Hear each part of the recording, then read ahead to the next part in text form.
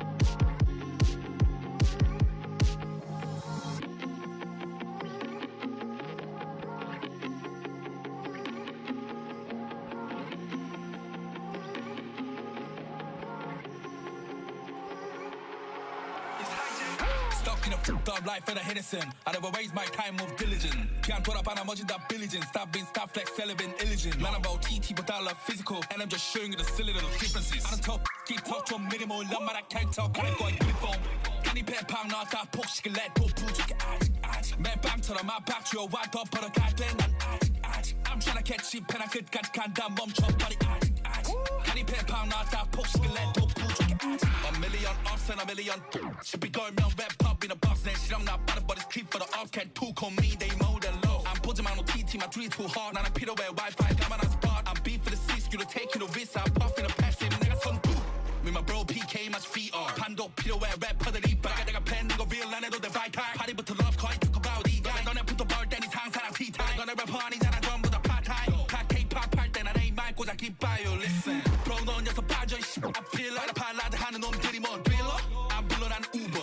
이미 달리는 중이봐라, 넌 많은 필러. 한국이 어떻고요, brother, hold on, 없잖아, 넌 실력. 쳐다본 트랙터, 길었다, 쳐놨다, 힙합인 척, 잘라낸 finger. Stuck in a fucked up life for the Henderson. I never waste my time with diligence. Can't put up on a much that billion. Stop being stop flex, relevant, illusion. Man about TT, but I love physical. And I'm just showing you the silly little differences. I don't talk, keep talk to a minimal. Love I can't talk, can't go uniform. Life don't go for the knife one. Step down to the pipe, poke, 그거 my one. 너네 건 high when you wanna blow with my bro. Who 됐어, 역겨워 너네 fighter. Mission finish, I got vibe on. 안 나가 in this and give it a this is help, yeah I'm vibe on. The time goes on, I'm a no rival. Stuck in a fucked up life for the Henderson. I never waste my time with diligence. Can't put up on a much that billion. Stop being stop flex, relevant, illusion. Man about TT, but I love physical. And I'm just showing you the silly little differences. I don't talk, keep talk to a minimal. Love I can't talk, can't go uniform. Candy pet palm, not that push, can let go push. Man bang to the my back to your white up, but a goddamn. I'm tryna catch you, pen I could got down mum chop body. Candy pet palm, not that push, can let go push.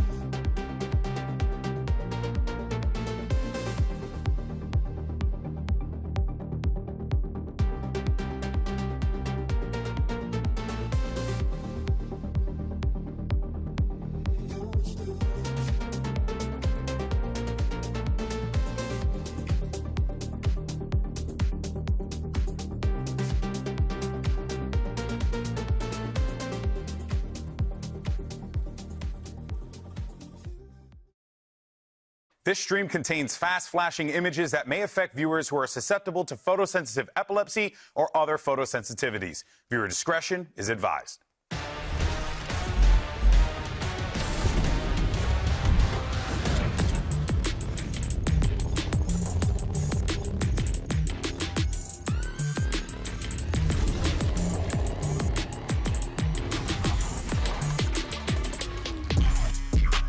Today, 2 world champs start to run for another trophy. 4 more teams are ready to make their debut, and it's truly anyone's game. Hello, everyone, and welcome to Day 3 of VALORANT Champions, coming at you live from the COEX Artium. Nailed it that time, kind of, sort of. Here in Seoul, South Korea, of course. I'm Golden Boy here on the desk with 2 people that just, you know, I absolutely adore. 2 of my favorite people in the world. You got Brent, you have Mimi. See, I'm saying nice things about you. I'm buttering you up so that this way you can treat me nice today. I'm going to treat you nice. I've never treated you wrong in your life. Sure, you've always been good. I'm going to be nice. What have I done? Mostly Mimi.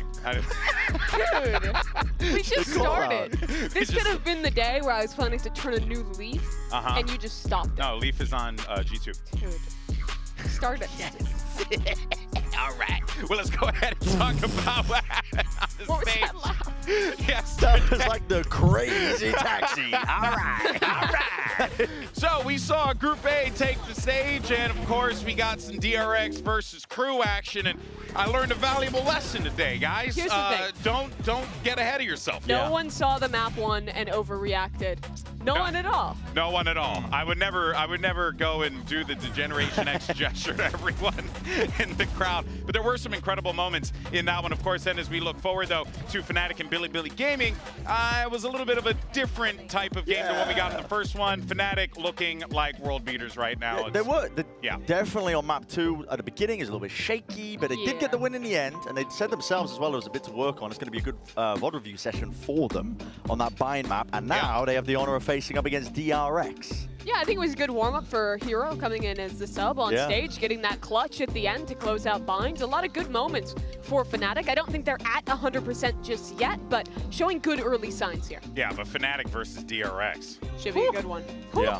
I got a hot take with that one. Yeah, I'm excited. DRX win.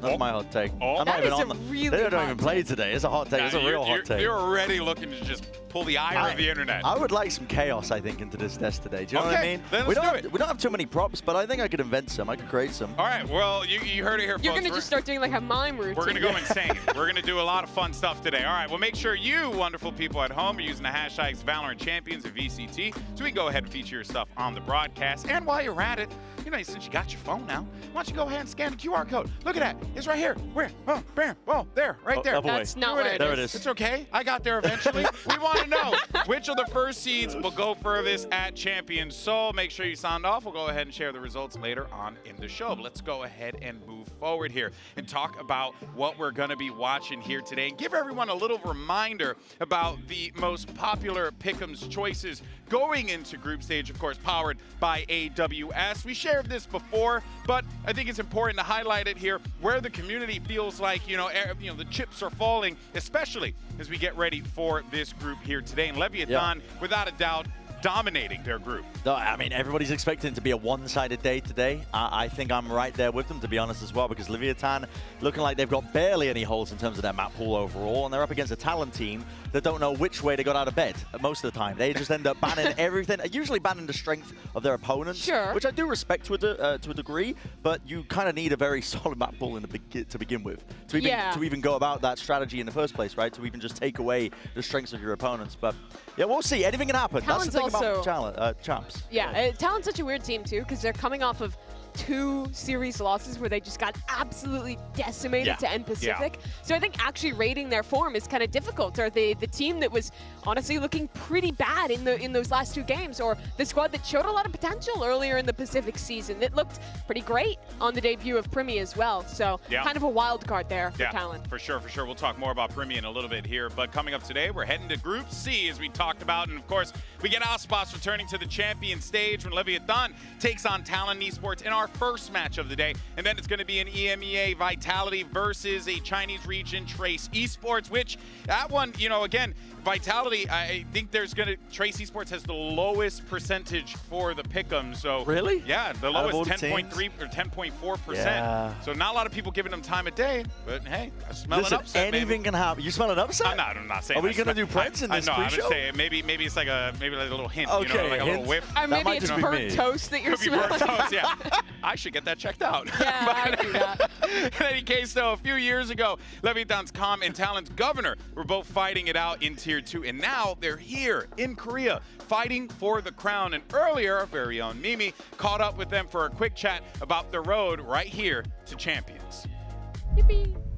Hey guys, I'm Mimi, joined by Leviatán's Com and Talon's Governor ahead of the tournament here for VALORANT Champions. Now, both of you guys off playing in the partnership now, making it here to Champions, but you both started at the same time, playing a ton back in NA Tier 2, and I kind of wanted to start back then, because both of you guys played against each other a couple times, played at least in one tournament together back then, and going back then a couple of years, what did you think of each other as players, and what was it like kind of competing in NA back then? I would say at the start, I think it was Squirrel Squad, right? Back then? Like way back then? Where we played together? Crew I filled It was for a you, crew. right? It was a crew that I filled. Yeah, we're Easy 5 or Yeah, whatever. yeah. But back then it was just like, I think everyone's mindset was like trying to get a start into the pro scene. I think back then it was just like all about like winning the Tier 2 tournaments and all that. And I think like, especially looking at it now, it's like, damn, we made it to the big thing and like we made it to the land. So it's pretty cool to like see like all like my past friends and everything like just make it here, honestly.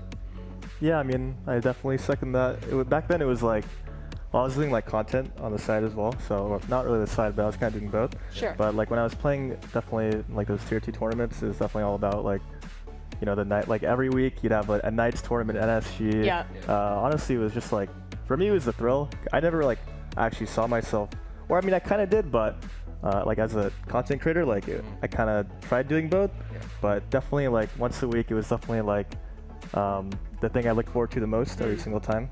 But when I thought about Corbin or Com as a player, I think I knew you just from like CS, like you were on Team Mythic, right? Yep. Or something. But you know, I think back then like kind of a nobody, or at least like aside from content, but I definitely like, you know, looked up to him. You get a chance from playing in Tier 2 to then come up and move all the way to Korea to compete on a partnership roster. What was that moment like? Did it feel like it was like kind of all coming together? What's the thing from Spider-Man? A Canon event. It was a Canon event. Okay. Yeah, like basically I knew that decision, if I said yes or no to it, Sure. it would be like a turning point in your life. Big turning point or like whatnot. But you know, had I not, you know, moving to Korea, I feel like not everybody would do it, because it's kind of like It's a big you're risk. you're moving to another country, like you have to change your whole life basically. But I think what drove me was like my roots, I guess. Sure. I got to see like a lot of my family in the process, so it was like definitely a big like, you know, it pushed me to, you know, take the decision. But Sure. it was definitely what do you call it? I don't regret, you know. That's good. Definitely don't regret it. You took the right turning point. Yeah. Before I let you guys go, I wanna ask for both of you, as Korean players growing up in America, to now get to play in Korea for Champions, for your chance to go back to back as one of only 2 players, and for your first international event, what's that like? I think it's pretty amazing, especially having the opportunity of like getting able to go back to back, especially with like such a great team I have behind me right now. And it's also like, I'm really hopeful that the Korean fans are cheering for me. I get to see a lot of the Korean fans, and even though I don't know a lot of Korean or can't speak it that well, I really hope I feel that like connection with me and the fans, honestly. I feel the same way. I think even just playing in Pacific has been like a really cool experience, just because like, well, I see like a lot of the Korean fans like I know our org is, you know, Thai. I do like appreciate all like, you know, the Thai fans as well, but the Korean fans, like them coming up to me after games and like me, you know, speaking my broken Korean, it's definitely really cool. Well, it's going to be cool to get to see everything come full circle and watch you two play against each other in this tournament. I wish you both the best of luck, and thank you for joining me. Thank you so much. Thanks so much. Back to you.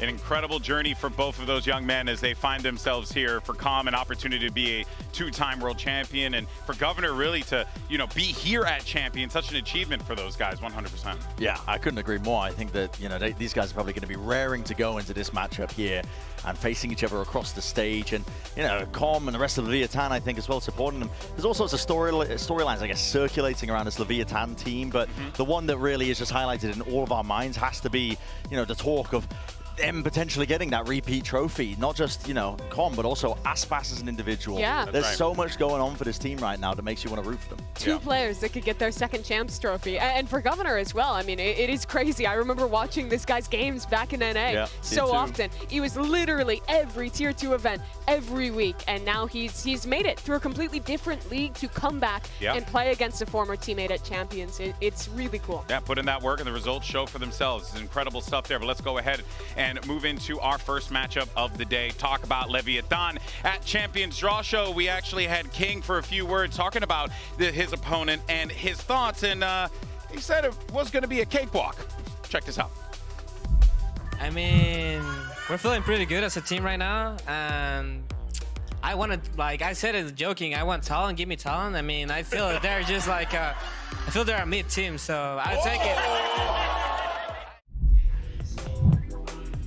Now, in the midst of me doing my Ric Flair impression when he said that on stage, and I do recall him saying that with a lot of confidence. I wonder if Governor asked Com, hey man, why did King say we were mid? Why did he say we were mid? Why did he say we were mid team? I mean, listen, if you look at the numbers, listen, if you're just a stats Steven and you're only looking at the numbers, you might also believe that. I mean, for King, I can't imagine he's watched too much in terms of the VODs. When he made that proclamation on the stage, he probably had his full focus in the grand final. What does mid mean? Because I think you want to break down the etymology? Yeah, they're the third best team from Pacific. Is that not, is third, fourth seed not mid? But it's a different type of mid. You know, mid is bad in this. It's not saying, if you're saying you're middle of the pack, that's different, right? But if you call him mid, I mean, where does mid come from? Like if you roll up to me and be like, hey, yo, GB, you type mid, I'd be like, oh, devastated. You know what I mean? I don't know. Who is it mid? Leviatán. You've twisted my brain up, man, thinking about the etymology of the word mid and like where it came about and like Gen Alpha and these terms and skibbity toilet and everything. I don't know, man. I don't know. I just started going down a rabbit hole. Here's Leviatán. Here's a team that's playing on the stage. What is Gen Alpha? These guys how young do you are have to be? superstars. I'm going to get us back on track here. I said I was the one to cause chaos, and it's been the opposite. But these guys are superstars, and I think that they showcase that as the narrative circulating around them. I think about, you know, them not being big game players when it comes to international events. For sure. For good reason. Listen, I was ready to get ESIC on the line when I was watching Lev play at Shanghai. I really was. they were doing some silly stuff.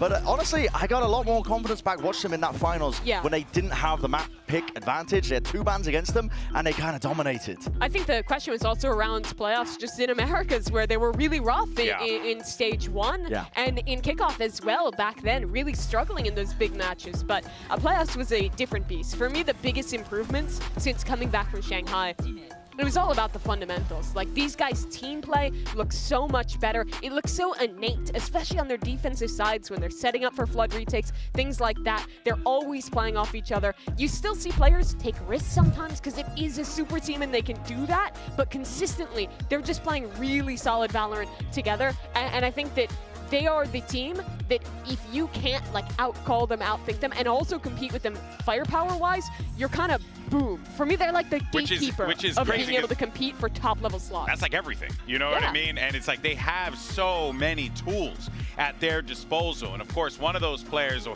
former world champion, we got Com actually standing by with Mika Fabs to get his thoughts going into today's match.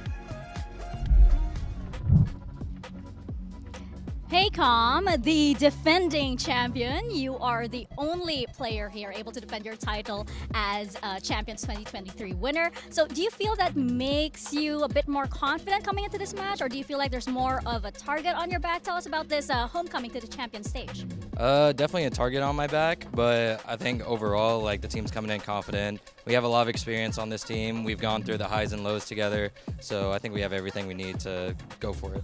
Well, I think this match is really hype and everyone's excited to see it, so good luck. Thank you.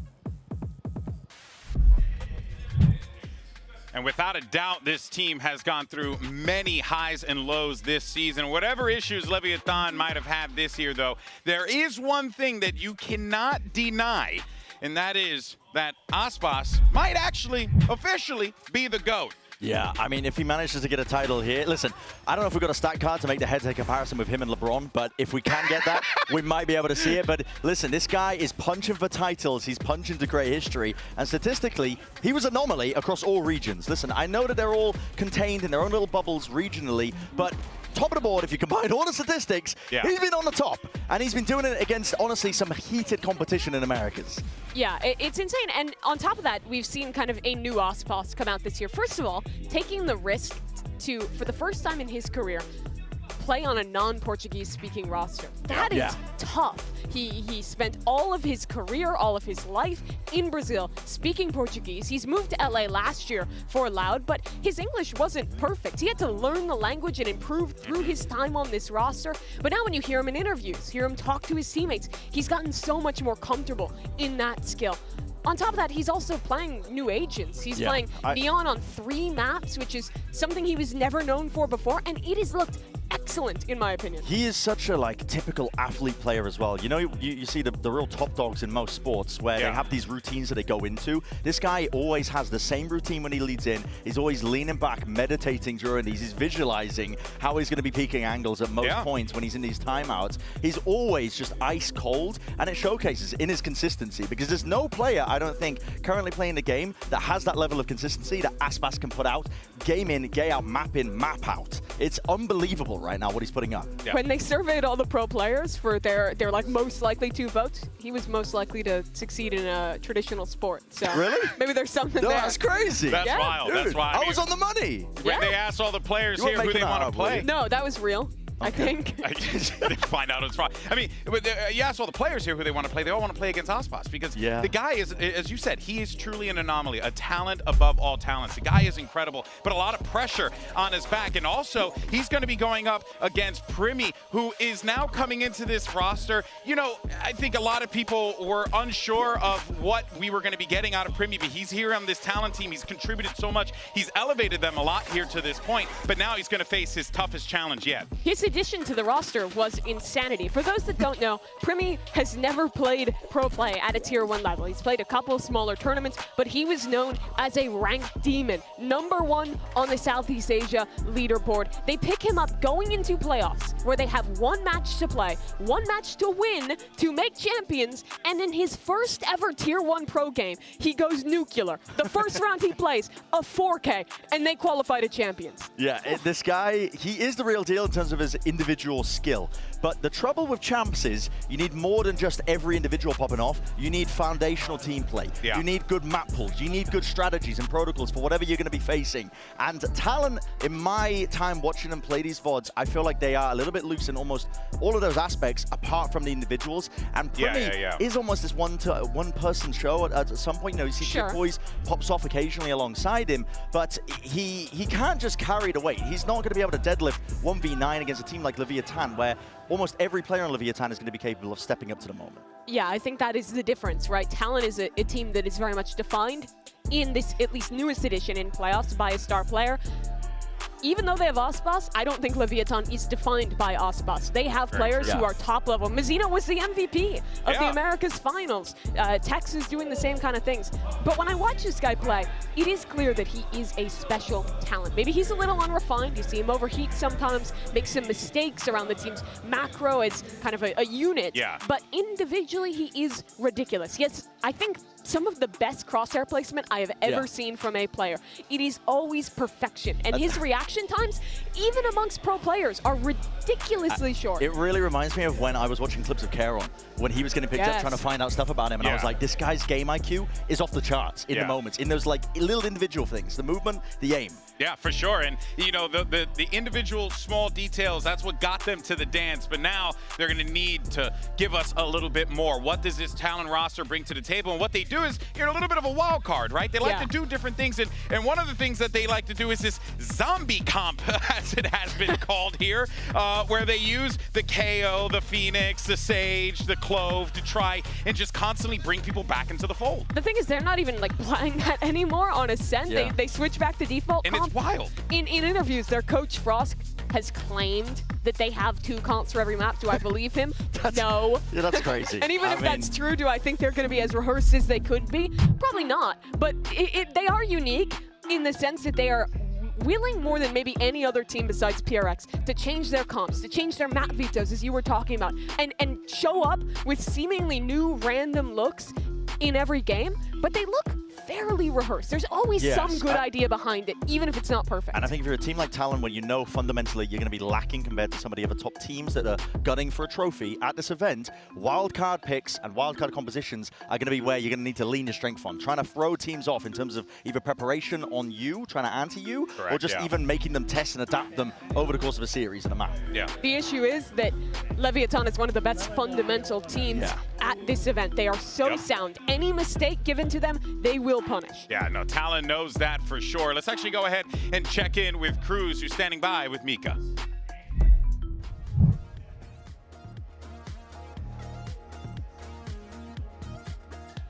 Hey Cruz, what's going on? How are you feeling? Well, it's been a while since we've seen you on the global stage, and you clearly are one of the veterans on the team and pretty much on the entire VCT global stage because you were there at the very first champion. So how did you prep the rest of the team for what's to come, especially up against a team like Leviatán? I just told them to play our game, and I brought my nephews to fight against the uncles. You brought your nephews, like Primi. Primi is your nephew. Yes. So I want the young ones to carry me, basically. Well, best of luck to the team. Thank you. Bye-bye. We heard Cruz there basically saying he's hoping the young guns are going to carry him. I relate to that, okay, personally speaking.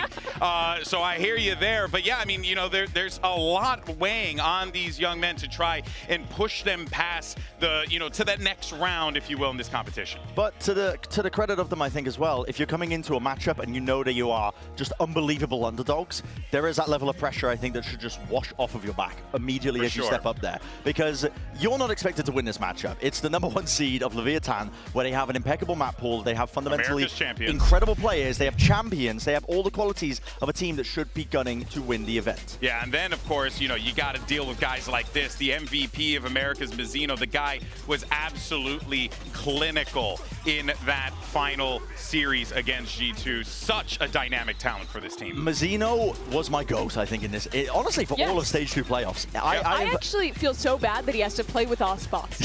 Because he's so good, and people never talk about him because he gets overshadowed. And it's his movement and his aim, I think, that's really impressed me, because this guy, he's of the likes of, you know, the real Phantom abusers like Texture, and I think Zekken's using the Phantom these days as well, but where they're just jarring a movement, they're never easy to hit, they're crouching it up, they're mixing it up all the time, and they are always offsetting it, but the aim is so snappy at the same time with this Mazzino guy. I watch him play, it's phenomenal.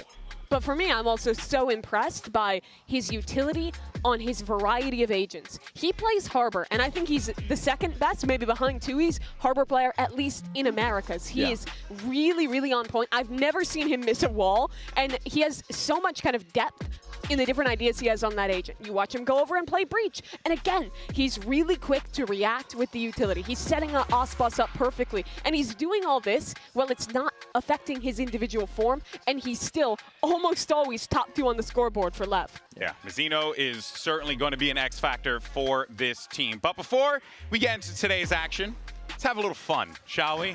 All right? It's time for a South Korea pop quiz, baby! Oh, and this is exciting because, see, here's a fun fact. You may not know this, folks at home. Bren basically lives here at this point, right? Because his lovely girlfriend Alice, who's watching right now, and we love very much, and we hope you're having a great time, is watching. And if he loses this game, it will be quite embarrassing and detrimental to his relationship. Is that right, Brent? Actual couch speedrun. If I get any question wrong, I'm sleeping on the couch, I'm in the dog kennel, I think she's got her parents to watch at the same time. Her Korean parents Yeah, who have I think lived she's here. told her Korean parents to watch at the same time, and I can't get any So of them you're going to wrong. ace it. Let's get into the game. All right, first question. Which number is considered unlucky in South Korea? Oh, okay, this is 4. 4? Yeah. All right. I wouldn't have gotten that. I believe it's 4. Okay. If I'm wrong, then I'm walking off the desk. You said that with your whole chest, I did. dog. I know 13 is like generally unlucky. 11 has a bad vibe to it. Yeah. But all right. If I get this wrong, it should be 4. I'm actually just done. I'm going to go with 4. Let's see. And the answer is, I'm actually quite curious here. Oh, 4. God. The word 4 in Korean sounds similar to the word for death. Oh, my. Did not know that. Today I learned. Okay. Okay. Sick. All right, here we Good go. work. Another one. This actually might be one for Mimi. All right. Seoul, the capital city, is considered to be a mega city, meaning that it has at least this many residents. I know 10 the million, answer. 25 I'm million, phoning a 3 million, or 1 million. I'm phoning a friend. It's 10 million. It's 10 million. It's 10 million. 10 million. Survey says. Let's see what we got here. It's 10 million, but also megacity is kind of like, I don't know how real it is. It's like there's not actually a lot of megacities out there. Also, LA, under that definition, depending on how you count like the statistical area, which is really weird. It's hard to define how big a city actually is in population. This people don't care about this. Go off. Honestly, seriously, go off. But it's really hard to set the boundaries. To include the suburbs, are they a part of it? How does that differentiate for a less dense city like Los Angeles versus a Seoul or something? It's hard to know. But it's 10 million. You know what's crazy? When I was your age, I knew none of that. So shout out to the Bronx public education system. All right, you here we have go. no reason to know that. Next question. Banpo Grand Bridge, over the Han River holds a Guinness World Record for what? Fun fact, I'm also a Guinness World Record This is the bridge that has like the water and the lights off of it, and there's a pedestrian bridge underneath it. What are the answers? I don't. What were the answers? That's good. I didn't read them. I didn't get to see the answers. It didn't come up yet. It didn't show the We're pulling answers. it up. They're writing it up as we speak. They're writing? They're going like and this. also changing scribbling. the answers to make sure that I get it wrong, so that I'm in trouble. But so far, though, you guys are 2 for 2. So you're not on the couch Brent yet. knew the first one. I knew the second one. All right. Did we get that question up, or was the graphic messed up? It's fine. It doesn't matter. All right. never know. You know what? We got the question right. There we go. We're so smart. I don't care. Now, here we go. Now, this is our next question. How many gold medals does South Korea currently have in this Paris Summer Olympics? Which, by the way, if you haven't been watching the Olympics, it's freaking incredible. This is all you, Bren. I haven't been watching the Olympics. I do know that at some point South Korea was leading in terms of medals because they pop off at archery and marksmanship. I'm going to guess. I know this number. I'm going to guess and say 7. I think it's marksmanship 13. I think it's 13. There have been a lot of events played. Yeah. Gold medals is... Yeah, I think it's 13. Because they're above the U.S. The U.S. right now has 9 gold medals, and they're sitting above the U.S. Brent's answer is, well, it might only be 13 right now, but it's going to be 45 by the end of the event because that's true. Korea Let's see is the the number. best country Korea is the best and country so good in at the sports. world and so excellent at sports. I want to see if I'm right. Oh, it was 7. Oh, you're right. I'm Okay. saved. Good, I'm well actually done. saved. I'm not sleeping on the couch. I Thank God. messed up. Oh, 16 man. total, though. Look That's at that. pretty That's why you impressive. don't listen to me. That's why you don't listen to me. All right. Well, there you go. Bren, congratulations, man. I was more nervous for that than I was for the Madrid Grand Finals cast. Like, I'm not even kidding. Like, genuinely. That's anxiety-inducing. You have dodged the couch for this day. But there's always going to be another opportunity for you to fail spectacularly on air. All right. Say that. Well, it's time for the results of our MasterCard fan poll. Earlier, we asked you lovely people which of the first seeds will go furthest at Champion Seoul, and y'all said Gen G, which, again, I can't disagree with that. I got them winning the whole tournament. They're going to win the event. Yeah, I'm storyline I build. still can't believe Artis predicted them to not even qualify. Well, that's because Artis is from the UK, and most people from the UK, speaking for myself as well, have one singular brain cell that we say. Yeah. So Listen, no disrespect to him, but I've met a lot of people from the UK. I'm from the UK. I can speak with confidence on that. Yeah. Yeah, but Gen G, I'm storyline pilled. The people are storyline pilled. They won an event, got a back-to-back trophy, beat in almost every single finals. To win it in Korea, dude, that would be... That'd be hype as hell. That'd be hype as hell. All right, well, let's take a look. Lev a little robbed there. Lev is sick. That's fair. For me, like Lev and Fnatic are like neck and neck for my second place, like other finalists. It really is a toss-up. That's what makes this event so awesome. But the predictions, well, not so much a toss-up unless you are paper thin. Off the goop. Okay. That's just. Where is this man right now?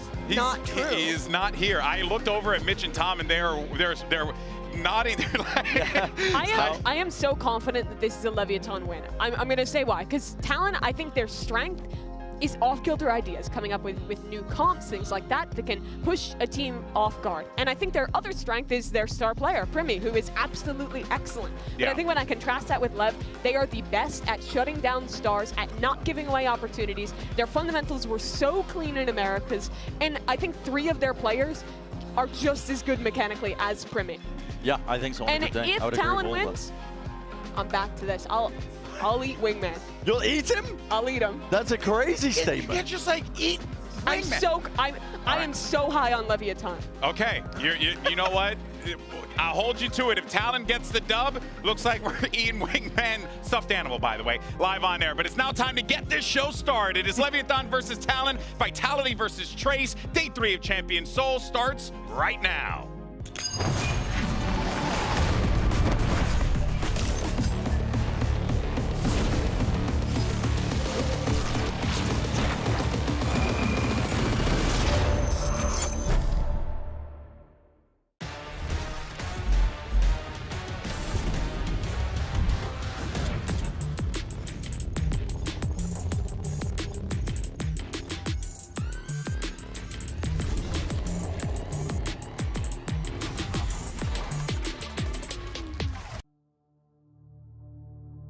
I've been like cooking a theory in my head for a long time that it doesn't matter who you have on the team, it matters how well connected these 5 people on the team are.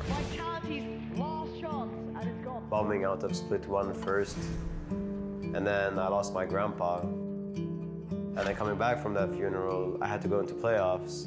But what I was surprised by is that I had 4 other people stepping up for me. It was like our playoffs qual game. Porous strikes, Elite's there too, and difficult to root out a position. With Sing having it all on his shoulders, he's done it again. What a legend of this game. My teammate walked up to me. I said, "That's for Grandpa." And then I started crying. This series is gonna live long in his mind. I can't imagine where the emotions are at after that game. And I think the most difficult part for me was accepting that other people can actually be there for you. I rely on my teammates a lot. I just want them to know that you are good enough to be here. You've earned your right to be here now. So just be happy.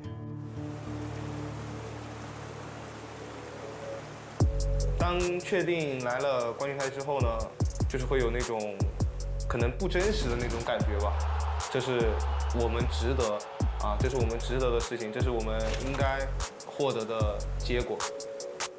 我觉得 Vitality 是一支很有冲击力的一支队伍吧。我觉得 Safe 就是他们队内可能最强的那一个点吧。那我希望我们和小蜜蜂能带给大家一场很精彩的比赛。 It feels like coming back home in a way. I'm the last one standing of the XEG. The one mission I have is to go back to back.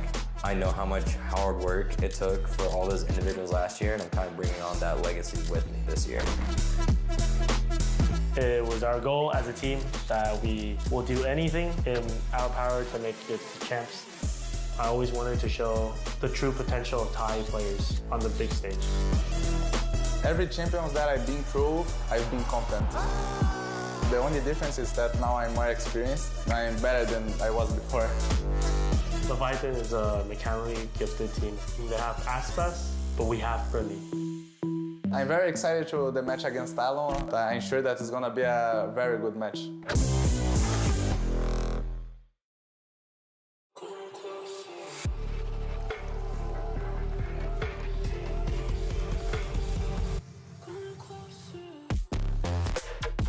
Talon Esports.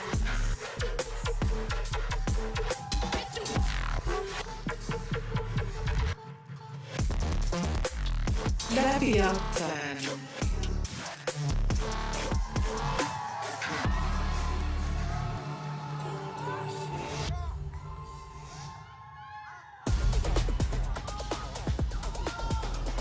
A massive opportunity for Talon Esports here to do the unthinkable, manage to shut down the America's champions. But let's be honest with everyone here today, it is going to be a tall task to do it. You're looking at some giants on the other side of the stage in Leviatán, but one thing is for certain, we are expecting some fireworks, and it should be a pretty damn fun game. There was questions whether Leviatán was ready in big games. They proved it in America's playoffs. This is their chance to prove it here at Champions. And as we've seen before from Talon, they're throwing a surprise in the map veto. Yeah, just to hone in on that real quick as well. Talon, it's part of the course, I think, for them to ban the best map of their opponents. They take out Icebox. Leviatán look amazing on that map. But they picked Bind. I don't think they played that since May.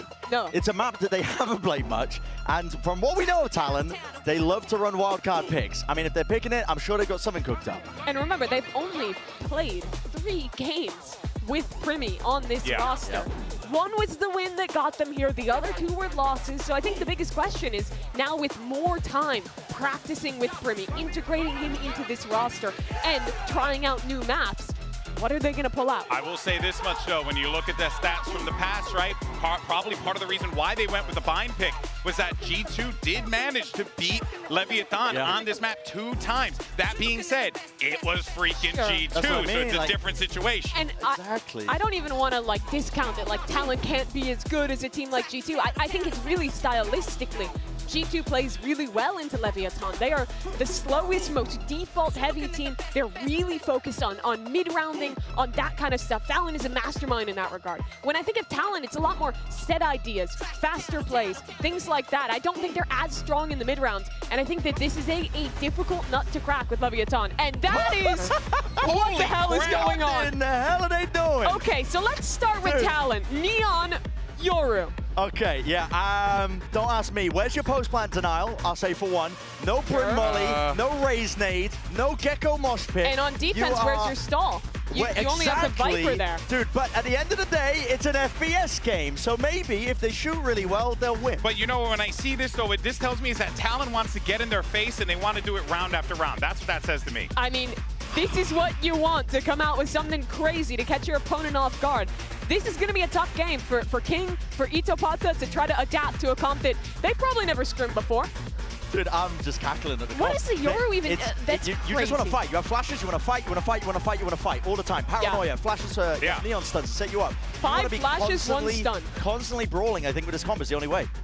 Wow, I did not see that composition coming, but that's Talon, baby. That's Talon, and we're in for a good one. Let's see how this all unfolds. We're ready for map 1. We're going to send it over to your casters. My beautiful ball brother from another mother. You got Tom and then that other guy.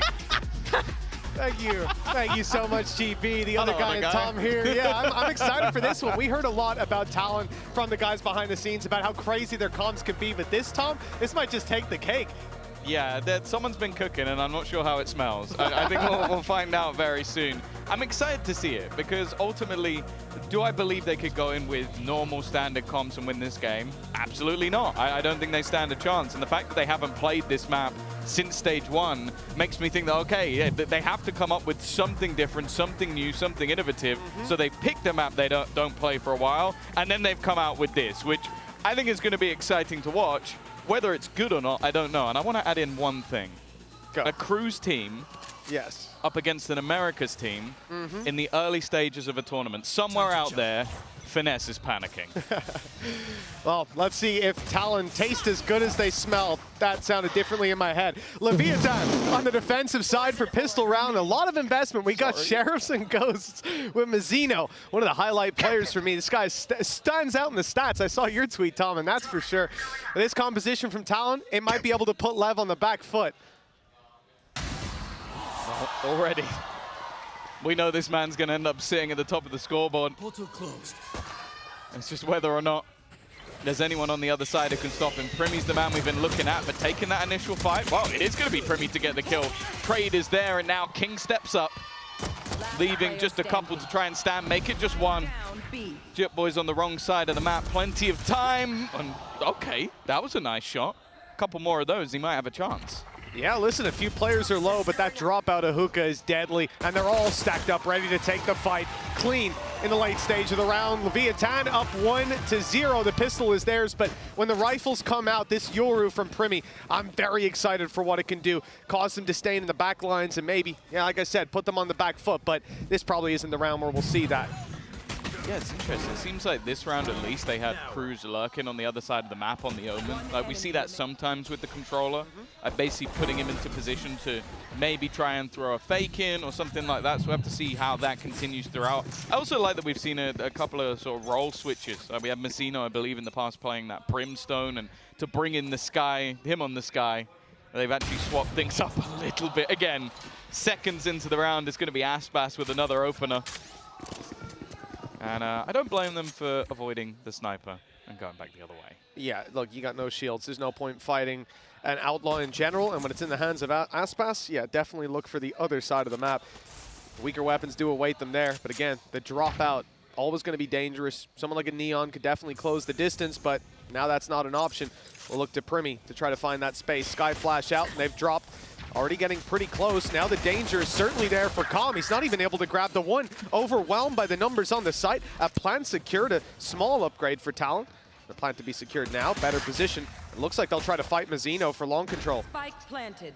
Yeah, I was about to say, heal, get back up to a decent position.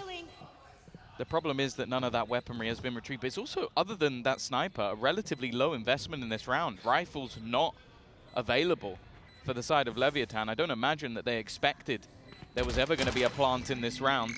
Primi going to try and play up close. We've heard a lot about this guy and what he can do, but this was not the time for it, unfortunately. And now they're all just going to get slaughtered. One man standing, and the last man gone as well. Well, that was certainly set up to be a very difficult retake, trying to fight their way back through. You saw a little bit of caution from Leviatán, playing anti-flash, waiting for the re-execute of Talon, but I guess the attacker's game plan, grouping up, healing, and then taking that 3v1 it would have been on B-Long, just disrupted by the fact that Leviatán grouped 2 in spawn, 2 in hookah, retake nicely. But look, getting the plant down at least, getting the 1 kill, it doesn't end up coming through for any real economy damage. Leviatán are pretty healthy when it comes to those credits, but here come the rifles for Talon, and we're going to get to see the real game plan behind these agents. Again, you have a Yoru, you have a Neon, the ability to quickly turn the tide of a fight that you set up is there. The only question is if they can find success against a squad of this caliber. Hello. Immediate push through Governor. He's going to run into 2 players, though. Very much solo, very much away from the rest of the team, and that's the one rifle. That's something I want to mention. Aspas has now bought into a Vandal. He's chucked his sniper over to Tex, but they're still playing with SMGs. Normally nowadays you don't see this hard a bonus round. You have teams like having 3, 4 rifles. Yep. So this is a round that Talon can't afford to lose. It would be such a boost to the economy of their opponents. Yeah, the free upgrades would be there, as they already have been in part. Kings recovered that Vandal, and now Talon 4 versus 5. Slightly better weapons for Leviatán. A little bit of damage done, but it's Jip Boys down to 30. A little bit of heal to come through. They've at least secured themselves 1 kill, but off that pick, they're not quick enough to take the site control. Leviatán have rotated in, and by the time they go for this hit, and Tom, it does look like they're still going to go for this hit. There's going to be 3 players waiting on site, 2 rifles as well. This is not an easy take by any metric, and Jip Boys has gone down ahead of the take. Now Aspas is farming on the site. 4 already, dropped by Primi and left to a 1v1. Already a successful bonus and a chance for a little bit more with Tex on the Outlaw. Tex is playing it patient, though. All in all, a pretty successful round already for the side of Lev, but at this stage, you've still got your sniper. You're going to sit there and hope that you can take this one over the line. Flash is going to give the game away, and he's teleported quite far from the site. And he's not got enough time! Oh, no! No, no! Oh, dear. Well, they've won their bonus round, Tom. Oh, dear, that's not good. Dizzy, the MVP of this round. You know, Panic? Panic, I guess, I assume? Hey, he's fairly new. We'll give Privy a break. He's only come in very recently for this squad. He's only been on the Pacific stage a few times. Second game of Yoru. But I'm sure he's played it a lot in rank. That is a disappointing way to lose out in the round. You can see Leviatán's coaching staff, Itapata, having a little laugh at the end. That's a relief of a round handed to Leviatán. And now 3-0, a phenomenal start. Sure, they don't get to save over all those weapons. It wasn't flawless by any stretch of the imagination, but they will be happy with what they've acquired. Showstopper online for Aspis after a big round in the last. Here's Yoru taking control over Lamps. Nade greets him, and he's down to 7. He already tagged heavy. That's going to give a good chance for Aspis to delete him later on with the Outlaw. The goal will be for Talon to try and get into some of these closer range positions. Aspas, he seems well aware of what Cruz has attempted. And just with the amount of delay they currently have, in fact, look at where the Leviatán players are, never mind, look at where they were. Jip Boys has managed to already drop 2, and this round now looks doable. It does, with Aspis on 8 HP especially. Even that Showstopper might not be able to be used. He'll be shot out of the sky with just the 1 bullet, and he was almost wall-banged out of the round. They know that King's around this position. The bait doesn't work. Governor's now trapped in a corner, worried about the peek out from Heaven and King soon to look for that kill. Orbital strike to push him into the open. Leviatán feeling confident, and then they should be. Down goes Ban, it's only Governor. 1v3, low on Aspas, and he gets the first. Adjustment's almost there. King dodges the shot to the head, but they have to push into him. Snakebite not covering him. He has a small angle, and King's about to swing into it. Question is, will he wait for the support? The wall bangs force him down to 50 already, but Governor's tag low as well. Low enough for King to survive that onslaught for his 3rd kill in the round, and 4-0 we go. Talon, they didn't invest a lot though, and they made this look doable at a point. Yeah, I think Jip Boys was the main part of that round. Being able to hit a couple of shots, we know that this guy has definitely got some crispy aim in his back pocket. It's just been a quieter start for the rest of the team. Like Governor at least able to find, I believe, his first in that round, but for Ban and Cruz, we haven't really seen too much, and I think going back in with another buy, it's going to be fairly important that they get themselves onto the scoreboard soon. Bear in mind that this is the map that they've chosen, the one that they're going for, and then Ascent up next. I'm not going to lie, I'm going to say their chances are around the 5% mark. I think I think Leviatán have looked incredible on that map. Yeah, Talon essentially got a choice of Icebox or Ascent, whichever one I think Leviatán would be happy to play. Although we did think that with FPX. Yeah, no, you know what, fair enough. There's always that chance, but Tom, if it's a slow start, if it keeps going this way, I'm not going to feel too confident about the bounce back coming into the next. We need to see Talon showing up. And like I said, last round, there was some serious promise there. They got a good amount of kills. It looked winnable at a point, and just a fight or two. Primi losing out on ult as well. Yeah, they got rid of the orbital strike. And if Primi wins that duel on Bath, they might even win the round. But that's not how it goes down this time. And now coming into the bye round, that Showstopper's still there for Leviatán. They've upgraded to an operator as well. The defensive side has so much to work with, and the Bath control challenged by Primi. He's the only one here. If King wins this fight, you're cutting it down to just a one-angled approach, and they've heard the steps. They know that he's about here. That's the ult at least. That was the goal. He's using it. Immediately used, and we'll have to force King back. The rest of the team making their way through middle, but they've left Governor behind. He's trying to catch someone as they rotate, and actually, the whole team is going to rotate. They haven't pulled anyone, though. Haven't moved. That kill's so important. Mazzino, we've spoken about him being a hero, but it's only going to be the one. The trade, fantastic, and the best opportunity we've seen so far. Ban trying to play aggressively, though, and that might be a problem.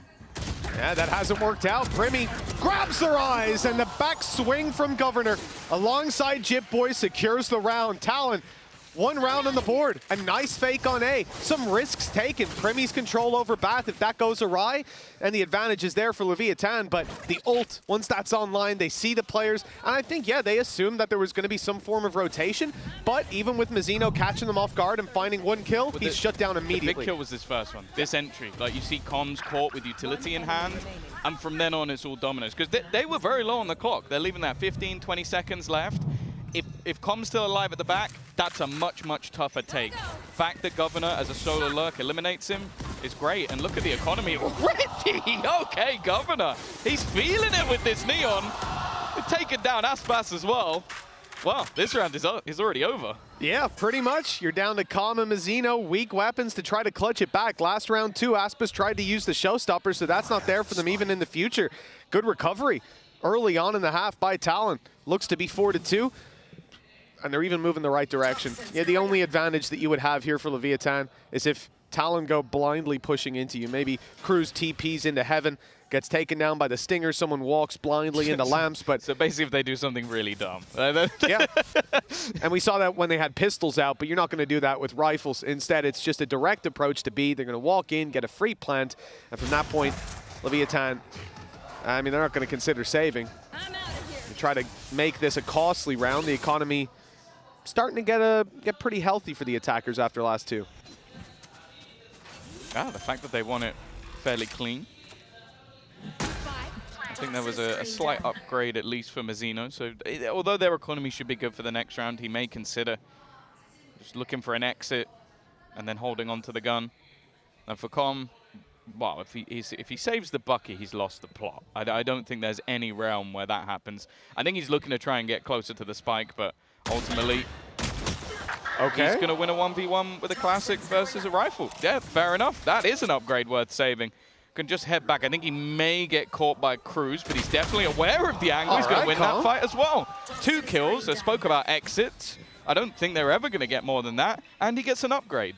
Yeah, both players will get upgrades out of that, and you're nice and comfy. I mean, they already have the rifle on Mazzino, so there's no need to go down to that spike.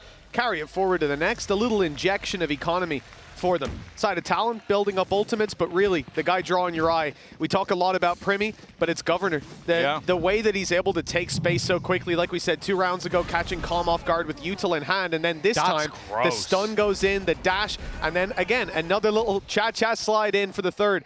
Beautiful stuff from this man, and well, he got to farm up some of those eco kills. He got the entry in the last. Let's see what he can do here. Coming into round 7, rifles for all. I also feel like with this sort of agent, with this sort of comp, you need him just being as confident as he is. Even if it doesn't work every single time, just not falling back. And he is. He's going straight back for it. Past the Molotov.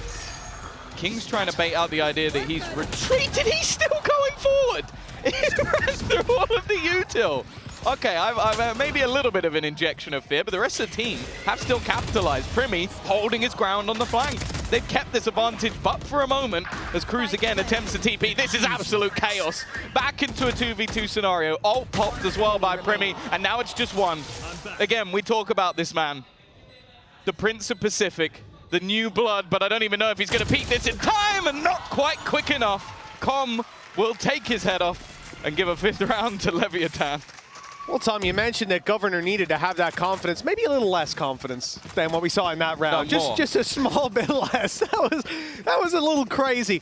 Popped up the fast lane and tried to take the space, and you know, you can pump the brakes every now and then. A timeout for Talon on the back of that round, and somewhat expected. This was pure chaos, and Aspas being able to survive towards Lambs, grab that little bit of extra space. Again, the TP up into heaven for Cruz, just not working out. We've seen it a couple of times now, and there's always that extra player to catch him off. That's the thing, even though Governor goes down, there were moments in this round where it was even, multiple times, just because they are pulling Leviatán into the chaos that they want. Yeah. So if it wasn't for, as you said, a player getting caught off trying to TP, Cruz currently having a rough time, maybe he left a little bit further back, or even just when that 2v2, I think it's Primi in his ultimate and the other player ends up getting caught, it's like, if they can go from absolute chaos into a little bit more synergy, I actually think that these rounds are going to be much harder for Leviatán to play than if, again, you're trying more set executes, because they are losing so much ground instantly just to the stuff that Governor is doing. The credit you have to give those that Leviatán are adapting. Like, they are very quick with the rotation. Like, Com has been that B-site player. He was on the flank so fast. Like, he knows that this is a commitment with what he was able to find on the other side of the map. And I think that's going to be the main thing. If they can spot where this push is coming, it becomes a lot easier for them to hold their ground. Yeah, and you know, some of the things they're missing, like Cruz going up into heaven, you imagine there's a smoke there, a Yoru flash behind it, and they can peek in. It even for Governor's initial entry, you pump the brakes, wait for Mosh Pit. Once it's gone, flash out, fast lane, you're taking sight. Like, we're not seeing that synergized level sometime coming down to those individual plays that aren't working out, but you can understand it. Like we said, the confidence for Governor was high after the last couple. He's done some damage and forced out the Viper's Pit in the first couple seconds. Like, you could see that Covy's going, he might just run it down. I want to make sure that my pit's set up, but also that I'm within it and safe. So he just has to use his U2 immediately. And this time they haven't just executed off it. Maybe they were scared away. Jetboys, though, is going to be challenged. But this guy's aim is so crispy. 2 players dead. A third one there. And the third one is probably the one you're most scared of. Yeah, it would be. Staying tucked in as well. As Aspa's going to overstay his welcome there. If Talon go back towards it, they'd be in trouble. And you have Calm sat inside the pit, cautious that someone could be dropping out, trying to make a play out of Hookah. And, well, based on the icons on the map, that might be exactly what we're going to get. Still sitting around mid is Cruz, looking for the fight. Paranoia goes through. That's ultimately just keeping players in position on A. The full executes the B site. They're going to bypass the pit and leave Calm basically out of the round. He has to fight from a not so favorable angle. Instead, he's just going to give it up, drop the pit, and play the retake with his squad. But the re-pit from Talon, that's secure in spawn side. They have a good idea where Com is, that's for sure. And Mazzino's known to be towards A. This round seems to be tied up in a nice bow. The only problem could be if they think Com is still towards long, because that's where the pit was. But even still, it would have to be a massive oversight for no one to think. I think Ban is watching it. And well, Mazzino's already been spotted. Not really an opportunity to get out of here either for Com, unless they're just going to completely abandon their posts. And I think he's just going to try and wait for them to back away and then do exactly the same himself, which is what he's managed to do. I think he will get out of this with the gun, so that's something at least. But again, it's these. I think the thing that's working out is firstly, Jit Boys. Whenever he's put in a position to frag, he has been unbelievable. But also, just the way that they're reacting. Like they didn't blitz through the pit this round. They didn't just try and run it down through. And because of that, you see the reaction of their opponents trying to find out. They need that info. They need to know where this take is coming. And when that happens, well, it becomes very easy for them to just sort of pick the rest apart. Well, I think that it comes back to what you said a few rounds ago, Tom, the fact that this squad of Leviatán is adapting well. You're seeing this on the Talon side. They're constantly looking to do something else. If you're pushing A, you're making the noise there, they'll push B, they'll take the space. If you do nothing, well, let's sit in defaults and see what their adaptation is. And here it was to give Jit Boys 2 fights that he took, well, seemingly with ease. 5-3.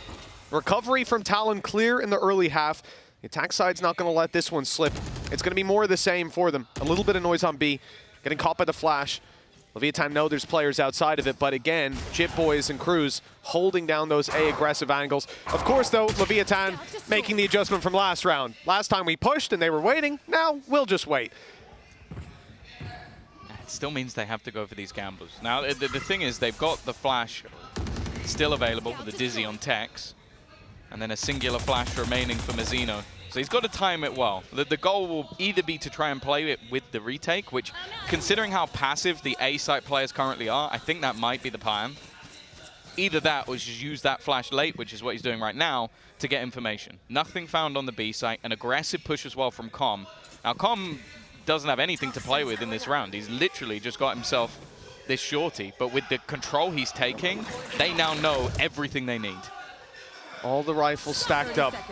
Thrash in heaven, ready to be fired out as soon as that deep space is taken. There's the fast lane. That is actually a Dizzy fired up and a drop down. That's Governor gone. Aspas doubling up, and then Tex comes into the fight. He's being pressured. Actually swings out a little wide. King's there for the trade afterwards, and with 12 seconds left, the pressure's on. Cruz needs to go for it. The shorty's chasing him down, grabbing a rifle. Com finishes it off. 6 on the board for Leviatán. The lead extended now, and a chance to lock in the lead at the halftime. You know as well the Com in that moment is going, me being alive and not throwing, this is so much more important. Like, I need to play angles that only work with the shorty. But he's ultimately what wins them the round. Like, you can look at the numbers, you can look at the players that got the kills, but it was the flash that was thrown out long towards the B site, and then having that deep control into Hookah where he was able to get the information so everybody could flank. And it's exactly the same that happened a few rounds ago. He did the same thing where he gets in on a fast flank, and because of that, they have all the players there. Sure, you needed the likes of Aspas and others to hit the shots, but without that info, you can't stack that site. Yeah, really important early round for Leviatán. And I wonder if Talon are going to make the adjustment. They're seeing that the Sky Flash, when it doesn't get contact, the aggression comes through. This time they have a player there tanking the flash. And early on, that's going to deny Leviatán the opportunity to walk up. For Leviatán, maybe they decide to go walkabouts elsewhere. That's why Jit Boys is still in this position. He had success before. He's just begging them to push down on short over on the A site, but that's not coming through. The dog not really finding too much information, just the one player spotted by it. And I think the idea is to make the noise, drag the rotations, and now they've got confirmation. They've heard the Brim smoke go down, so on Talon, you know that extra players come in. Typically, Brimstone, King has been on that A site. And I think they'll TP to A and take a quick hit. The thing that makes me nervous is just the ults. The defensive side have so much to play with. They didn't need the Thrash for the last round. Orbital Strike available. They've got a Showstopper. You can't be hitting this site late. And well, it's going to be 40 seconds as Talon make their move. Yeah, the rotations are already in. Leviatán again stacked up. They try to pressure after the ult goes through, but King, Tex, Aspis, they're all here. And there's still one man that's flown under the radar.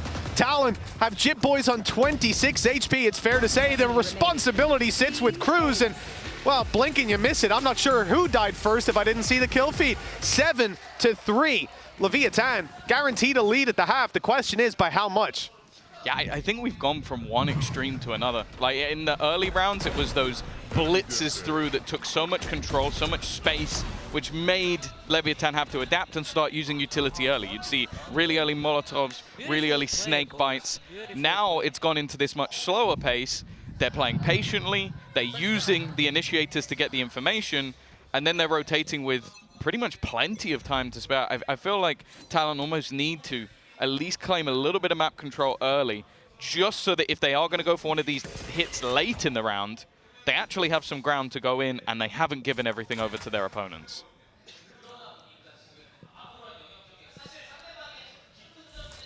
I'm looking for the attack side ideas laid in. One orb away from Primy's ult, which found them a lot of success in clearing out sites, though I think still more can be desired from it. Will be online for the last round, at the very least. Maybe you can find it here. Push up towards A seems evident. Ban left on the other side of the map to cause some chaos. They've again caused that rotation to come through on B, but look, the dog's just gone down B long. It's seen absolutely nobody. Rotates now back to A, but this is the first time in a while that Talon are finding the site relatively undefended. And the kill goes in on the other side of the map. Chaos for Leviatán. They're picked off left, right, and center.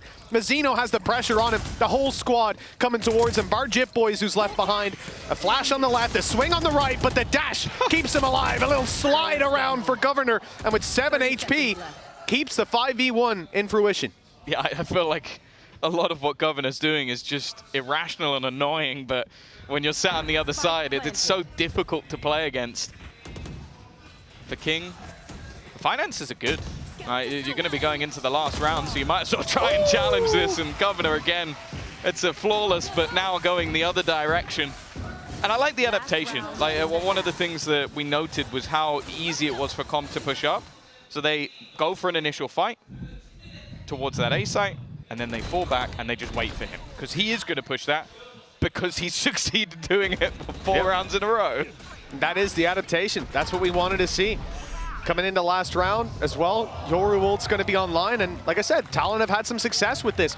Having Primy lead the way, the rest of the squad cascading behind him, Governor quickly executing on that information. We'll see if Leviatán have an early strategy of their own, because I see a stack up towards this B site, ult used by Governor. The finger guns are out, but Jit Boy still having that success. Every time they push an angle, this guy's holding. He's good to double up and then some. Mazzino's going to try to deal with him now. Oh, and he's turned at just the wrong moment. But it doesn't seem to matter too much. A 4v2 with Governor's pick. King's ult, it's been online for a while. I think Mazzino's still wary that they could be on the other side, but the plant's going to be denied. That will allow for a rotation. The fact is they could still go back if they wanted to. A hero desperately needed for the side of Leviatán, otherwise Talon will have at least been able to close the distance from the way that this half started. Don't know if they're going to be given anything, although a few fights offered up to King. Still a flash for Ban if they need it. Same thing for Primy. Governor doesn't seem to want any help. Going in for the fights by himself. There's the Primy flash, and there's the closer. Great half from Governor and from Talon, recovering to a 7-5 scoreline. That's not bad. That is certainly manageable if Leviatán don't have a crazy attack side of their own. Yeah, I think it's a few of those multi-frags that came out. I think Jit Boys did a very good job of just this incredible sort of fights. But either way, I believe we'll be back after a short break.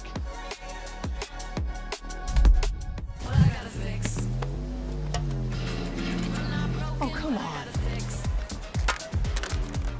Trade in any phone in any condition guaranteed and get $800 off the new Galaxy Z Fold 6. Only on Verizon. Red Bull gives you wings.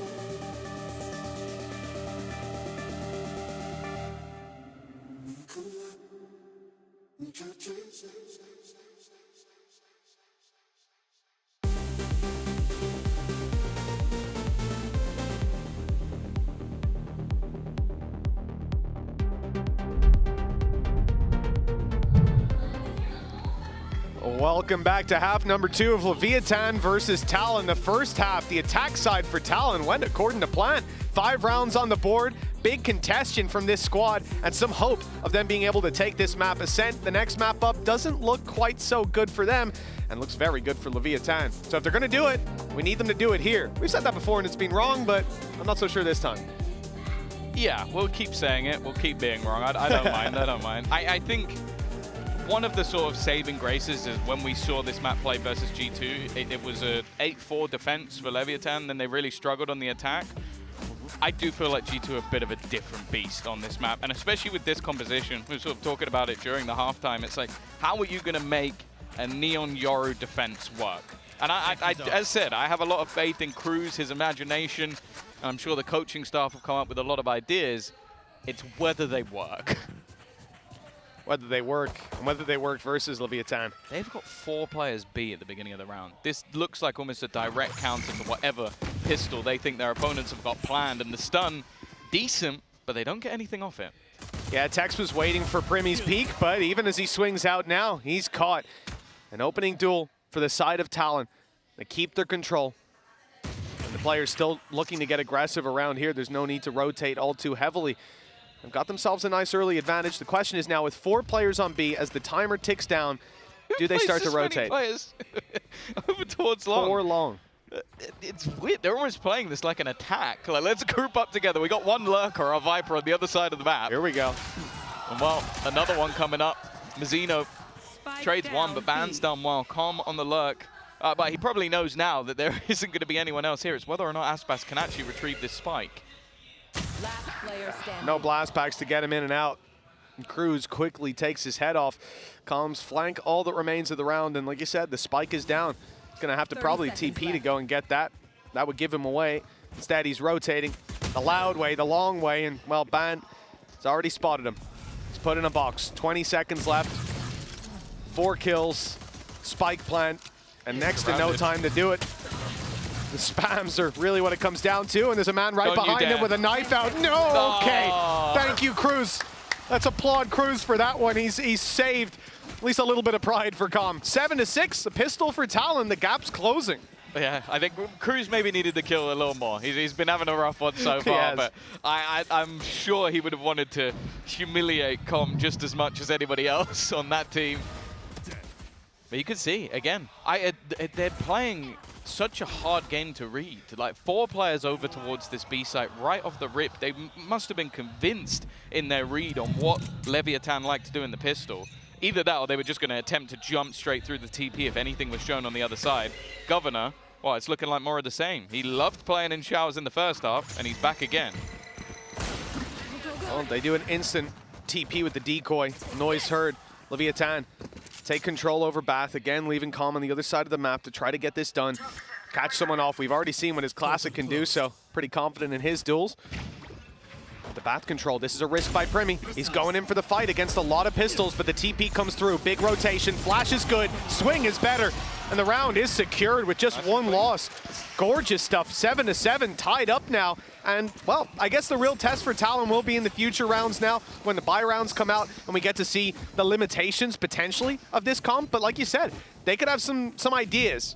I'm excited to see what they are. I think we've already seen a couple of them. The fact that, again, you've got the classic sort of Tiger setup where you have the screen blocking and then you have the pop flashes through along with the Tiger to reveal anyone on the other side. It's a lot easier to do that versus pistols than anything else. But again, like, this is something that Lev won't have been prepared for, won't have been practicing against. For now, a couple of Guardians, Bulldog, a Judge, and a Marshal, and a very quick take coming out of Lev. Snakebite blocking out the backside, but Governor's up top. Looking to execute one of these players with the Marshal, deal some damage, but he's forced back by the spams.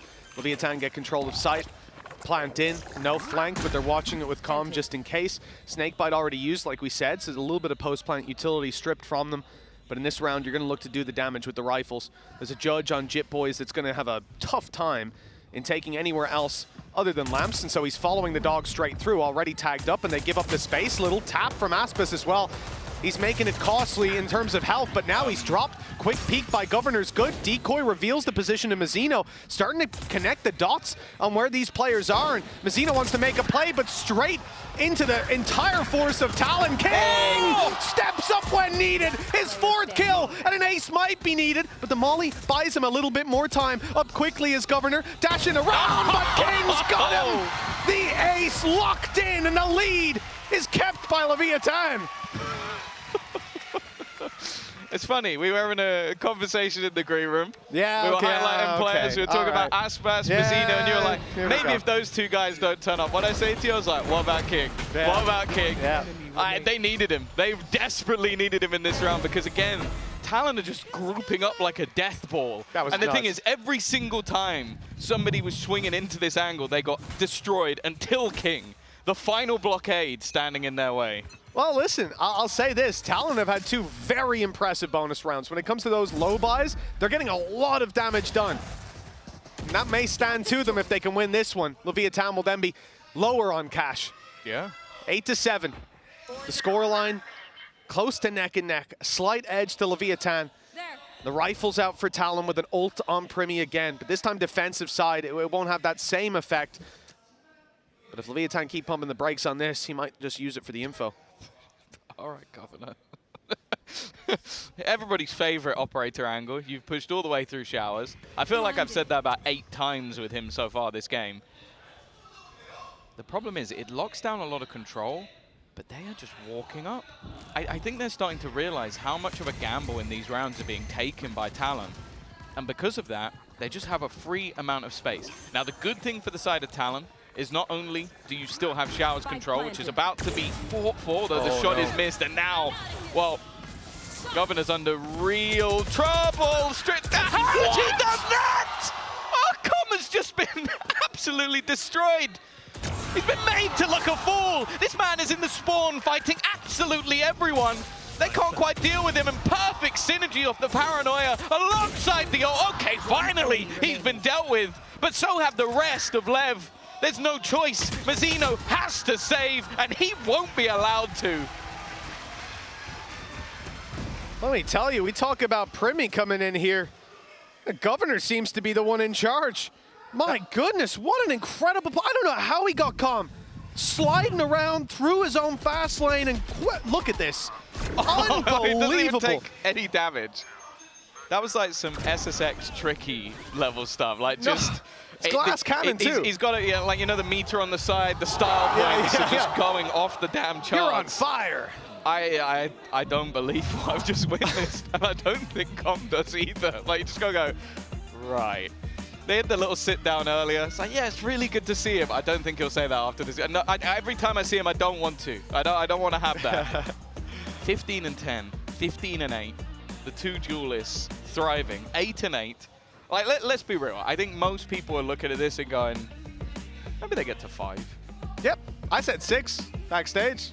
It's a Talon squad that, as I said, I'll always give the benefit of the doubt to Cruz in like early matchups at tournaments, because I think they come in so well prepared. I think they come in with innovative comps, and that has stayed with him through X10, through Xerxia, and now in Talon. Like, they have always been annoying and weird, but in the best possible ways. And I think that the coaching staff behind the scenes as well have clearly come up with some wild shit. Say what you will, this is fun to watch. 100%. Talon are not a boring team. Oh, yeah. It might be a little painful for the Lev fans, but for the rest of us, this is goddamn fun. I want more of Talon. Who would have believed that in the server right now, Aspas is the 3rd best duelist? Yeah.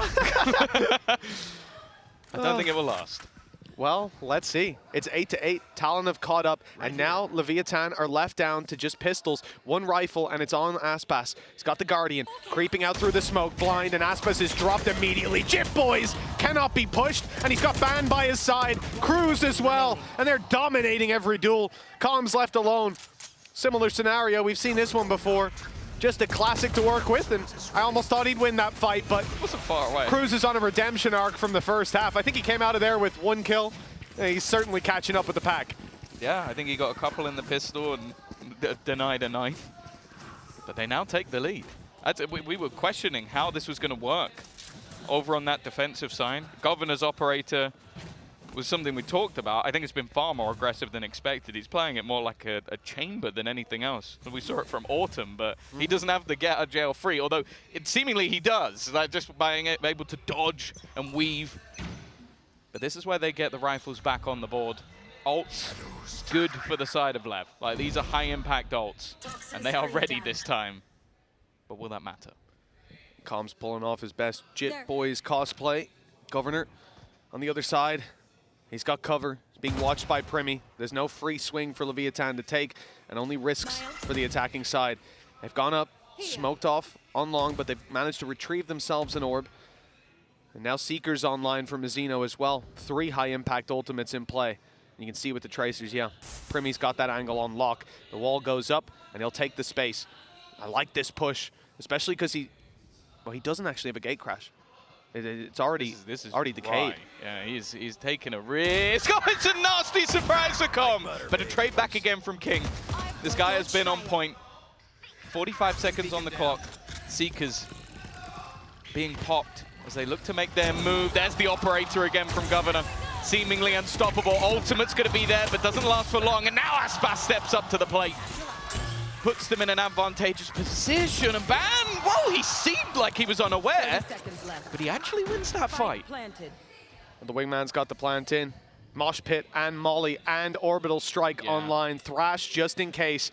Talon need to move quickly to get back into this round, and Ban on 8 HP won't really contribute to that being possible. They're waiting in case there's someone close by. Maybe not yet realizing the post-plant setup they're about to run into. Here comes Orbital Strike to start it. It's halved, but damage is done. 25 and 8. Oh, no. In goes Thrash. I actually thought it would be a different order to this with the Mosh Pit coming in next, but they need to be quick now. The Mosh Pit's a little bit late. They've already got it most of the way, but the diffuser killed just in time.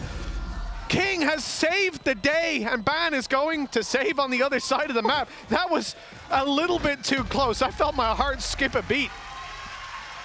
I didn't think there was any world where he would get even close to that diffuser with a couple of mollies still available. But yeah. I guess maybe not knowing how low, well, you wouldn't know how low that player was other than the orbital strike, like gambling on how much it had connected. Luckily, even if we were nervous, it seems like King is the safest pair of hands. And what, Aspas?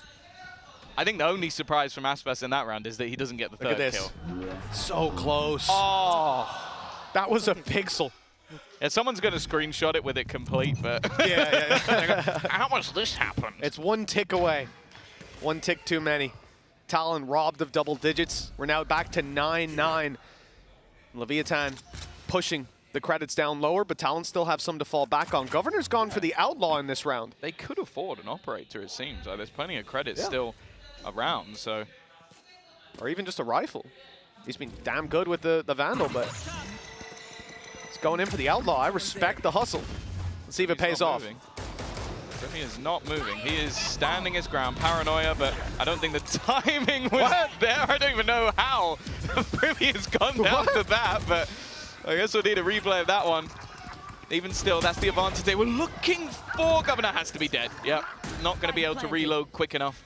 And Cruz still lurking within the smoke. Has a little bit of support, but they do have to be wary of other angles. Mazzino taking the fight, not overextending. Doesn't want to give the game away, and the timing for Cruz wasn't great, but he still got both kills. Tex and Aspas gone. They now have an advantage. No post-plant utility either. This has got to be defended with pure brawn. Inside the smoke, Mazzino. Oh, it's beautiful!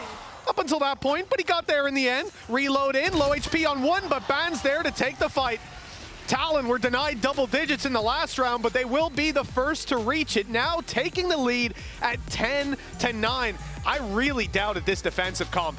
I did not think at 7-5 that they would be in with that strong of a chance, but now they're leading, and Leviatán economy in the dumps. Yeah, and they're getting big plays from pretty much every single player. Like, yeah. I think Cruz was in a spot where you look at him and you go, oh, Primi's mad. Yeah, I'm mad for him. Like, that's I reckon if he didn't jump, he doesn't die. But yeah, Cruz seemingly in a 1 versus 2, you go, okay, he maybe gets one, but the fact he then swings and takes out Aspas like that. Of all people.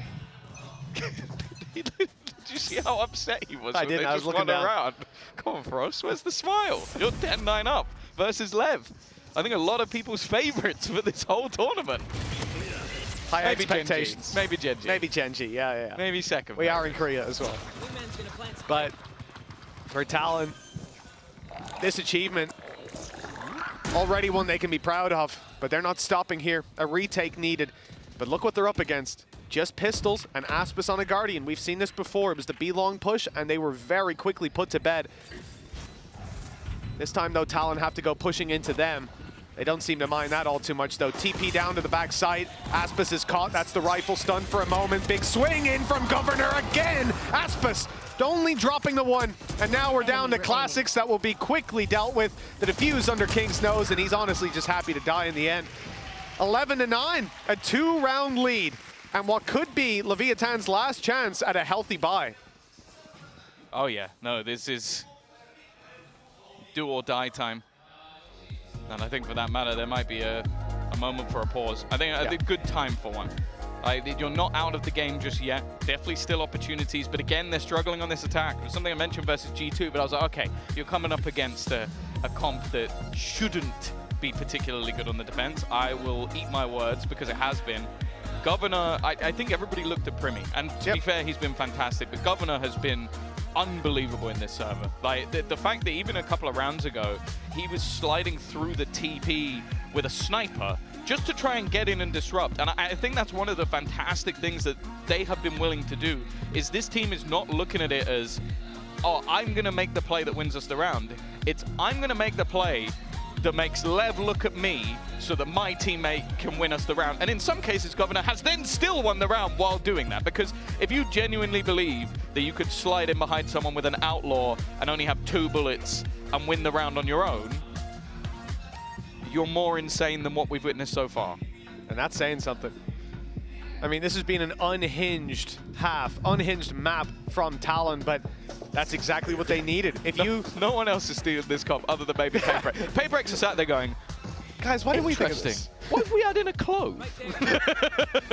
But for Leviatán, you know, I think if they come in here and try to play conventional Valorant, they lose 9 times out of 10, if not more. But this composition, it has put them on the back foot. The attackers now having to clean sweep back through, as we said. Oh, that's heard, that's heard.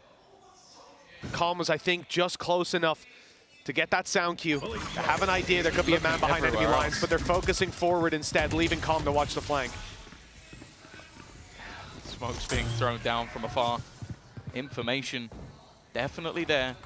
Looking like they're going to try and play this one as a retake, and you can understand why. Seekers are online, but also it's just that late positioning. Com actually has Viper's Pit, but in the meantime, he has taken out Cruz. It's not pretty from Tex. He's only going to get the one. He's done a lot of damage to Governor, though.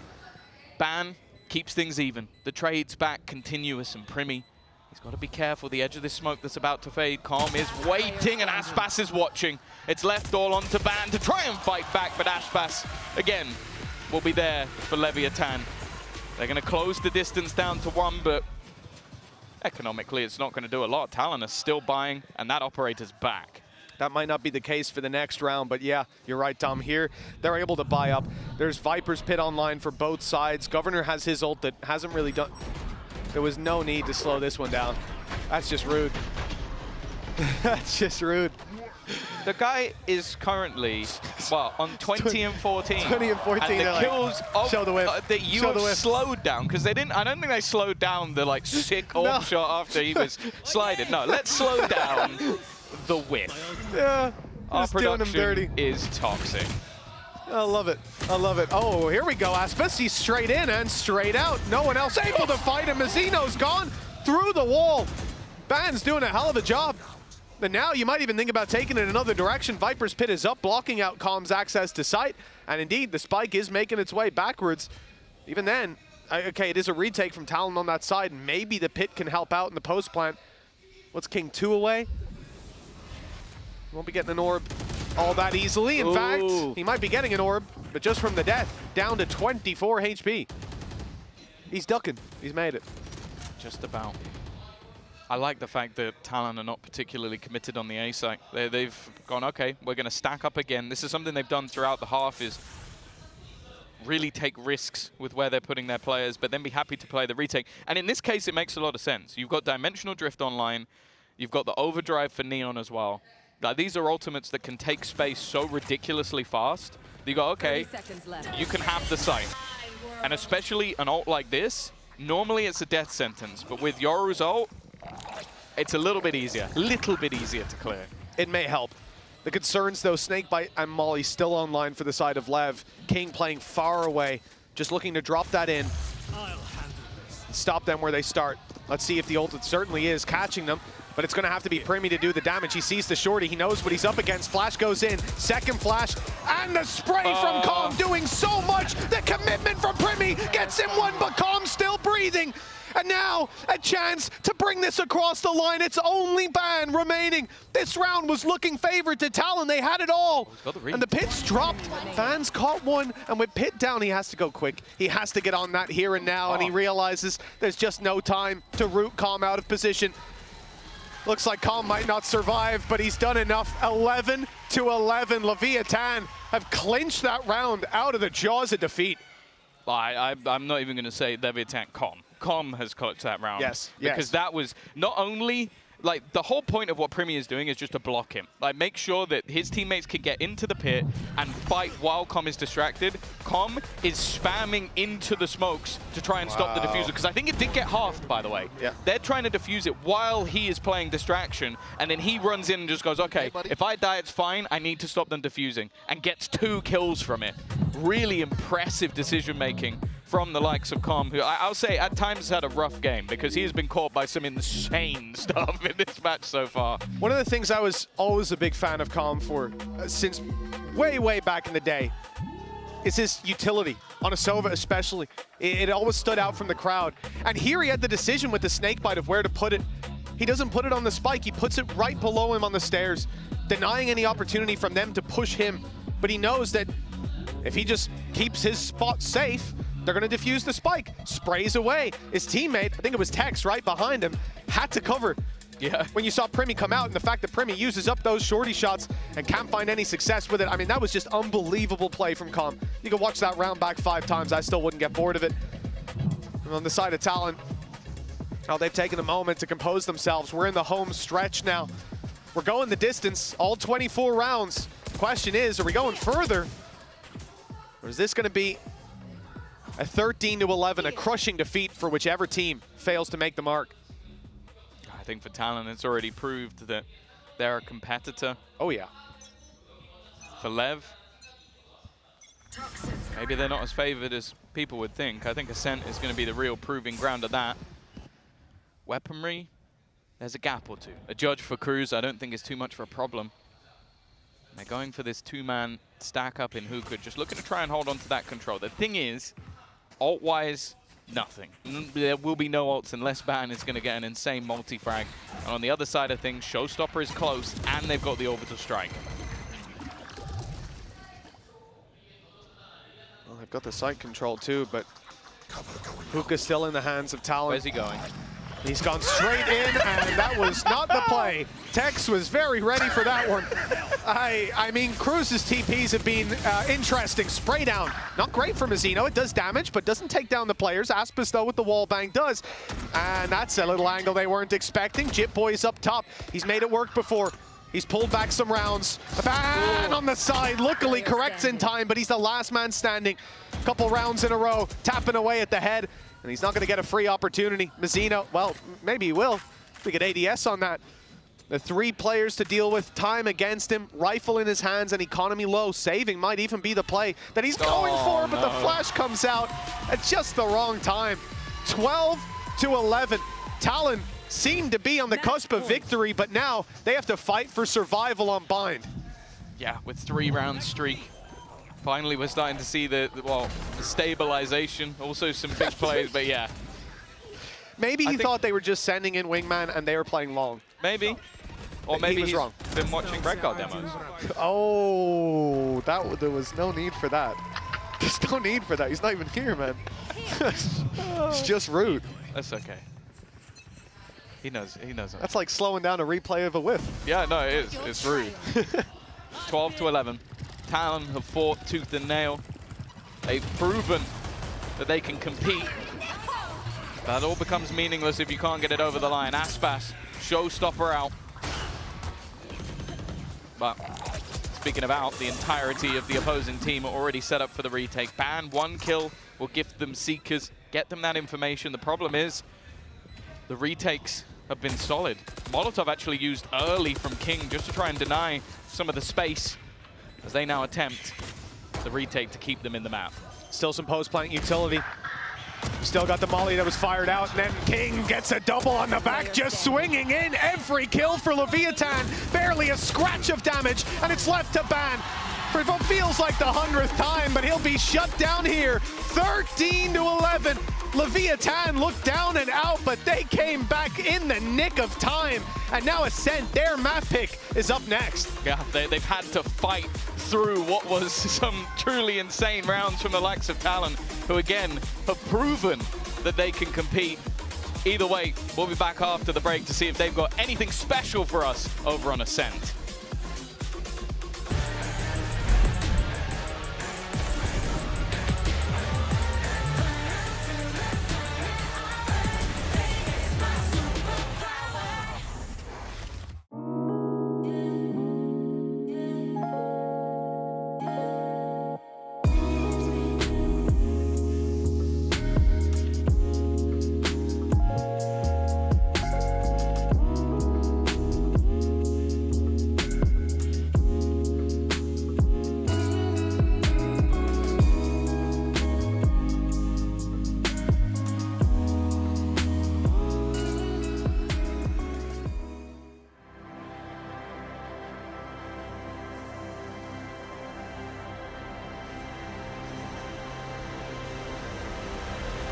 Science, as you know, is the study of the nature and behavior of the universe.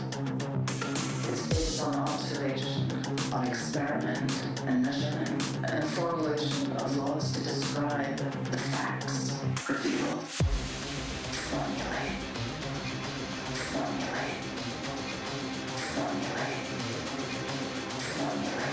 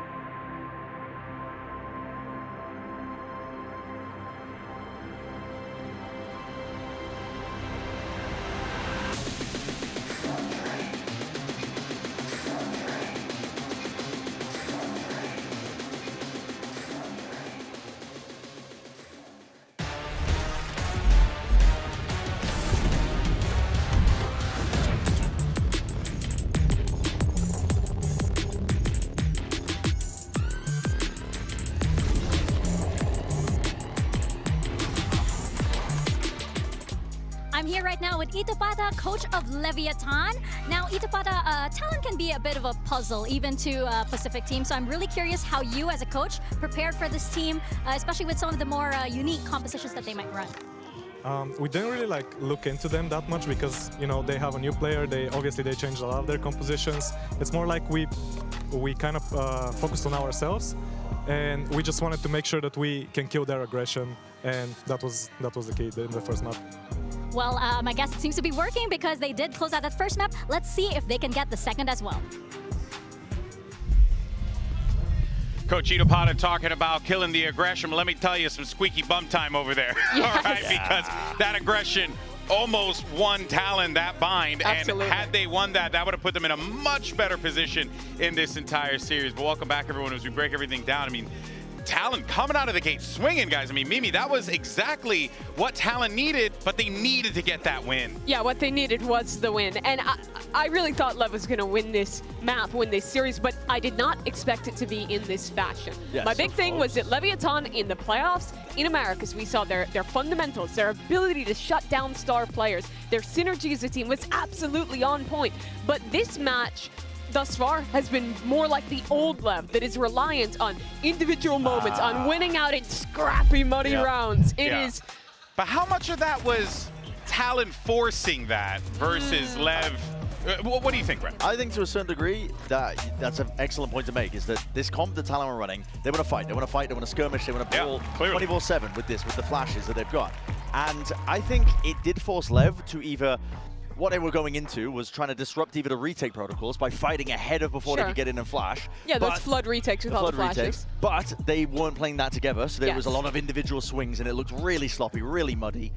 Lovely Leviatán gameplay that I was hoping was in the past, but we saw it there. Yeah. But they did get into the they did adapt pretty well in terms of just realizing that they could go into these full site execs, get the plant down, and as soon as they started playing together a lot more, making sure they weren't taking those solo 1v1s a lot of the time, that's when that was the turning point. But my God, was it still close? Yeah. It was incredibly close, and I think this is something we were talking about a lot. The positives of that comp was how disruptive it was out of Talon, right? The really fast plays with the Neon, with the Yoru. I think they were pushing Lev off kilter, and I think that's where a lot of the mud came from. Yeah. But I think what killed them was not having enough util, as they do in the more normal comps, where you have a Brim Molly, something like that, you have a Raise Nade, all these tools to disrupt, plant, and delay before you go into that flood retake. Yeah. They didn't have that. They only had one snake bite. So they couldn't kill the wingman, they couldn't deny the plants, and when they were playing the flood retakes, the timer was already ticking, and Lev's post-plant stall was really good. Yeah, but there were some awesome moments from that map. Takes us to our Verizon high-speed moment. This one's going to go to Governor. Y'all saw it. You saw it coming, guys. Okay, I mean, look at this. This was so nice. I mean, he looks at him and says, made you look, and then he turns right, pops him once, guy comes around the corner, and look at him. He's going for a lovely run around the park today, and it's always a Viper. Wait a minute, let me go. Pop, there you go, one more. And then he found another one around the corner almost. It was like clockwork for him. He was so committed outside showers that entire time. I was like, how the hell is he going to escape from this? Because the site was given up. There was a player flanking him. They were squeezing him here, puts the wall up, takes the decision, lays down the stun preemptively, knowing there could be a player there, and then still hits the quick scope. Like, that is nasty stuff from Governor, showing you that, listen, there's no team at Champs right now, I think, that doesn't deserve to be here. Yeah. And especially these players as individuals. As much as we're talking about heavy favorites being this way, that way, I think Champs, I've been proven wrong every single year thinking that, oh, this matchup is just an absolute slam dunk for one team, because you never know when that upset potential is going to come through. Oh, I couldn't agree more. And also, what I think is the sweet irony of it being Governor on comm there, which I thought was quite funny. Against his old buddy to pull that one off. But I think you're absolutely right. I think that Talon, this was possibly the most Talon game possible, right? Where they come out with a new surprising composition. I feel like they're like Paper Rex Jr. With all the disruptive stuff. They have insane individual moments. They have a solid game plan, but then it's a couple individual mistakes, some fundamental errors at the end that loses them the game. And that's the heartbreaking way that we've seen them go down multiple times in the Pacific season. For sure, for sure. Well, let's go ahead and check in with Talon's coach to see what he has to think as they get ready for map number 2. Hey guys, I've got Frost with me, coach of Talon Esports. Now, that was a really close scoreline on Vine, but it's not a map that we've seen you guys on in quite some time. So can you explain, like, I guess, the logic or the reasoning behind the map draft? Enlighten us a bit. Yeah, in Pacific, I believe our win rate was 100%. People kept banning it against us, so we never really got to play it again. As for why we picked the characters we picked, I mean, I think people have become too inflexible in this game. Everybody is now using the 100 Thieves comp on that. There are a ton of other characters and compositions that you can use on bind. That bind is really good if you know what you're doing. We had all the advantage in the world. We probably should have won 13-6, but too many throws, too many mistakes, and too much inexperience, and we're not going to win like that. Well, we'll see if Talon can manage to make a comeback as we head on over to the second map. And of course, there you hear Coach Frost, you know, telling it like it is, and very direct on that as well. I mean, there were a lot of moments where they were up and they made mistakes. I don't think all of that can be prescribed to just mistakes. I think it was a lot of Lev rounds that they stole more so, but that can't be happening if you want to win against a team this good. I think he's talking about like inflexibility and people. Listen, I'm all for innovation in Valorant, but there's a reason why that comp is being played on Bind, the 100 Thieves comp, like he give credit for.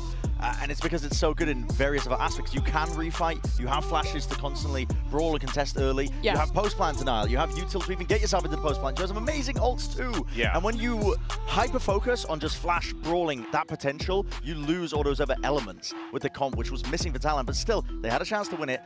The next map coming up, which was what, Ascent? Yes.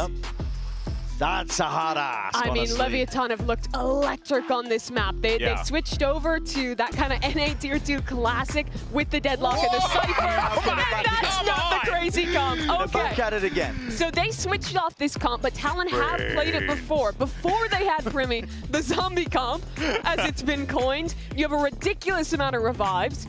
I mean, an insane comp here, but we talk about what you're giving up when you're playing this way.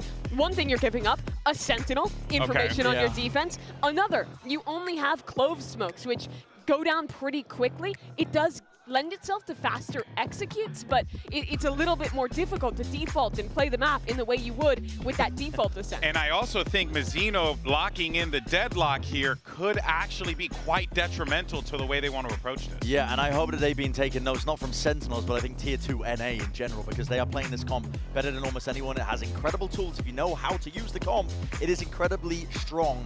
And yeah, honestly, they need to focus on their own game, honestly. Just ignore what you're seeing in the Agents League against Talon. Maybe think about those strengths, but yeah, it's wild, man, what Talon's trying to pull out. It's going to be awesome. All right, let's go ahead and jump into the map. We're going to send it over to your casters, Mitch, and that old dude, Tom.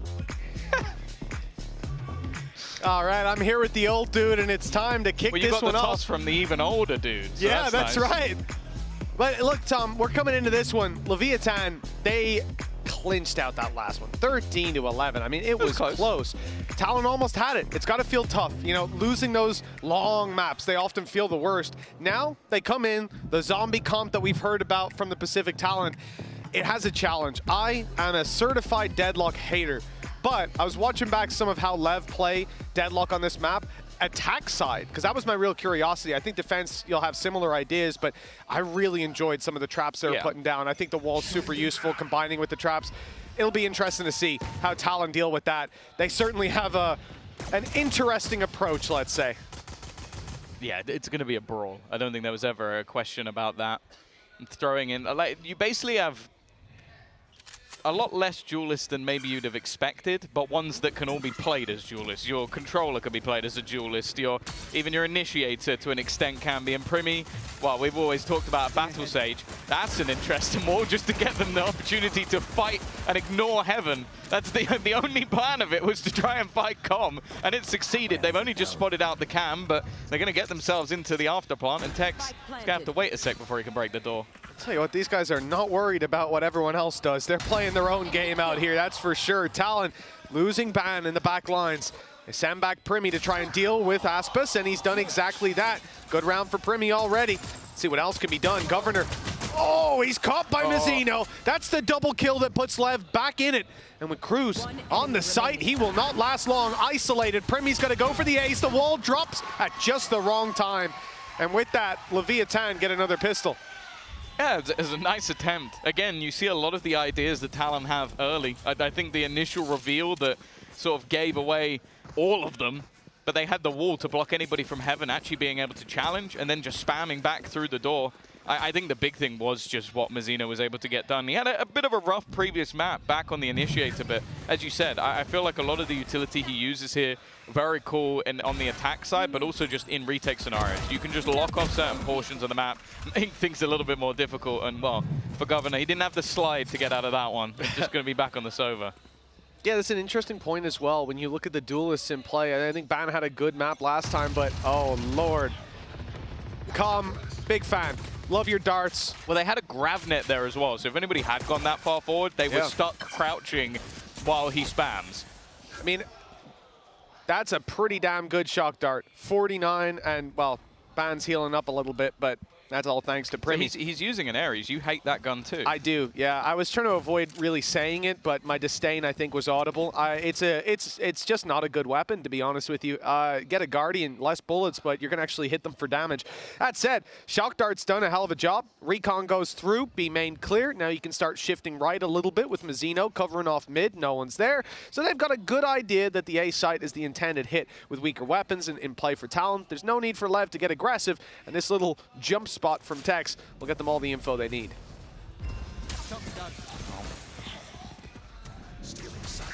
He is somewhat isolated.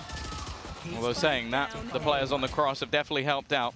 Trying to conserve some ammo, but every shot fired makes him more vulnerable. Primi with another kill. He's getting closer and closer to that res, but everything else looks very comfortable for Leviatán. It will be a 2-0 start, another pistol and conversion. And I said it last time, the buy that they have going into round number 3 as a bonus, it's not the most conventional. At least from what we see in EMEA, you see a lot more rifles, but ultimately, they managed to make it work last time. So I'm not going to question it until they actually lose this round. Yeah, I think just in general, we see the rise of the rifle second round, and then you even invest 1 or 2 more if things don't go the way you're planning.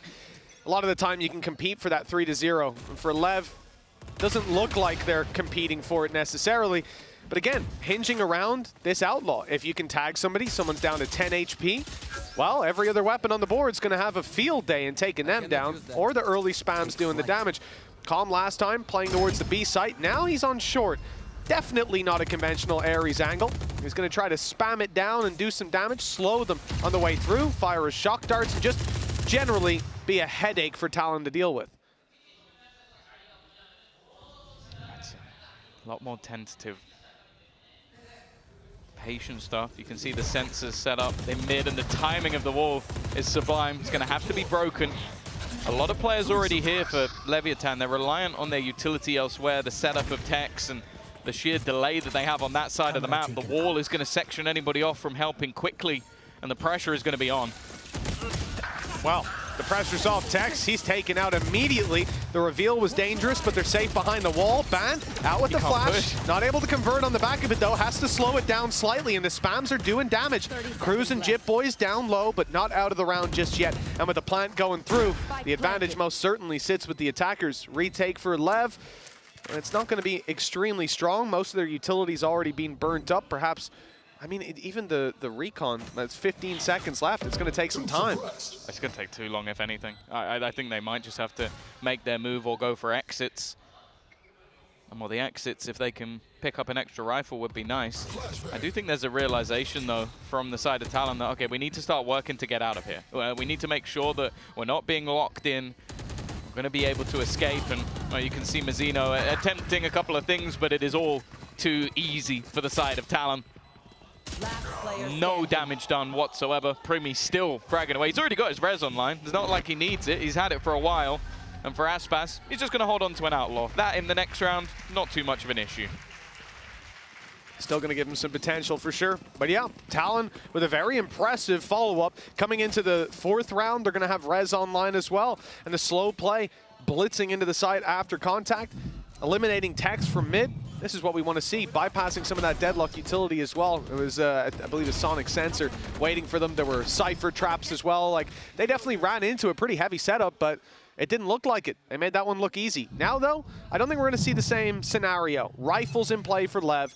Yes, you still have the Outlaw, but, well, we're not shying away from a battle with it. You can see Aspas very keen to take this fight. Dodges the flash, tries to block the reveal, but he doesn't get that done. And now, well, he's going to have to dodge these spams.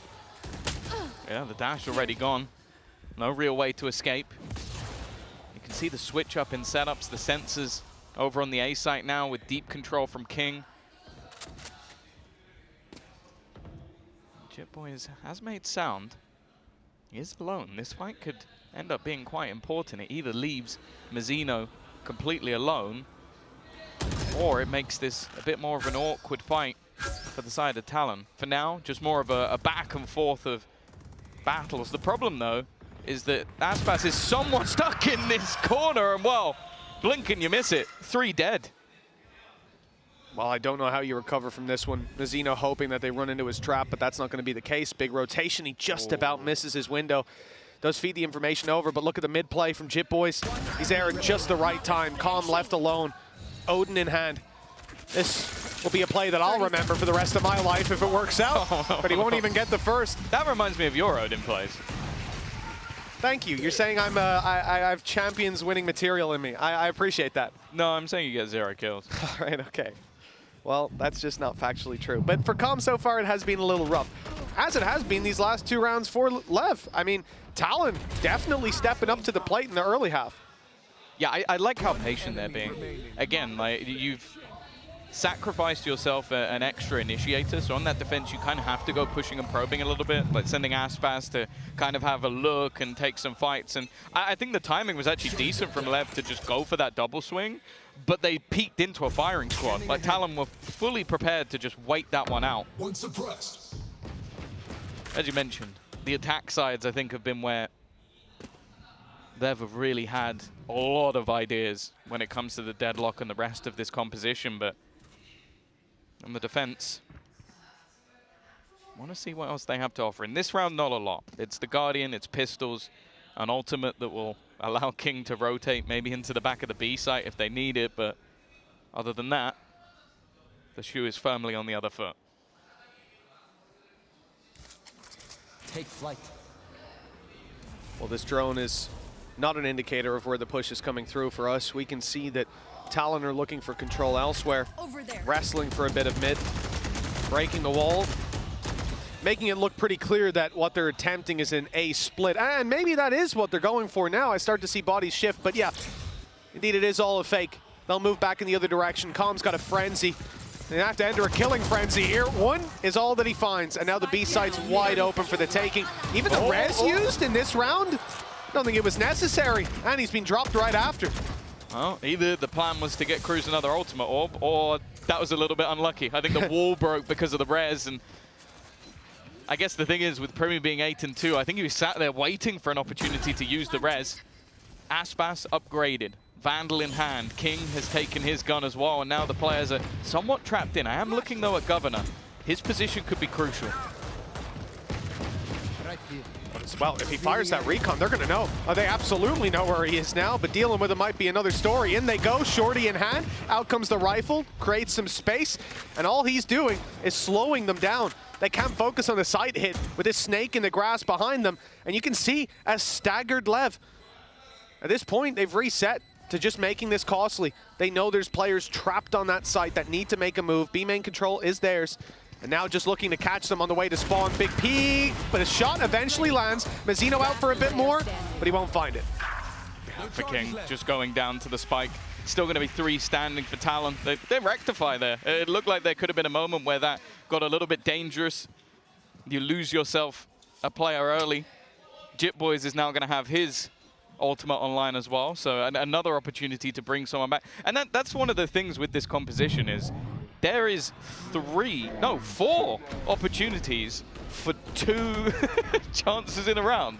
I think this literally is like the res comp. You've got the Sage res, you've got Clove who can bring themselves back from the grave, you've got Ban who can use the run it back to send himself in first, and then you've got the same for Cruz who can use that. Oh, come on, that's fast. Oh. He's 1 HP. Obviously, that was the decay, but even still. Well, the metal not quite getting the kill across the line this time. Quick reaction from Aspis keeps him alive, but the same can't be said for Mizzino. He's died over on the B site, and Talon now know they've got a bit more space to work with. Pumping the brakes, taking a slower rotation away from the A site, keeping it in the back of Lev's head. But they might still be going that way. We'll keep Aspis in position. The AWP on the other side of the map is exactly what they want. B is going to be the new target. And this, like you're saying, Tom, the zombie comp, the fact that these guys can keep coming back from the dead, it is a challenge that Lev may find very tough to play against. Again, it's not what they've played in scrims, I'll tell you that for sure.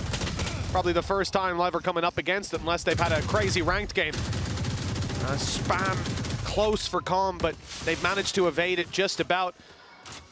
And so the site control and the plant goes to Talon. The advantage, not quite there, but Lev have to push into them. And Aspis is miles away.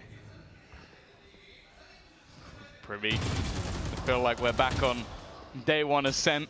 Yeah, we're watching over the top of the wall, but doesn't quite get anything. Com does, though. This time the spam has connected.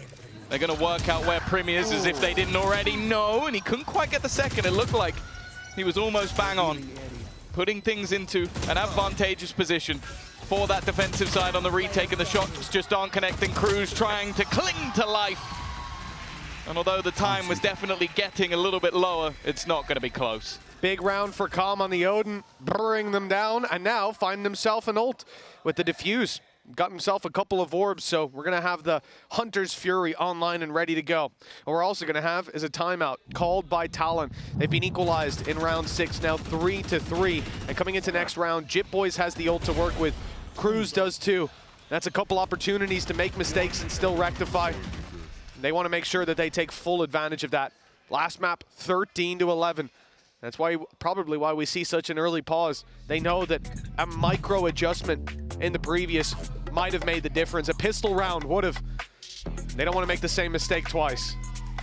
Yeah, I think as well, they're still in a position where their economy is incredibly strong. You don't want to allow that to reduce and give Lev too many rounds, because, yeah, as we said, like they like the attack side of this map, and they can be difficult to play against. I will say, I feel like they haven't played any comp even remotely close to this on this map. So, you know, it's definitely going to be one of those things that's super disruptive, and that will be the plan, similarly to what we saw in the last map. But I think just making sure that Talon themselves get enough attack rounds is going to be crucial, because bear in mind, it's a scenario where, obviously, I think we look at this group as a whole. I think Leviatán come in as clear favorites. People seem to be quite excited about Vitality and what they're going to be able to do, and we'll see that obviously in the next game.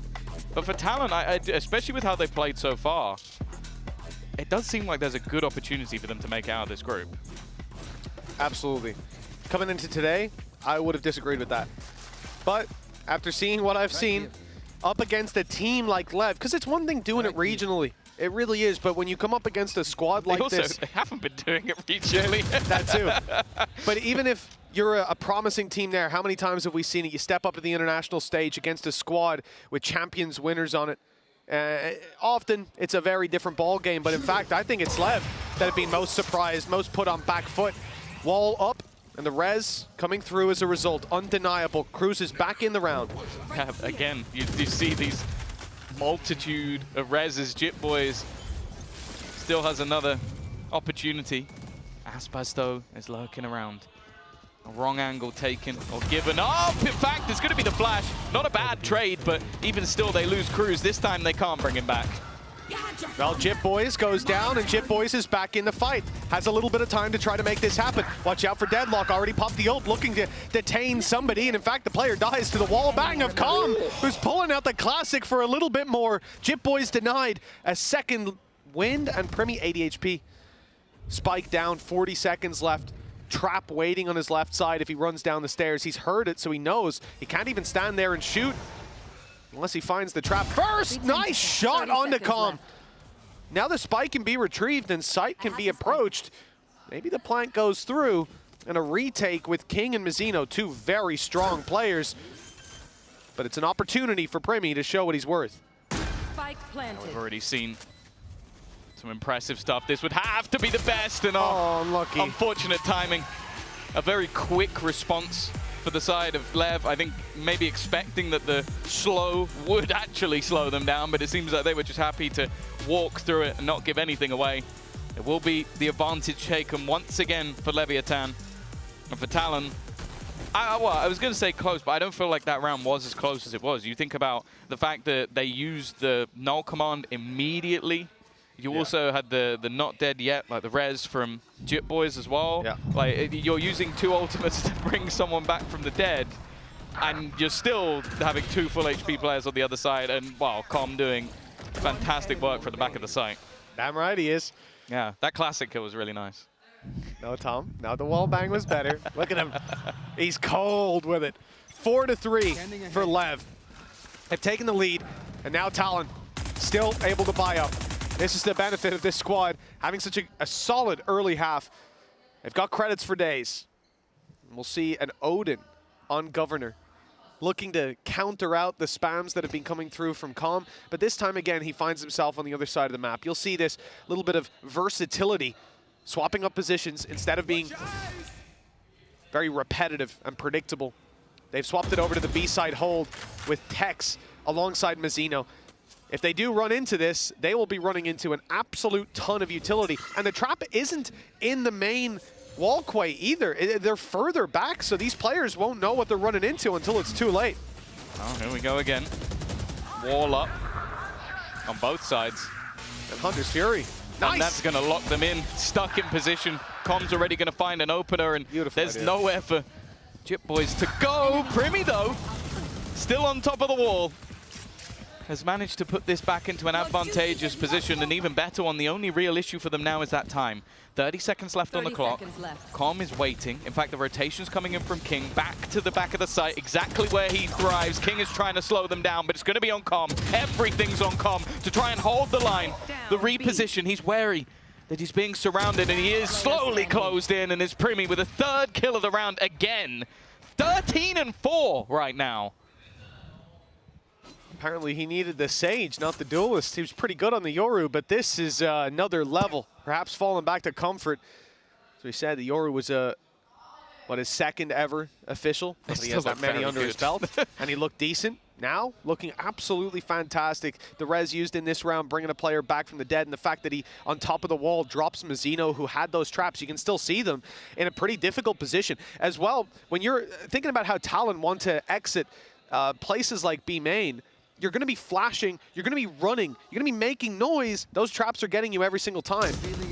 Dealing with those early, dealing with Tex as well, who had those other traps. Even if you get rid of the sonic sensors, you're walking into trap wires. But that's not the case. It's got to be infuriating as well for Mazzino, because you put down the barrier, you're like, okay, I blocked them out. I can now look to try and reclaim some control of the site. And you just forget about something that's so sort of like binary with it's like literally day 1 of the game. People are like, you can wall on top of stuff. You see it in the replay. I mean, Mazzino was the 2nd guy to fall from that position. Tex had already died from there, so it really is an oversight. I like the wall, though, like you mentioned. The fact that it's just fish in a barrel for Com. Second you put that down, they're in a narrow alleyway. You're on the perfect angle over on A short. Fire away the ult, and, well, he had his reward, but it was quickly taken back by Primi's ultimate. 4-4, we're tied up. And again, Odin's bought up on both sides. I gotta say, I enjoyed Governor on the Neon. I'm liking his little attack side Odin so far. It's good to see. Well, Aspas is going to be the first point of contact. I feel like they flashed him off every single angle he's ever tried to hold. They have enough flashes to do it. Yeah, it's basically just making it so that his impact is almost nullified. Like, we haven't seen that crazy performance from the superstar duelist just yet. He was definitely good on the first map. Oh, yeah. But the expectations are, well, second to none. Governor already looking to clear some angles. King is somewhat stuck in the mud. He doesn't have a way out of here. I don't know if there is going to be the check. It doesn't seem like there was. But even still, this has nothing to do with the play. They're going back the other way. Well, here's a chance for Com again. The spams as they make it through the door. It's a little late on the setup. Instead, he's going to be trying to catch them, I guess, deeper in.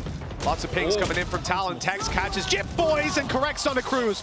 Ready for someone to be up top while Com spams away to ban and dodges the Hunter's Fury. There's nothing to be recovered here for Governor. I said I've enjoyed his Odin on this attack, but a 1v5 is a little too much to ask. Some damage done, but not enough. something else you mentioned as well. I think you curse both players, if anything, is the wall, which broke as it was used. So he basically used it, fell off, and then even though Tex looks up, he's not being shot at from that position. And I think maybe he gets one, but if there's a player up on the wall shooting back at him, I feel like he's almost screwed. So a slight mistake, obviously that happens sometimes with the Sage wall, and then a fantastic round from Tex. Honestly, like you put the Guardian. We're seeing a lot of great Guardian plays. In our matches so far, I think Rien's had a few moments. Obviously, Young was insane. Like ace with it, so I feel like it speaks for itself. But 5-4. It really is just a back and forth at this stage. The streak coming out earlier, but Lev starting to stabilize, and this was just clean coming out from Tex. It's gorgeous, really gorgeous. The wide swings as well, and he's just correcting one bullet onto them. Scream sat at home going, I told you this was the way. 5-4, Leviatán. They've taken the lead. Aspas, he's about to be flashed. I can tell you that for sure, because it's what happens every time. But this time, he gets his ones. He might have had more up kills blind than being able to see. In like, this there was map, another I think one so. On the B site as well. Yeah, I think, was it Ban as well? It was Ban's flash. Yeah. I don't know if he killed Ban. I think it might have been. An early advantage there again. Com's taken quite a bit of damage. I guess the counter spams have forced him to fall back. But well, let's be real. Every time he's fallen back, he's become deadlier by the second. It doesn't look like this time there's going to be a flash, but there will be a smoke. However, Tex is watching. Camera taken out. Here. Now they look for this split once again. Oh, they just suppressed Tex. The trap wire on B lane's not active anymore, and Governor's able to swing as a result. 17 HP. Calm almost got his counterpart, but instead, he's the one spammed down, and Tex has to recover! He's got a double, and kept them in it. Blade Storm active for Aspas. He has the operator, but he's using this to be the tip of the spear. Already fired off one knife and no success found. Paranoia goes through. Cruz and Premi sat on site. Smoke goes up. That keeps them with a little bit of protection. I like it from Jit Boys. That op's not going to be quite as effective, and even the Blade Storm, a risk will have to be taken. Aspas swaps out to the rifle. Now here comes the blitz. King's coming in from the laneway, from the stairs, pardon. The laneway is the Blade Storm. No, the shots don't land. It's messy, and it's King to bring it across the line, converting the kills and putting 6-4 on the scoreboard for Lev. Yeah, I think the major thing that has now become an issue is pushing into Tex. The last couple of rounds, he has been so high impact in positions where maybe you expect him to get one, especially after the sort of initial fights were almost traded with Com getting tagged so low. I think he almost sacrifices himself just to give an opportunity for Tex, and oh, then there's King there at the end. 6-4. Lev starting to extend their lead. 4 of the last 5 rounds going in their direction, and a lot of what was there before was the Primi show. Like, it hasn't been anywhere near as impactful. I think Governor, obviously not on the duelist anymore, but Bans, Phoenix, some of the flashes have caught players, but he has died almost every time. Yeah, the results haven't been there so far. Still, good early half for Talon. Let's see if they can convert something later on. Caught in the net. Van will go down. He's not had a good time when it comes to early duels. Rifle recovered at least by Cruz, so they're still in fighting form. But there is going to be a challenge now with this heavy of a disadvantage, with 2 Sentinels on the other side that you're pushing into. They've got to find their result somewhere. And, you know, if Premi was close to a res, maybe, but 4 orbs away, that's a bridge too far. Maybe you can farm them up, though, for the next.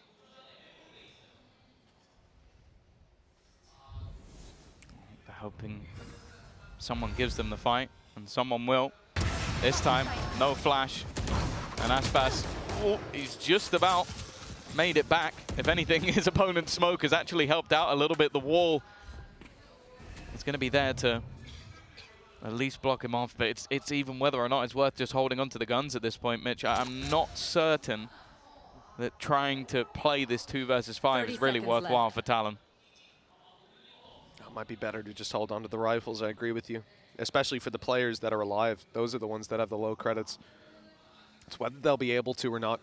They use the wall up on mid. They're known to be around that position. King was here quick enough to guarantee that they're either locked into that spot or that they've gone short. But he realizes quickly where they actually are as the wall breaks. 6 seconds left, and look who's close. Mazzino. It's Tex from far to find one. Mazzino's hot on them. They know Primi's here. They've revealed him, and the swing will delete any possibility of those rifles being carried forward. 7-4, 1 round to play for. Such a sick finisher. It is. It's awesome for sure. Did you read Chronicles 8 A4 page essay on why it's good? No. Oh, nor did Durka, so it's okay. We are the same person, so. That's true, yeah. I should have known, my bad. Except for the fact that he's younger, more handsome, more talented. Other than those things, we are the same person. 7-4. 5 of the last 6 rounds. It definitely seemed like, again, Lev took some time to get going, but in the late game of this defensive half, we're getting what we expected. Big individual plays, solid setups to force awkward fights for Talon, and I think also just shutting down what has been the major point of just, like, a lot of this comp allows for second chances, and we haven't seen, even if they do get the res off, or if they bring someone back from a null command, or even ban Zolt, it's barely been on the board because he hasn't been able to get many kills.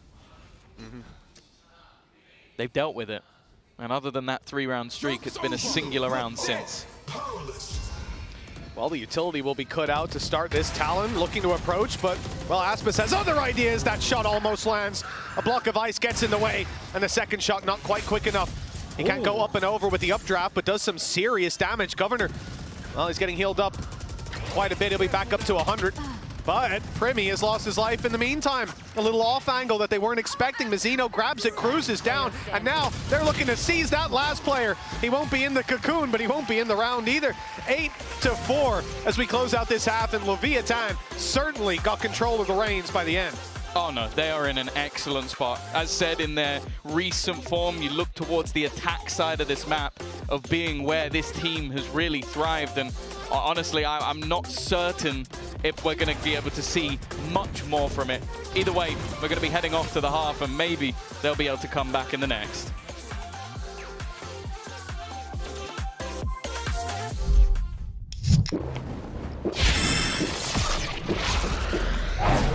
Red Bull gives you wings.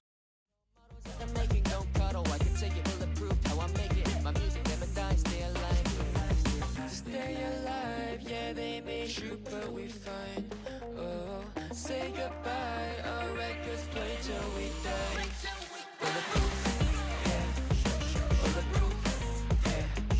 On the roof, yeah, we going up, yeah, we going up, baby. On the roof, yeah, on the roof, yeah, on the roof, yeah, we going up, yeah, we going up, baby. You ready? Take the L sometimes. I swear I might lose my mind. Brains all good and fried up. Anxious fool going higher. Moment away, I'm tired, but still construct an empire. Achieve that glory in the magazine. Write, repeat, this my story, bulletproof. Bulletproof. On the roof, yeah, we going up, yeah, we going up, baby. Bulletproof, yeah, bulletproof.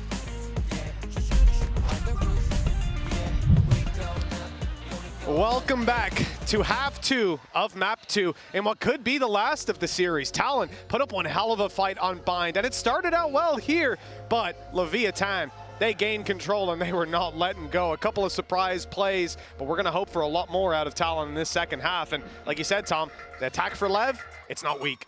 No, not whatsoever. They've destroyed G2, Crew, MIBR in the last stage, so I don't think they're going to be feeling too worried about going into the second half. Again, the main thing with this composition for Talon is just to be that little bit more disruptive, opportunities for second chances, but that hasn't been the case. Ban having a rough showing, Cruz as well, his first half is similarly to what we saw in the last map, and there needs to be a serious turnaround if they're going to stand any chance in this map. Yeah, we're going to need to see a different level from Talon. The same level that we saw in the last map, but catching players off guard, it was easier to do on Bind. That was a crazier comp. This one, you're bringing players back from the dead, and often they're still falling flat. Let's see, 8-4, a strong lead for Leviatán, and the pistols have been going well. They find this one, it's another nail in the coffin of the Pacific number 4. Already. We see exactly what's expected of this defensive side. An early peek, or an early push even, coming all the way through B, and he spotted it. He's seen it. He's going to call for the cavalry. They're going to try and fight this. They want to brawl with the side of Talon, but for now it's just an even trade. And Talon think better of it, but it's pushing them back in towards Tex, who is now hiding within the site. It seems like they have an idea. Ban definitely has an idea. Unfortunately, he can't do anything about it, and now they're going to continue to battle and brawl. Mizzino lost, but Tex is going to get that spike, and they're waiting for Jit Boys. It's left on to Primi. The man who can definitely bring this across the line, even in a tough situation like this. Leviatán need to be careful, and they don't know where he is. They found out, though. Tex, phenomenal round from him. Clean shots across the board. And 9-4 locked in. That's a devastating blow to the side of Talon. Coming into this half, no doubt they were hoping for that pistol. Well, as well, you have to talk about Tex on the first map. Like, he definitely had a rougher time over on that Gecko, right near the bottom of the board alongside Mizzino. He's been a different beast. Like, the amount of multi-kills he's had with the Guardian, the Ghost in this one, like, these are high-impact rounds that he's been taking over the line. Now matches up to Primi on the other side of the board, who's exactly the person we expected him to be. This high-caliber aim player. There just hasn't been much else. Aspas, who's surprised? He's got himself another outlaw. I'm not surprised, but I'm pleased, to say the least. Alongside a lot of pistols, 2 Ghosts carried through, Bulldog and a Spectre. Pretty interesting buy. A lot of potential for it. Ranged fights, Tex and King just picking up weapons and ensuring that they don't lose too much in terms of the economy, even if they do take a loss or two. Giving respect to Talon, and, well, I'm very glad that's the case because this squad has earned it. For now, though, Leviatán, take a look at the map. You can see the spike. It was shifting to the right side alongside Mizzino. They looked like they wanted to hit A. At that point, Talon were stacked up. It looked like a bad call. But now, Talon make their way back to B. They're gambling. You've got classics. Chances are if you play a default, you're just going to lose player after player, and then play a retake where you're dying to the spike. Instead, they're going to roll the dice and play together. Yeah, and the dice have gone in their favor this time. A lot of utility. 30 seconds left. And they now have to go for this. Mizzino leading the charge. Shock darts being used to try and soften them up, but it hasn't caused too much in terms of damage. 2 kills or more is needed for this to be costly. There's already the first, but the trade's coming in thick and fast. How has Primi come out with 2? It's now left on to just Aspas into a 1v2 scenario, and they managed to win it based off the stack. A great read, a great gamble from Talon that's put them back in the map. I don't know what Cruz saw there because they were starved of information. I really do think this is just a blind pick. Let's stack up on the site that gives us the best chance. Lots of nasty little angles to hold on B. Let's go for it. And if not, we run and we die to the spike afterwards. What? That's outrageous. The follow-up as well. Free gun. Fan picking up the Spectre and then spraying it down to take Aspas. Well, they might have hoped for the pistol. It looks like they've got something better. Now 1-1 in the half, but Talon pushed Leviatán down to next to no cash. The only thing that they've got to work with in this round is a rifle on Aspas. The only thing they have is... the danger is they've got a rifle on Aspas. You need to be very careful about taking a fight against this guy. He's swinging into 2, though. He's realized it now, and he's got Cruz out in the open, 11 HP. There's no way out. Surely he's gone. Oh, hello! Oh, I thought Governor might get all of them. It is E-code players. But there was a hope that that could have been the fastest 4K maybe in history. Unfortunately, not going to be the case. I was very ready for it, Tom. I was very ready. 9-6. I think that would have been the most excited anybody had ever got for a 4K on E-code players. Versus pistols, yeah. The hail of this man is the best player of all time. He did some good damage, but it doesn't take the cake. We got to see a little more. 9-6. 3-round gap. Rifles out for Leviatán. You've got Talon with a run it back. Ban has it. And defensive side, I'm curious if it's going to be used off rip. I see his position. It's unlikely. That's for sure. Nice angle. He's a cultured spammer. Not just the conventional spot that can be spammed back on so easily, instead trying to catch them on the way through. I love it. Hasn't worked out. No one was there. Reveal goes up. No one there. Not a lot of information to work with for the side of Talon, except that there might be a play coming in towards the A site. 3 players stacked up on A short, Tom. I expect I'm going to see a push coming through with a smoke up. I don't know if that will delay them or just get them to flash through. This is the thing. This is the special from Cruz. He loves to go for these pop flash plays. Even still, it's only going to be the 1-for-1 trade. The ult was lost in the middle. Governor waiting.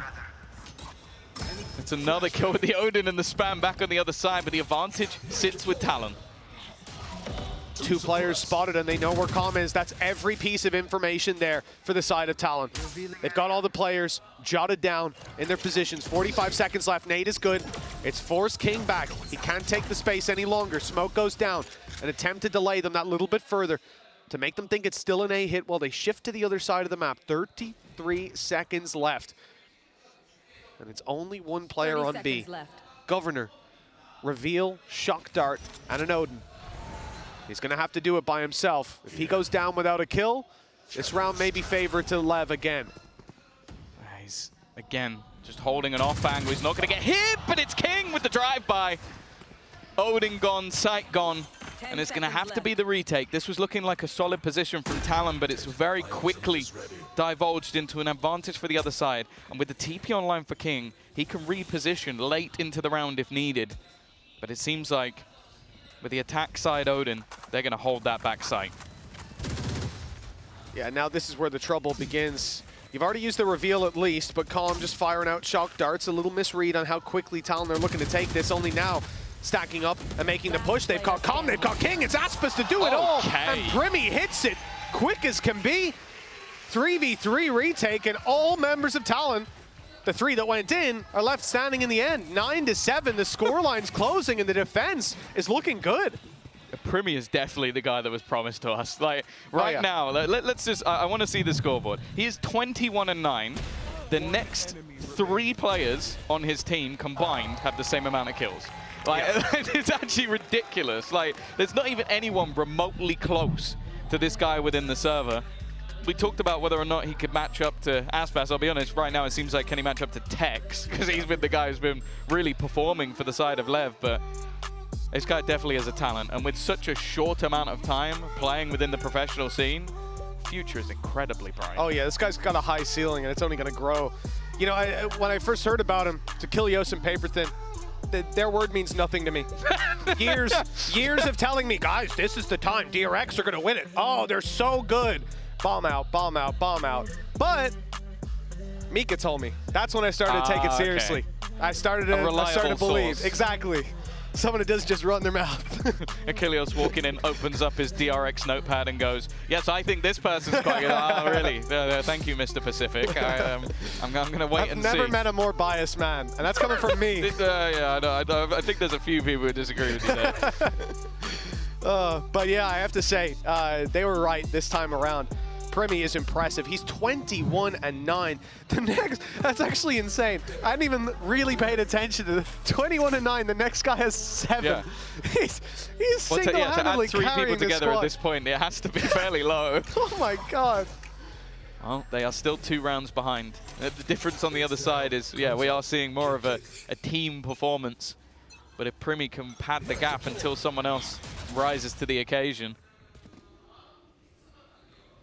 that would be nice for the side of Talon. Like I said, they're definitely still on the back foot here. But this round, going to be a couple of rifles. The Guardian in Tex and Aspas's hands, you can always have high hopes. And actually the A side relatively open. It looks like almost an immediate attempt for a retake setup. I don't know if King's going to get out of this one alive. He will, and well, unfortunately the lurk of Tex has been dealt with. Aspas, though, has gotten walkabouts and even things right back up. It was up in heaven a bit quicker than they were expecting. Finding himself the 1, keeping things doable, but with the weaker weapons, they have to hope that Talon go diving in, give them opportunities, flank play coming in. Calm is the one sent back to watch it, Rez onto Governor. Now the advantage is there for Talon. And the flank from Ban is so late. There's no way they check it. Curious to see his impact in this round. Spam good, King's down, that's only the pistol. It's Aspas that I'm worried about. He's up top, looking for the fight, and the blind is absolutely perfect. Can't see a thing, and now he's left alone to do it all, and Cruz up close, quick scopes him out. I'd love to just have a counter for how many times Aspas has been holding an angle ready to fight and a pop flash gets him. Yep. Like, yeah, I know they've got a lot of flashes, but even still, it always seems to be in the right place to just cause issues for him. I think credit to Cruz and Bam for that.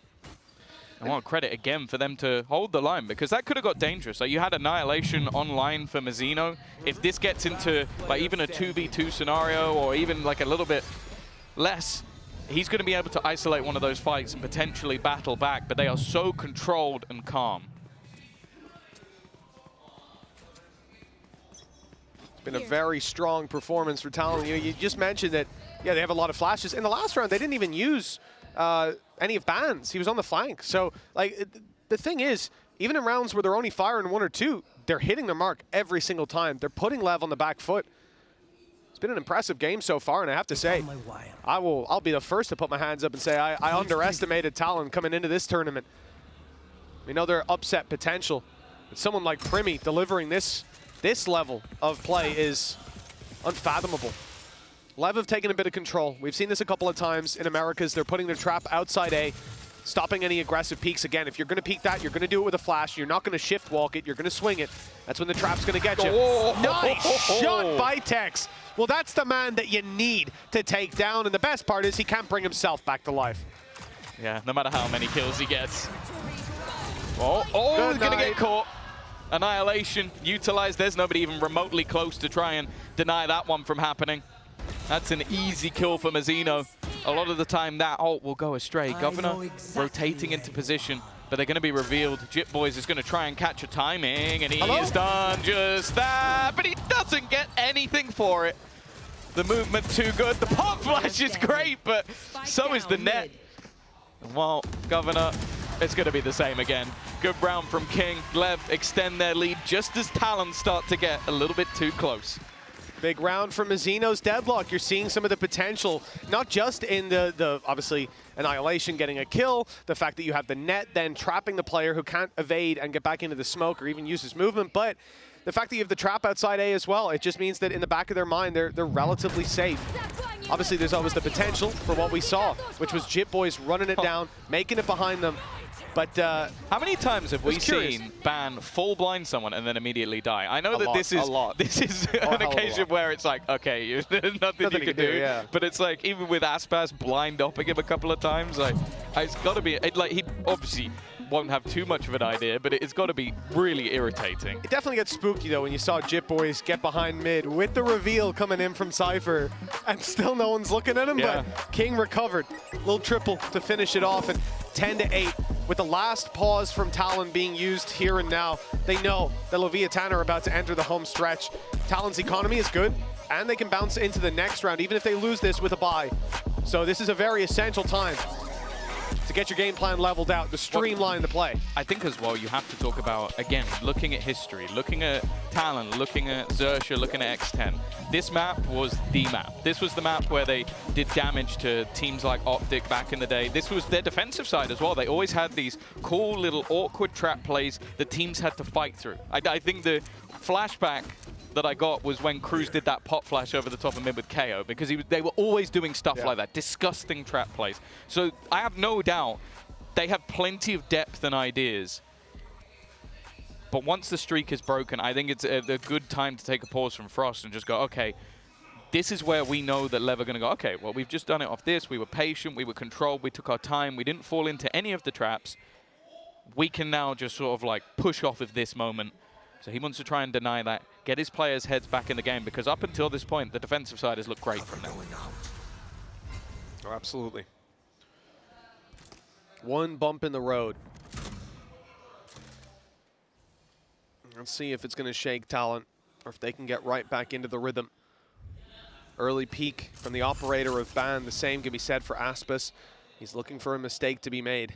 Nobody on the A site. Talon playing much further back. And they will be ready for this short push. Lev just about to walk around the corner, and it's a clean shot from Ban.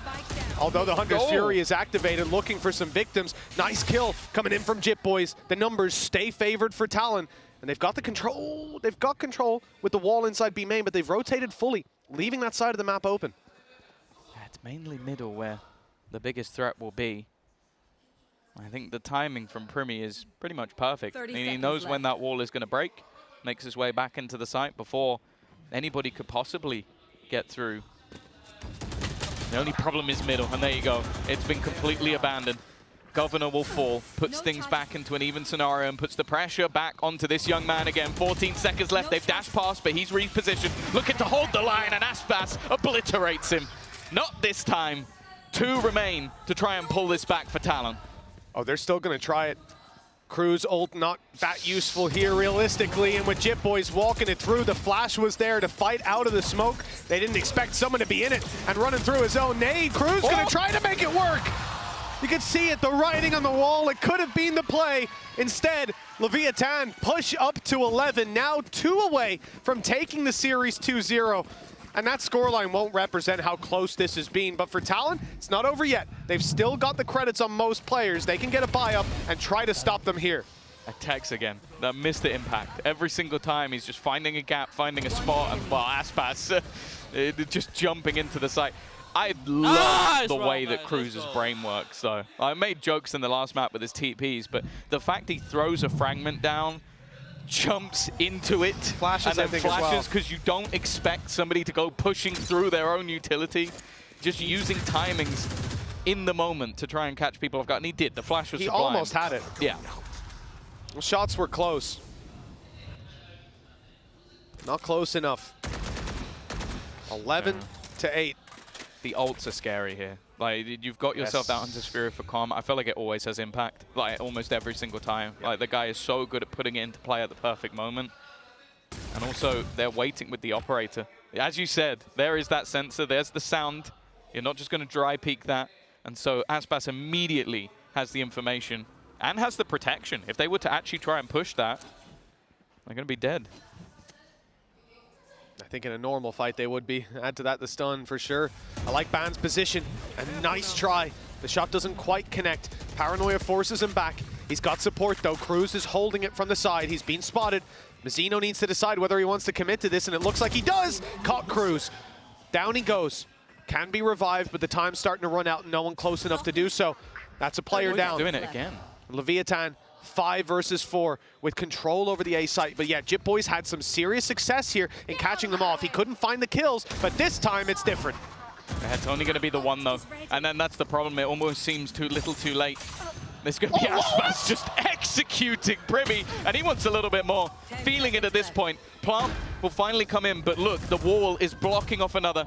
And Aspas just holding onto the angle.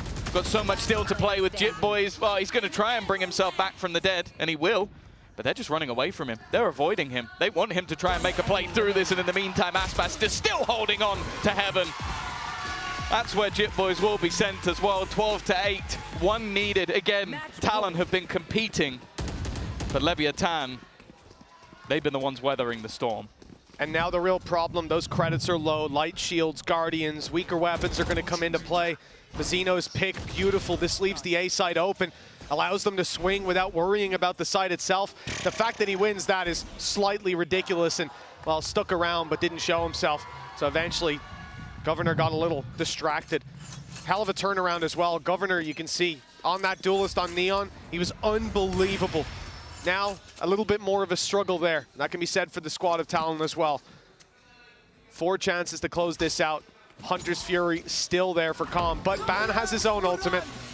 Oh, see where this goes. They've caught him with the net. It's That's done. so disgusting. The combinations that this team are pulling out. Jit Boys didn't stand a chance in hell. He's crouched in a corner, just waiting for death. I love the way that they're utilizing this deadlock.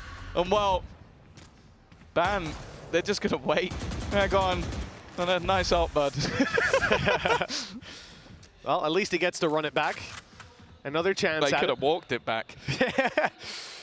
Leviatán, you're making me a deadlock fan, and I almost hate you for it. And there's some serious ideas behind this squad. Talon as well. They've been interesting, but here is their final stand, potentially. Already 1 man down. Aspas grabs Cruz on the quick blitz. Mazzino follows up as well. Governor and Primi, 2 big players in the last map. And for this squad now have it all to do. 5 players to take down, 3 more rounds after. It's not an easy feat, and it's left just to this man. He's shy of an ace. 4 more kills needed to lock it in, to close this round, and then look for 3 more. It's a long road back. And it looks like Leviatán have done it. The time ticking away, and 3-man firing squad waiting for the swing. It's done. America's #1 for a reason. Leviatán take it 2-0. Yeah, I think an incredible performance from either side. Like, honestly, I think we came in looking at Talon and going, okay, they're probably going to get bullied out of this server. And then just going across the scoreboard, you can see the value that every single player on the Leviatán side was bringing, the ideas that they have with an agent, again, that I think is going to become more and more popular. And Mazzino is going to be one of the players that people are keeping an eye on. But the fact that every single time there was layers to the ideas, layers to what they were running. But this squad on the stage right now, Talon, they've impressed. Like, in that first map, it very easily could have been theirs. And in this map as well, there was a point where the comeback looked possible. This is one of the most creative teams we have in all of Valorant, and I love watching them play. Oh, they were a lot of fun to watch, that's for sure. Primi has definitely taken the cake, but on the first map, Governor certainly made a name for himself. This is an impressive debut on that stage, but we need to see more from them, and we will. For Leviatán, though, they've done as expected. They've come in, they've made it 2-0, but against Pacific's number 4, I've got to say, there was a bit of a struggle there. The level seems to be increasing here at Champs, and there's no free wins anymore. No, that's the main thing, though. Is that even if you come into that first game, even if you're one of the favorites for the whole tournament, as long as you get the dub, as long as you get it over the line, and I think in each map you could see the corrections. You could see the adaptations for what is the crazy stuff they're coming up against. Because I do think that you look at it from Talon's point of view, if you try and play against Lev at their own game, you were going to lose. So you had to pull out something different, you had to pull out something unique, and that's exactly what they did. The difference, though, is Leviatán are a team good enough that they can go, okay, you've done that, you've caught us at times, like there were pauses. I think, again, you have to give credit over to the coaching staff on the other side to, okay, this is the moment I need to slow this down, this is the moment I need to trade things out. And the same for Frost as well on Talon. It seemed like it was a game of chess with, well, one team using completely different pieces to what we're used to, but it was an enjoyable match, and we didn't just sit there and go, Lev destroyed them, moving on. I think Talon now have a very real chance to actually make it out of the group and potentially get to the playoffs. No, absolutely. At this point, you know, coming in, they were an underdog pick for me. Now, though, I can see them going blow for blow with some of the other squads, especially with these nasty comps, and who knows what they're going to be working on in the coming days. We'll definitely see some interesting takes on how to play this game from Talon. It's been wonderful watching them play, but Leviatán take the cake here today. It has been a phenomenal game. It's time to throw it down to the Verizon post-match interview with Aspas. Welcome to the post-match interview. I have Aspas here. Everybody give it up for Aspas! 아스파스 선수 만나보도록 하겠습니다. 승리 축하드립니다. 개막전, 그러니까 레비아탄의 첫 경기부터 바인드에서는 네온 요루를 상대하고 센터에서는 또 탈론의 좀비 메타를 상대해야 했었는데 오늘 경기 그리고 뭐 아스파스 선수의 퍼시픽 팀 체험기 한번 먼저 들어보고 싶네요. Congratulations, Aspas, on that win. Now, right off the bat, you guys had to face Talon's Neon Yoru comp on the bind. Also, their zombie comp that they showed off in Pacific on Ascent as well. So, what was that Pacific team experience like for you? It was really different. They had some crazy comps and a crazy play style, but it was fun playing against them. 굉장히 재밌었고 뭔가 생소한 조합들을 많이 보여줬는데 그래도 너무너무 재밌는 신기한 경험이었다고 얘기를 하네요.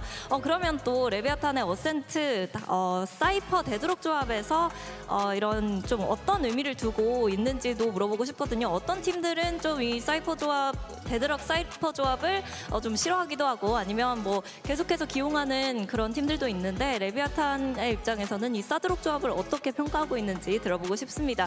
Now, I want to ask you about that Cypher deadlock you guys ran on Ascent because you know some teams love it, some teams decide not to touch it. So what did you guys see in the Cypher deadlock? I think the Cypher deadlock, it's a comp that suited our playstyle on Ascent. We had a lot of problems with the normal comp in the past. We tried a lot of times, didn't work out. The Cypher deadlock is working for us because we found a type of playstyle that was being really good for us. 확실히 레비아탄에게는 좀 사드록 조합이 굉장히 팀 스타일에 잘 맞는 것 같았고 좀 다른 조합들은 예전에 쓰던 조합들은 특히나 좀 레비아탄의 스타일에 있어서 적합하지 않은 부분이 있었기 때문에 이 사드록 조합을 굉장히 잘 기용하고 또 잘 맞는 것 같다고 얘기를 합니다.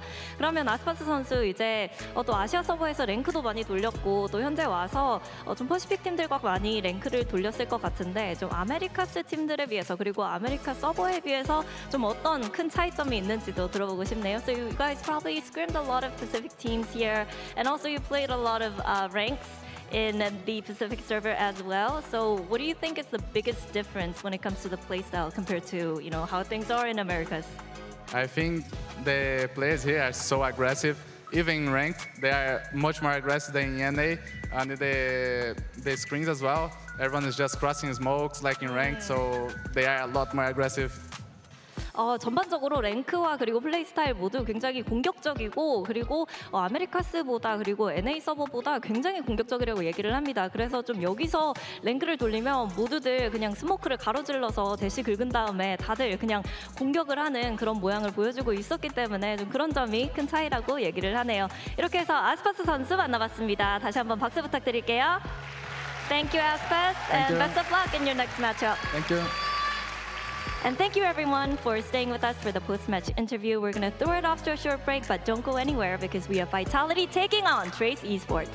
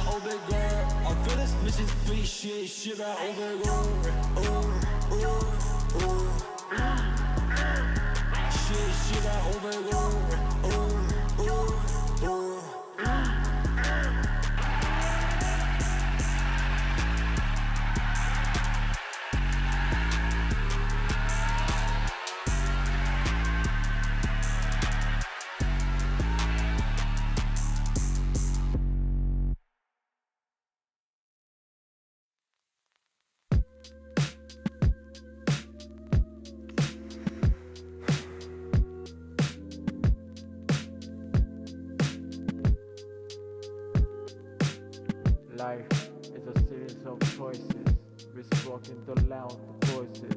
It's perpetual license on the 나 이거 시작한 지 언젠지 하도 힘을 주고 있더니 지금도 뻐근한 내 어깨 내가 지금 뱉고 있는 가사는 대체 뭘 위한 건데 모를 거야 난 평생 내 선생 또 선배는 너를 정내 플레이리스트에 남들과 좀 다른 게 들어왔지 눈에 투면 내 same thing 비슷해 보이는 거 빼고 골라서 선택 It is the mistake For the cash, for the fame 관심 없어 난 내 가사에만 몰입해 계속 work on 믿었어 그럼 따라온다고 잔스레 근데 항상 따라붙는 조바심 내 버릇이 잡아먹는 강박 내 목소리를 팔아 남들 다 하는 얘기 말고 진짜 내 living life 다 끝내 눈 감아 뭐 접어 그 전까지 날 붙잡고 있는 것은 다름 아닌 사랑 It's love What is love? I don't know Nobody heard 어느새 내가 여기까지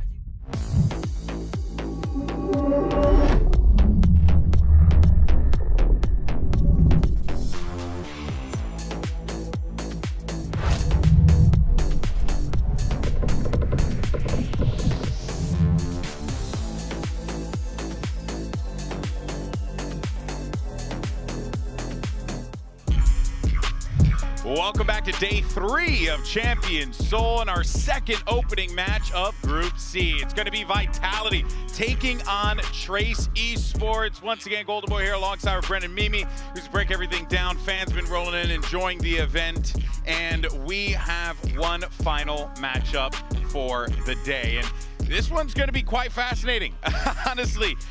You know, if you are been tuning into a lot of the global events and stuff like that throughout the years, you're probably looking at a Trace Esports thinking, what is a Trace Esports? I mean, the same with Vitality. These are two teams that have qualified for their first ever global event. Vitality got invited to Lock-in and played then, but this is a very different roster from that Vitality team. So some new faces here to debut. Yeah, that's right. You mentioned, you know, this is going to be their debut here at the global stage.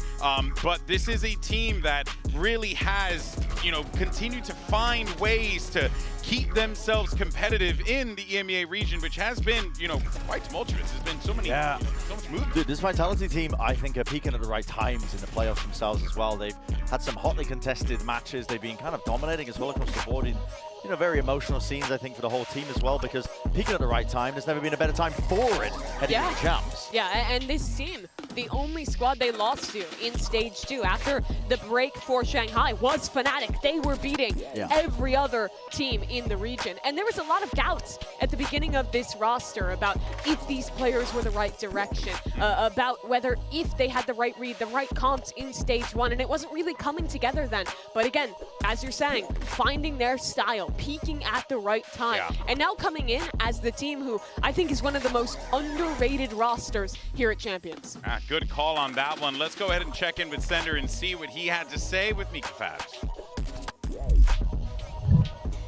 Hey Sender, it is good to see you finally on the champion stage. I mean, you've been here for so long and everybody's been saying how Vitality has just looked so good all throughout EMEA, right? Now, since you've been with the org since 2021, I believe, right? Why do you think it's this roster that gets to make it here to the champion stage? What makes this roster so special?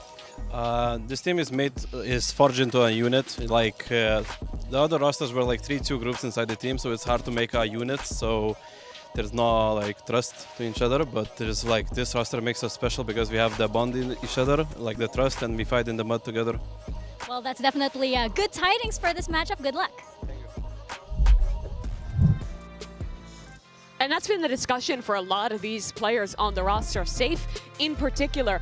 He has a history as a player after his time with Team Liquid ending kind of rough with some drama around it back and forth between him and the teams there. And he said it in interviews, right, that he does resent that team. He said it felt so good to get to destroy them. He used different words in the first match, but now he's come back here and he talks about this team as being 4 guys who he can look left, look right, and trust whoever is up there with him on the stage. And in that better environment for him, he has looked like an absolute superstar now as the primary duelist. At times he looks like one of the best players, just I'll say it, I think, in the world, because he's got the skill and talent to do it. They didn't put him on duelist for the longest time, but a while back they've started locking in the roles to something that's more understanding for me, at least. I think it makes way more sense that they put Safe in that position. And it's good to hear from Sender as well, just to call back that prior arrival interview where he's saying the previous teams it was 2-3, which is a very PR trained way to say it's a little bit clicky in terms of the team. And now they've actually got a unit and they're trusting each other.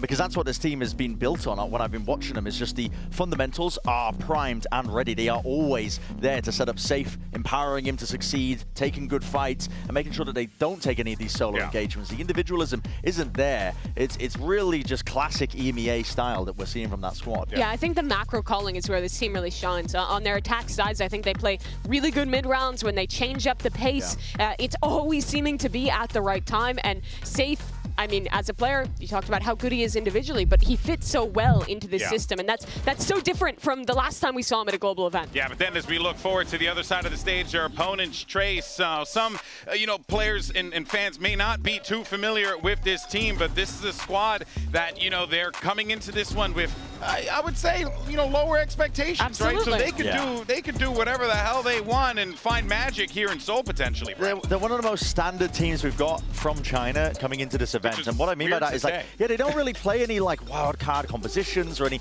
strange unorthodox stuff. It's really just trying to play it by the book and copying what other teams in other regions are doing. The issue is there's always one or two things that is missing from it in terms of their execution of those compositions, and so for that reason, I don't really have them penned as a team that could go far in this tournament. I think that the wildcard factor that China brings to these events is often the thing that's going to get them out of groups, if it's ever going to be there. I think the difference between these two teams, who both play mostly standard comps, who focus on the fundamentals, is that Vitality, I think when they're playing that, when they have these ideas, they're very focused on the reasons why things are good, why this works, what they need to change, and to quickly adapt that. For me, Trace, they really focus on playing things properly, going through the motions exactly as they have prepped ahead of time, and they're not as adaptable when their plans go wrong, when their opponent pushes them in a way they didn't expect. They don't have that same speed to come up with a new idea that a team like Vitality, to me, has shown in their region. A far cry from their, you know, FPX brethren who like to just throw things at the wall sometimes, you know what I mean? It's and quite often fascinating. Sticks. That's very true, very true.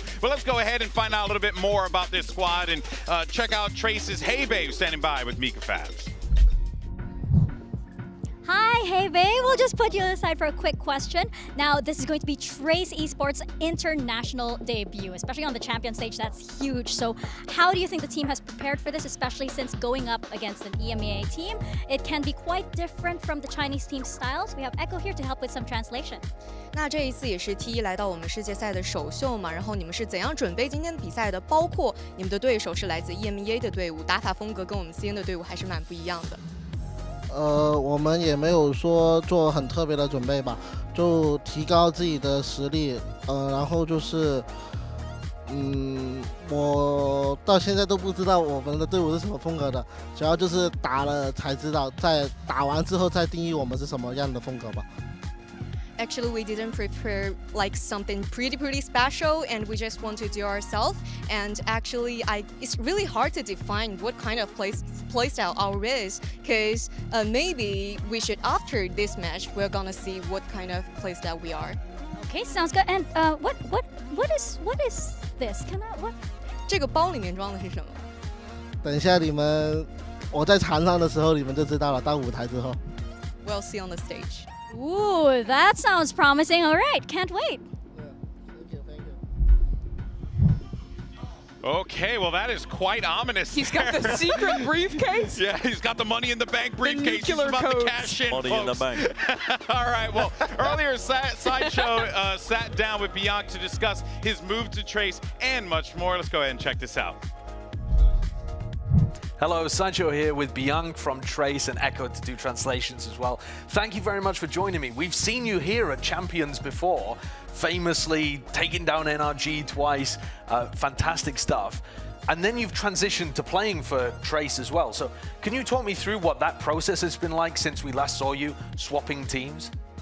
整个旅程就是在 BLG 打完冠军赛之后，然后接连的失利，然后也是个人发挥不太理想吧，然后后续的话就寻求了一个新的开始，然后也是加入到 T1。 Okay, actually, after I take a kind of success for him, to win our NRG twice in last champs, and there is a lot of ups and downs in the whole year, and he just wants to find a totally new start for him, and to just join Trace Esports, and stuff like that. What do you think you've added to Trace to get them here as well to Champions? They've been a good team for a while, but it feels like they've found more success with you now as the IGL leading the team. 我觉得加入到 T1之后，就是可以让他们现有体系上面就是打得更多样一点，然后把他们体系稍微丰富了点嘛，然后战术层面上面也带来一些我的东西吧。He think after he joined Trace Esports, he think he made the whole system be more flexible, and they just plus a little bit his own style on their play styles or tactics, stuff like that. The difference between the play styles of the two teams is very dramatic. You've gone from, it's interesting, you call it a fresh start. You've gone from a team that, to me, played crazy Valorant, really wild Valorant, to now Trace plays, I think, very sensible, intelligent Valorant. I don't know if you feel differently, but can you walk me through the differences between the two teams? 确实是这样的，因为就 BLG 我们更鼓励个人能力上的发挥，然后就是去抓住一些那种战绩吧，就是你不要去害怕一些，不敢去操作，然后 TE 打法就偏向稳定，然后就是我们要做好一个整体，然后要去减少一些那种激进的操作，然后去用整体去赢一下每一局嘛。 I think like the two totally different playstyles, since BLG encourage every single pro players to have a better individual performance and like grasp every single chance for have a better performance as well. And like for Trace Esports, he think like Trace is a kind of solid team and they just want to a higher discipline and something stuff like that. So my final question is, I was listening to Feng Feng in the press conference and he said he really wants to fight against Durka because he's been looking up to him a lot. Is there anybody, like when you'd beaten NRG twice at Last Champions, is there anyone you've got your eye on this time to take down at Champs in Seoul? 最想碰的就是 DX 和 Fnatic 吧，然后就是因为之前我输了，然后峰峰 他也需要在世界的舞台上证明一下他国一炸的实力嘛，是。我觉得他是有这个实力。确实。He said like he really want to face against DRX and Fnatic because he used to fight them, so he really want a rematch or take a revenge to them. And as Feng Feng said, he want to like have a match with Durka because Feng Feng may be probably the best race player in China, so he really need a chance to prove himself as well. Well, I'm looking forward to that revenge narrative. Thank you very much, Bianca, and thank you, Echo. Appreciate you sitting down with us. All right, so we did see Bianca at Champions last year. Of course, was wearing the white of Billy, but now he's rocking the blue of Trace. And I thought that was interesting what Sideshow was talking about with, you know, as we were mentioning, right, with him in the fundamentals and like how Billy encourages, you heard what he said, was like, oh, everyone's going to do their thing, whereas this Trace roster wants to play a more fundamental type of game. Yeah. That's good. I think that goes to show this team wants to just continue to grow. You can hard see that in terms of the way that they play as well. I mean, if we have time for it as well, I have a telestrator that kind of goes through some of the beats of them trying to hit the mark that a lot of other teams do, but it kind of misses it every now and then. Yeah. But they're fundamentally, they try and copy kind of the same compositions that other teams that are having success in EMEA and Americas are having. And it's kind of weird because they don't really get tested in the same way. China plays a lot of unorthodox stuff. You don't really get the same reps in as you would playing like, for example, a mirror match on Lotus that we've seen a million times before in other regions. So it's kind of hard to get a grasp in terms of how good the team is sometimes. Yeah, now you did say you had a telestrator, so let's actually see what this is. Listen, I'm curious. If we want to pull it up, yeah. Go for it. This is, I pulled a few instances of where stuff has kind of been going wrong, honestly, for Trace. And it starts with, I think, them playing a pretty standard comp on Lotus. We've all seen this before, but one of the most important factors is your smokes as well. Loking, he kind of misses the mark on a lot of this, and he misses the mark here. Straight away, he's smoking for Shaquille O'Neal right off the bat.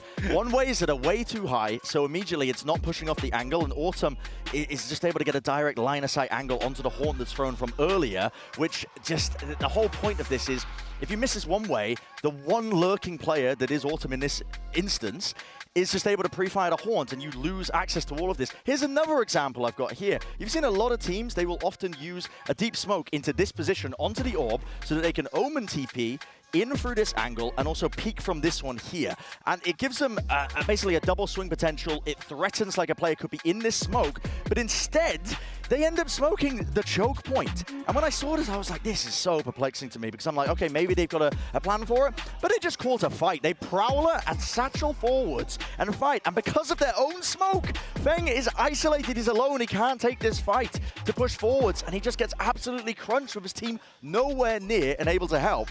Those are two examples. I've cherry-picked them, of course, but they're examples, I think, that they are trying to copy the compositions without actually understanding the finer details as to why they work, those missing elements. And maybe we'll see it if Lotus gets played a little bit later, but that's the thing that's missing with this Trace team, and I think it really comes as a result of them not being tested against usual teams that would be playing the same stuff in China. to the same degree that teams in EMEA and America. And this is something we talk a lot about with the CN teams. I think especially the squads like FPX, like EDG, who are dominant in that region, but also teams like this who are higher up. Yeah. When you're playing against less refined competition, it's a lot harder to know when something is really a mistake and when something is really working. Because if you're winning with things that maybe aren't perfect, then sometimes you can get kind of false information, and it's a lot harder to adapt versus playing in a region like really most of our other regions where there's a lot of teams who play at a really high level and have had a lot of time to develop at that level. We start to see mistakes like this, and now we're seeing them play against a team like Vitality, who are really defined by the details, who I think get all the little stuff really, really on point consistently, which makes this, I think, a really tough stylistic matchup, because both these teams on paper are playing a similar style, but I think Vitality is just leagues ahead in execution. Yeah, of course. And, you know, we did get a chance to catch up with Bianca earlier when we were talking to him about what he was hoping to accomplish with this team. I guess the question is, you know, like, where does Trace, I guess, you know, like can they do this? Give me the pitch. The pitch is Jet maps, Kai plays Jet, drops 30 bombs. Genuinely, because that guy is a phenom, but they have an issue where they don't really know how to play. Like, their race player is Feng, their Jet player is Kai. And because neither of them want to play both roles, they have difficulties in terms of the roles in that class. But when Kai is playing Jet, they're electric. They pop off. Luo King as well, their controller player, is really sick. He'll have crazy rounds. Watch out for him. All right, well, it's time to bring out our teams. Let's head down to the stage and say hi to Trace and Vitality.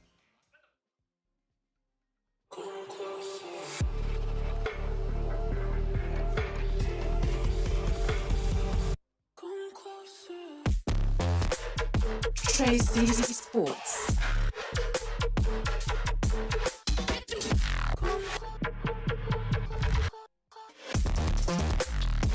Team Vitality.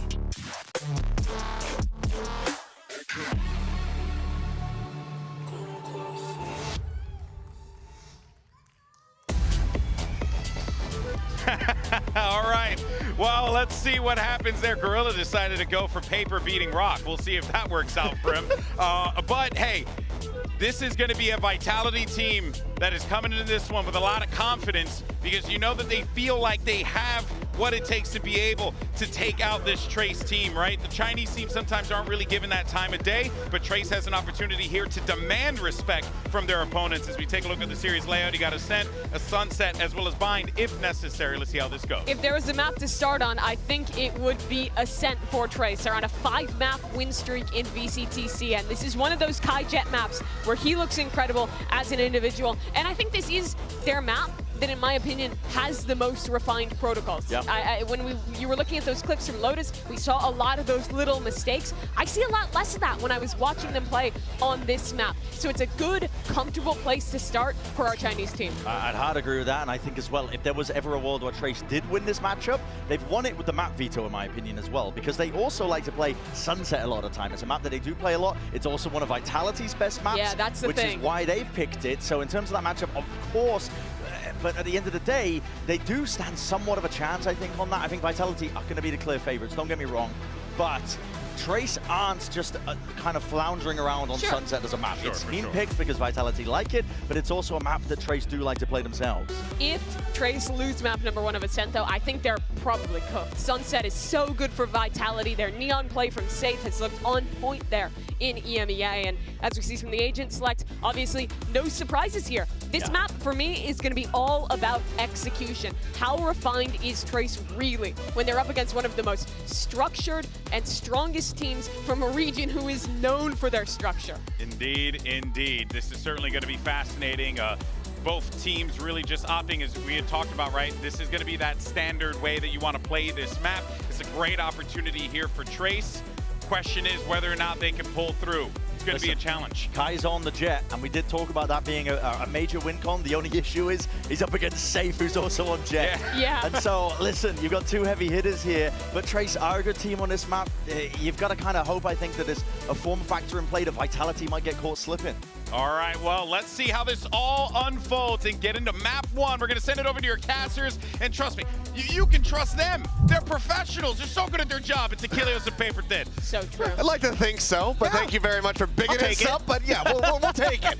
Yeah, it's only been about 12 years that I've been doing this. So I hope by this point it's become professional, but here we go. Let's get ready to jump into this action. Second series today, Trace going up against Vitality, and I think that the desk has done a good job summarizing the expectations for this series. Yeah, no, 100%. To me, this is strictly an execution-based matchup. These teams have very similar map pools, so you're going to be running into, theoretically, where they're strong, and it's just a matter of, you know, can Trace find some of that extra polish, some of that extra shine to go up against Team Vitality, who has had a resurgence in Stage 2, only losing to Fnatic in EMEA. That is it. That is the only team they lost to. They have been incredible, and on this map, they actually beat Fnatic. So this is a tough map no matter how you square it up for Trace Esports. Yeah, it really is. And part of that big resurgence, of course, is Safe here on this jet, moving into that duelist position. And Kai, we've been highlighting him as that kind of golden ticket for the side of Trace, so let's see how they clash. So far, B-side going to be emptied out.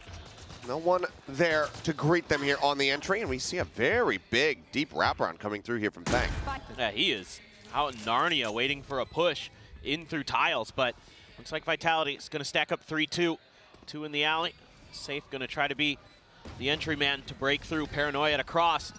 Here we go. Retake is on. Flash out to try and delay. Kai forced back for a brief moment, but there's a headshot found. Ben K going to be taken low himself, but Trek's the first to fall as looking able to find one. Hebe taking down Sender. Recon going out. Kai now striking, swinging around the side, tries to get the readjust, and does. And it is a flawless pistol win going the way of Trace. Well, the execution so far looking good, and a good read here from Trace Esports. Looking a little bit different than some of their pistol rounds that I saw in their VODs leading up to this. A lot of A pressure, a lot of mid pressure, and that's kind of what Vitality was gambling on. Instead had to go for the full-on retake, and we're just caught up outside of the switch. That smoke looking pretty good there for Loking, and at the door, Kai, very, very strong player individually. Probably my favorite player on this team to watch. Has tremendous mechanics, can swap between the Jet and the Killjoy. Does great in both regards. Ooh, Safe. Pushing out aggressively. He's got Sender there alongside him. They're able to collect the first kill. Loking going to be taken down. No chance for a reply either, so a solid start. Hoping that lone Sheriff in the round finds some value. Well, that one was a bit of a head scratcher there from Loking. The one-way smoke was up, decided to challenge it. Safe made him pay. Kai now just gonna hold the angle with the Marshal, 2 Bulldogs, and a Ghost for Fang. Kai gets the first, on to Sender in Wine. Pushing forward, has that dash at the ready. Spot onto one, cannot nail that flick. MK swinging onto the corner, able to find Safe, taking him down. Kicks, having to backpedal, but eventually the pinch comes through. Fang arriving over at Tree, strikes him down. A site now open. This is one thing you have to be really aware of when you're going up against Trace Esports. Very, like, strategically thoughtful in terms of trying to come from different angles, trying to crunch you. You're already seeing it from Fang in this round and in the previous round. They're always trying to create that extra angle. Oh. Well, Fang able to stabilize there, finds a headshot to take down Trex, granted. Only has that Ghost in hand here, so if he had fallen, it wouldn't have been too costly for him, but just that initial pick found there onto Loking, the only casualty here. Is Trace going to be able to start things off 2-0? Yeah, solid start. Really a flawless into a decent anti-eco. You're going to carry over a couple of those Bulldogs. Guardian there for Fang.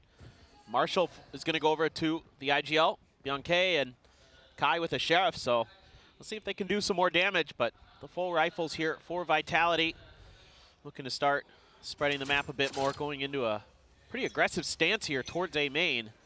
Let's see if Trace doesn't really seem to want to challenge this off the rip. In fact, yeah, they're just going to stand back. Safe has a lot of info, has a lot of space. Knife only catches the Omen, so that doesn't give you a ton of info necessarily.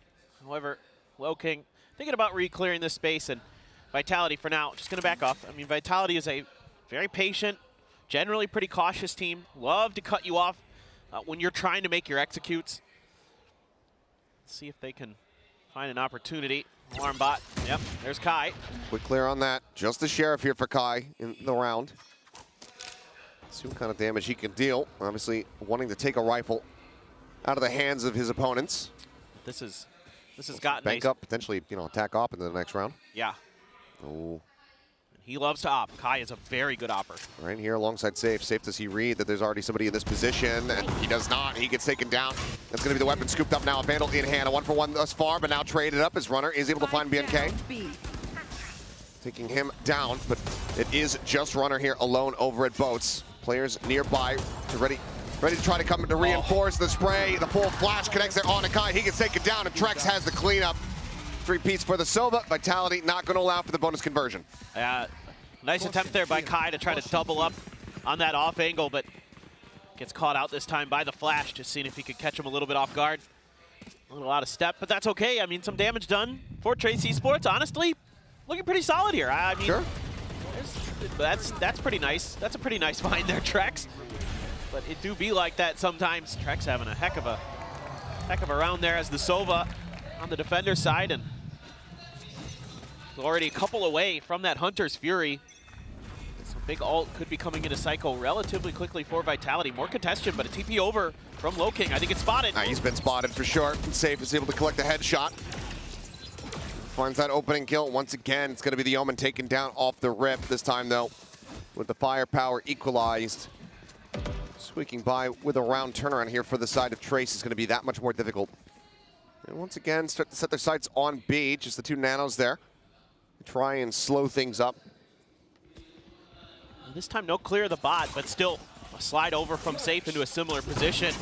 Execute comes through, dash up and over, trying to hold the angle and taking down his runner. Yeah, able to find it. Not that much damage going to be exchanged as well as Kai just a quick peek into market, finds what he was looking for. Cleans up Trex as well. Welcome to the global stage. As I question whether or not they'd be able to break through, given there wasn't a disparity in the weaponry compared to what we saw in round 2. But Trace, they have managed to turn this into a winnable position, but Kicks wants to fight back. Down to 30 HP, the push up. NK going to be taken down to Sender, able to find the headshot now. The 2v2 with the HP advantage very much still here in the hands of Trace. Suppress connecting on the both. The flash going to be sent out. They're tucked back here though. No one getting caught by that in time, still ticking. Fang able to find Kicks. Now it's all down to Sender to see what he can do with the bot. Gets set up. Hasn't noticed him quite just yet. Chance to maybe try to make it a little bit more bloody, but it's going to be Haybait finding the kill, and Trace extending the lead. Yeah, they're looking really solid, but they're finding the weaknesses in Vitality's defenses. They kind of learned from what happened in a previous round where they cleared the bot and they pulled a bit of attention towards mid. So this time around, they just don't clear mid, push towards site, and that leaves both the Sova and the Jet stranded in the back of the site. And by the time that they're able to kind of try to bail out the KJ runner, things are pretty much done and dusted in terms of taking control. And Kai, of course, being really explosive on that entry helps. And now he's got a Blade Storm popped, Stinger to back it up. Although I will say, Vitality, one thing that impressed me during their run at EMEA was really good with weaker weaponry, but Kai's just better. I mean, yeah, grateful that he had the flash out. Now he's just pushing the tempo, right click over. Will not connect. Runner able to take him down with that Stinger, but Kai still doing work to open things up.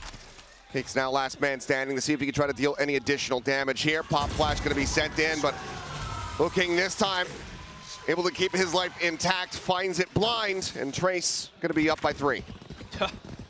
He is on a heck of a heater to start.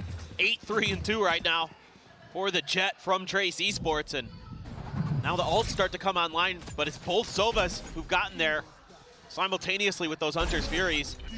Safe just stuck in that corner. Great flash, set him up from Haybait. And now you gotta start wondering, you know, Vitality's been kind of pretty well balanced on this map overall in the stage 2. They're really good on the attacker side. That's what's really impressive about the way they pilot this map. Oh, it's Sender. Hello? Trying to up the tempo there, and Fang is just ready for it. Up, taking him down. Continuing to push forward here towards mid, and that's them pulling off the angle. The alarm bot will alert to that potential deep flank, as there it is, cleared out. Runner able to play off that util nicely to go ahead and punish. Makes it overall a 1-for-1. But the plant is already through. The site occupied here by Trace, and all 4 players of Vitality getting ready for the approach here on the heaven note. They start to split off. 2 down through window. Fragment sent out. Further delay going to be found. Time's starting to work against them. Recon getting the pings out. They have to pull back. Everything here from Trace is just buying time, keeping them in this one. But Kai does get displaced. Runner able to find that. There's the drop down kicks. Taken low, taken down. And now it's all unsafe. He has the op. He's going to have to evacuate. He has to run his way the hell out of here. We'll be able to hold on to that weapon, but Trace, no reprieve. Give it over. Scope in. Oh, Hebe nearly getting the angle. He and BNK both going to be taken down. Couldn't get out fast enough. But they still have money on their side, and they have a 4-round lead. Just tremendous staggering of the utility here from Trace Esports. Just delay, delay, delay. Getting these plants down. Vitality hasn't been able to do anything to disrupt Trace Esports in getting their plants, or, you know, the retakes haven't been solid. And I think a lot of credit has to go to Trace Esports for the way that they're kind of piloting the map, the way that they're reading the map right now. They've got it dialed in, man. They're seeing Vitality, and they're finding these openings and getting really nice free plants and can set up quite comfortably. And one of the things they were talking about on the analyst desk setting up for this game was, you know, this is a team that likes to just play comfort, likes to play pretty stock standard. They have Ascent, that's a stock standard match. They find themselves in that just complete mirror matchup. And right now, they are getting that solid read. Bren was mentioning how there's just these couple little pieces that are missing that stop them from being a dominant squad. Right now, it feels like they're finding all the pieces. Vitality has just left them on the floor out in the open. And they're just going, thank you very much. Yeah, absolutely. Ooh, a piece of candy. I mean, it's really incredible what they're doing. They're just really solid right now. So far, I haven't been able to find much fault in anything they've done. Sure. And already finding themselves here at 5 as the Chinese people behind us start ringing out with their cheers. 5 on the attack already, not too bad. Granted, we have seen a bit of a meta swing towards finding a bit more impact on the attacking side compared to defense, but defense side still overall incredibly strong here on Ascent. Absolutely. I mean, both teams are very good on both sides of the map regionally, with, you know, being slightly more advantageous on the defender side, but both sides have good attacker sides as well, and you're seeing it already with Trace. One tag there, or one spot at the very least. Kai. Thing is now, I mean, that 0 point, that opening one had hit on to Runner, so couldn't just try to go for a tempo lockdown. Now he's in a bit of a rougher spot. The team getting ready to try to reinforce his position here, but I mean, it's just an explosion of death as Kai is able to find 2. And now suddenly Runner's the last one standing. They already know that he's there. It's going to be a flawless off the back of the timeout call. Wow. They are really just on one.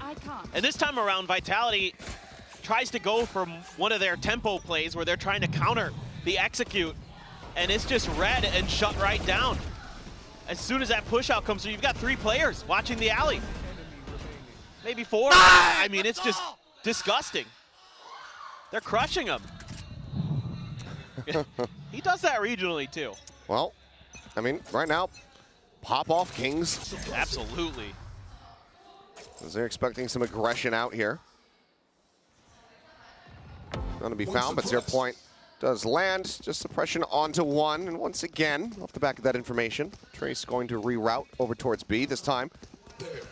Trex is in a position to go ahead and immediately help out alongside Runner. Yeah, you've got to find a way to keep them from getting through this door. Fang looking to clear the alarm bot, or excuse me, the turret. And Runner has to get the heck out already. Kai hot on his heels. He got over him. He did, but Trex able to find that kill, and then Runner, unscouted, unspotted, strikes. BNK going to be taken down. Now lobbed in towards boats. They know that those players are going to be there trying to flush them out, trying to draw them out here. The tap of the spike, but they know it's not being stuck to. Recon not going in. Fang able to find one. The jump forward. They managed to clear out boats, but they have to still get rid of safe. Knives now pop. Looking down to 40. Has to hit the headshot here.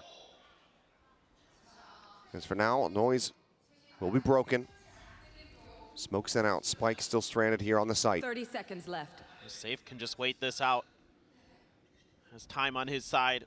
Can see if King tries to go to reaggress, but nope. They go for the plant. He's holding for it. He's going to be able to get the plant off. It's not back around the corner. Cannot break that line of sight. Vitality will break the win streak here. Get themselves a 2nd round win on the board. And this is quite interesting. I thought this was maybe going to be difficult again for Vitality, but Kai just goes up and over Runner. Never sees him. and then he gets cut off anyway by Trex on site. And they're able to still take this down to a 1v1. It's a great push through the smokes.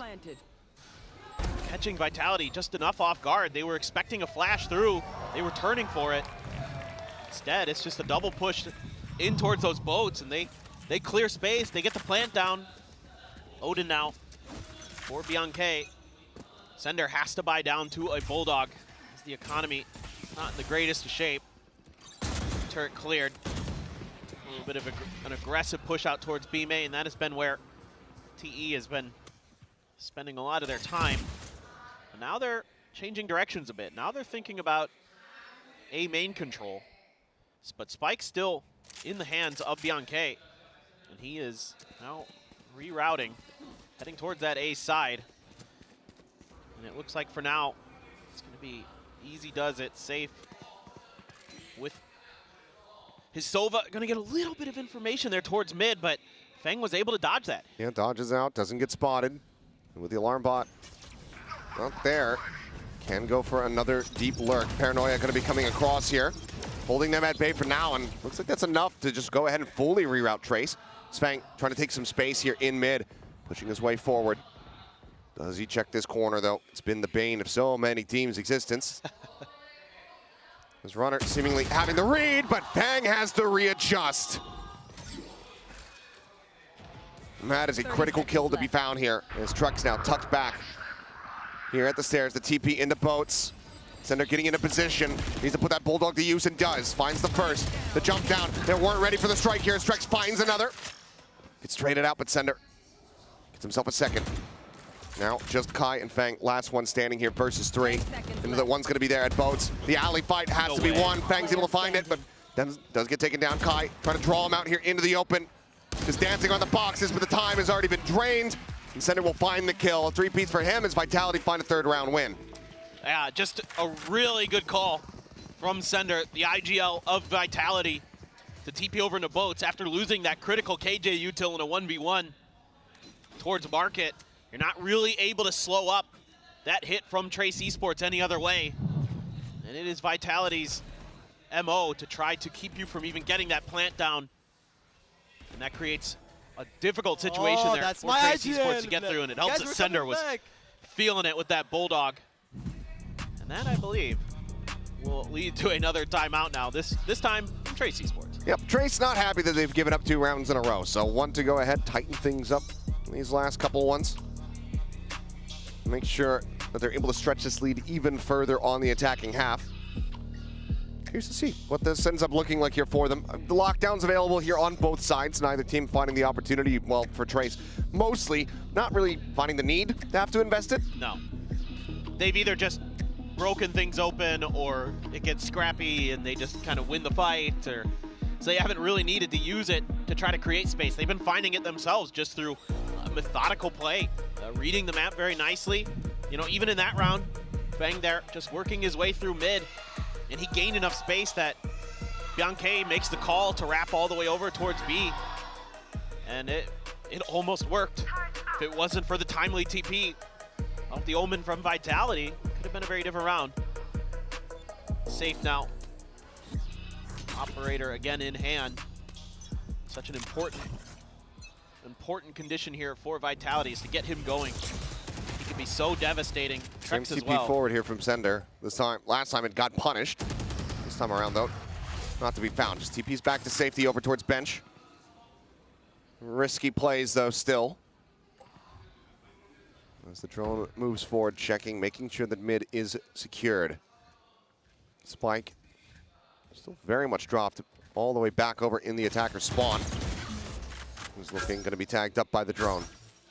Held here for the moment. If he gets the orb, he has the ultimate to just TP back for the pickup. It looks like it's going to be Bianche. He's sent to go ahead and scoop this up. I was going to say, you got the info that the Sova is over on the A side this time. So maybe feeling that the B side is going to be the weaker of the two this go around. Just a TP across. Faking that he's TPing forward.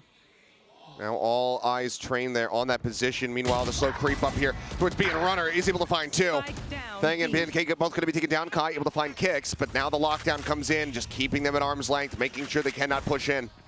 And honestly, at this point, I would love to just see a spike drop. Granted, it would make noise, but have the TP pick up to go for a plant onto A. Instead, it's just going to be nice pop, starting to reroute. Sender, however, getting into position. The Cloudburst not going to fully obscure everything. Does get the spot, but cannot find the shot.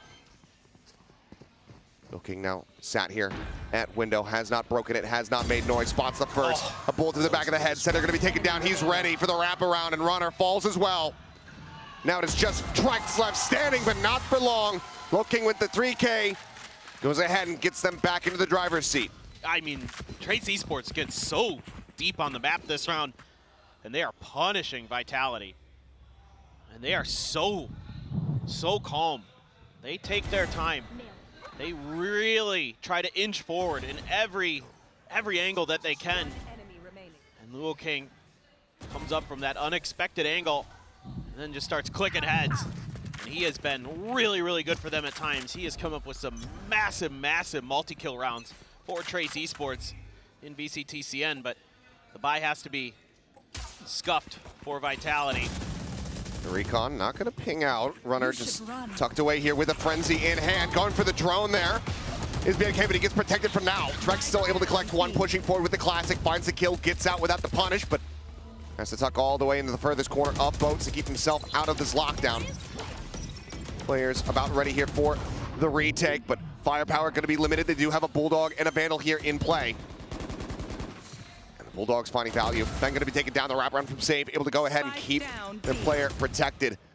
Spike is now stranded. In a 2v4, this is a very rough position to be in. As Save is able to collect him. Trex finding the last, and that's going to be a MasterCard Thrifty found by Vitality, stopping Trace from building up that momentum again. Yeah, that's a huge round for Vitality to find a win when they desperately needed one to keep this half from going out of control.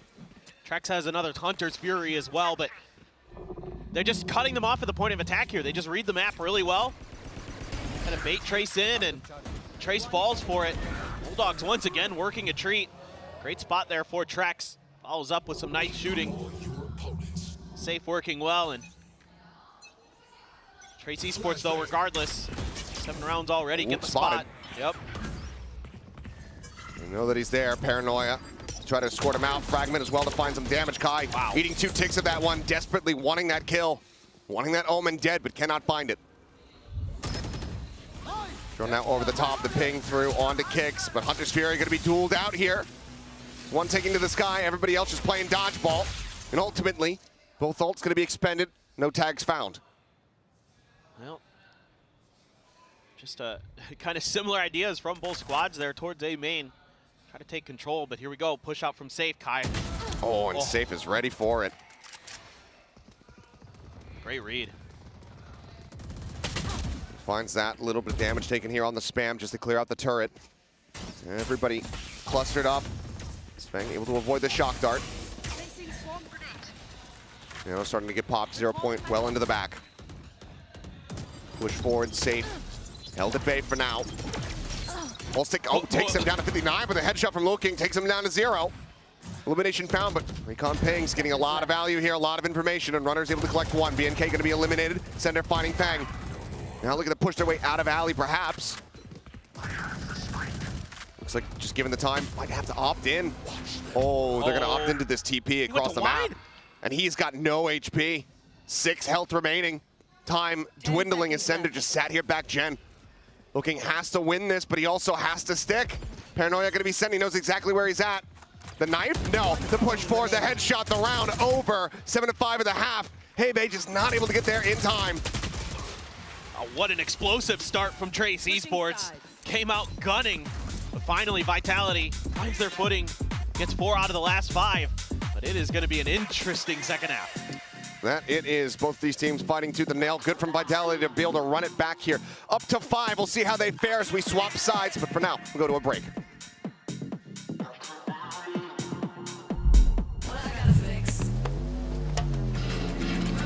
Oh, come on.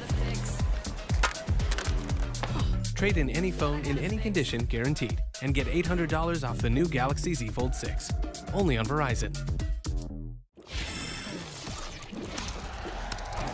Red Bull gives you wings.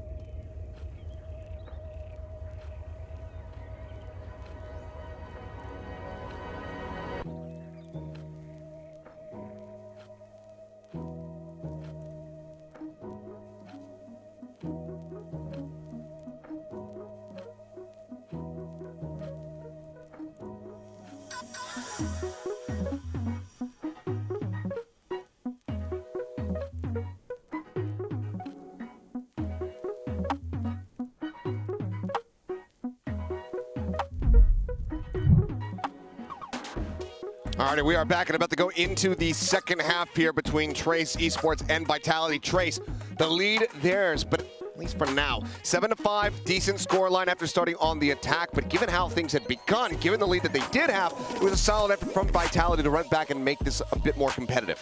Yeah, no doubt about it. I mean, Vitality looked like they were shook a bit. Trace Esports really just come out swinging. I mean, Kai in particular, 13-8, looking great.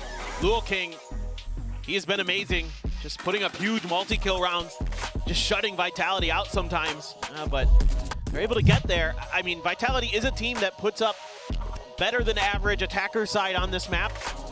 They're somewhere around, I think, 59 or 60% on this map for their attacker side in stage 2 of EMEA, but Trace Esports is really, really good on their defender side. Now, in VCTCN, they were like 76%.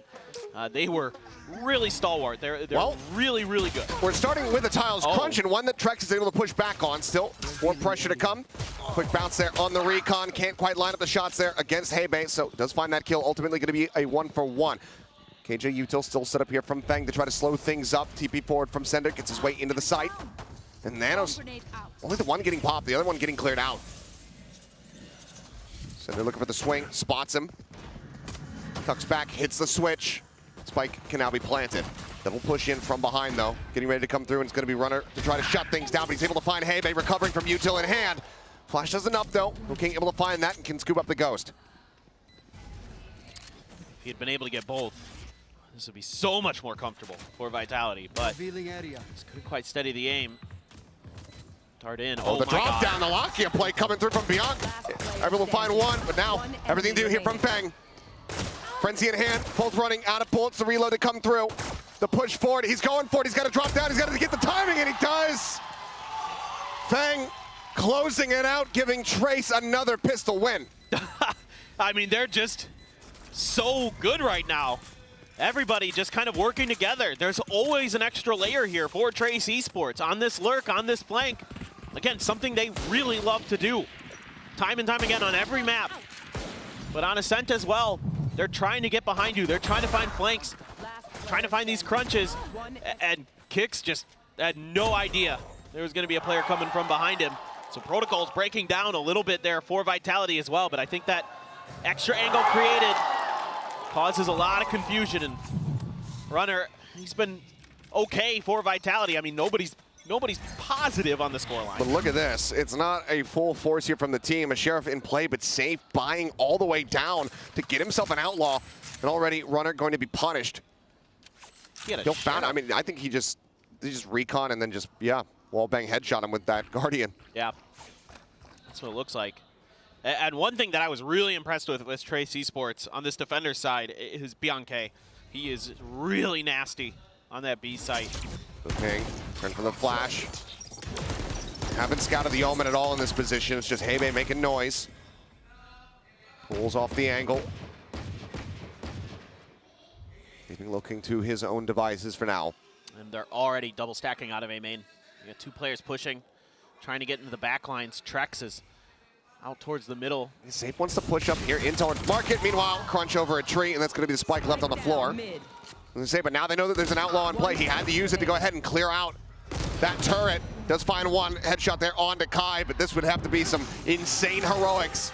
But he won't be given the opportunity to pull them off.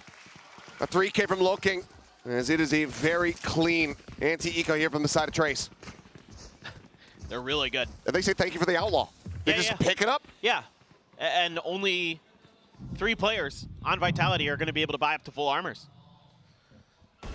It's seemingly Vitality just can't get a good read. He wasn't even paying. He just went for it. He just sensed it. He just had a feeling in his bones and said, I'm about to hit this dude in the head. Sometimes it do be like that. Okay. Well, you do you. Similar scenes here, though, from Trace as we go into the bonus. Are they going to Sheriff try in hand again? for Looking. Kai tucked away. Drone not going to be able to spot him out. I think if he had actually peeked over, he might have been able to see him on top of the box over the smoke. Either way, Kai for now obscured and gets the second shot. Center going to be taken down. Spike down mid. Flash from Kicks just not there in time to try to capitalize and find that pick. For now, Safe just playing on the edge of a pixel here before that turret detects. And now if you run into that outlaw again, it's a 50-50 if it's just a one-shot kill. Very difficult stuff for Vitality. They're just struggling to find any openings. Look at the timing here on the reveal. It gets so much info. They do, and there's the nanos to go ahead and further delay. Still, though, nonplussed. Vitality continue with the push forward. Flash out. Kai gonna get hit by that, but Looking, he finds him. He finds a headshot at such incredible range, taking down Kicks there at Alley. Runner able to fight back. Eats a little bit of damage. Tries to get them back into the driver's seat here on this round. Gun barrel just around the corner. Shot comes in, Trex finding it, and Kai cannot swing out wide enough to be able to find the punish. We'll just go ahead and scoop up the Vandal for himself. A 3v3. The spike planted, swing out of the smoke. Trex able to find one, Safe gets another, and now it's all in Looking, still just that Sheriff in hand. Trex won't even die to a body shot here from this, and well, that will be a round recovered here from the side of Vitality. Once again, denying the bonus conversion, but still decent damage dealt here by Trace. And it's some little things from Trex that really bails Vitality out of this round. He finds that safe angle away from the outlaw, back towards Market, and then is able to bail Safe out. Finds a good crunch timing when you've got both Hebei and Kai trying to push out of that smoke. Right there, him and Safe stepping up together.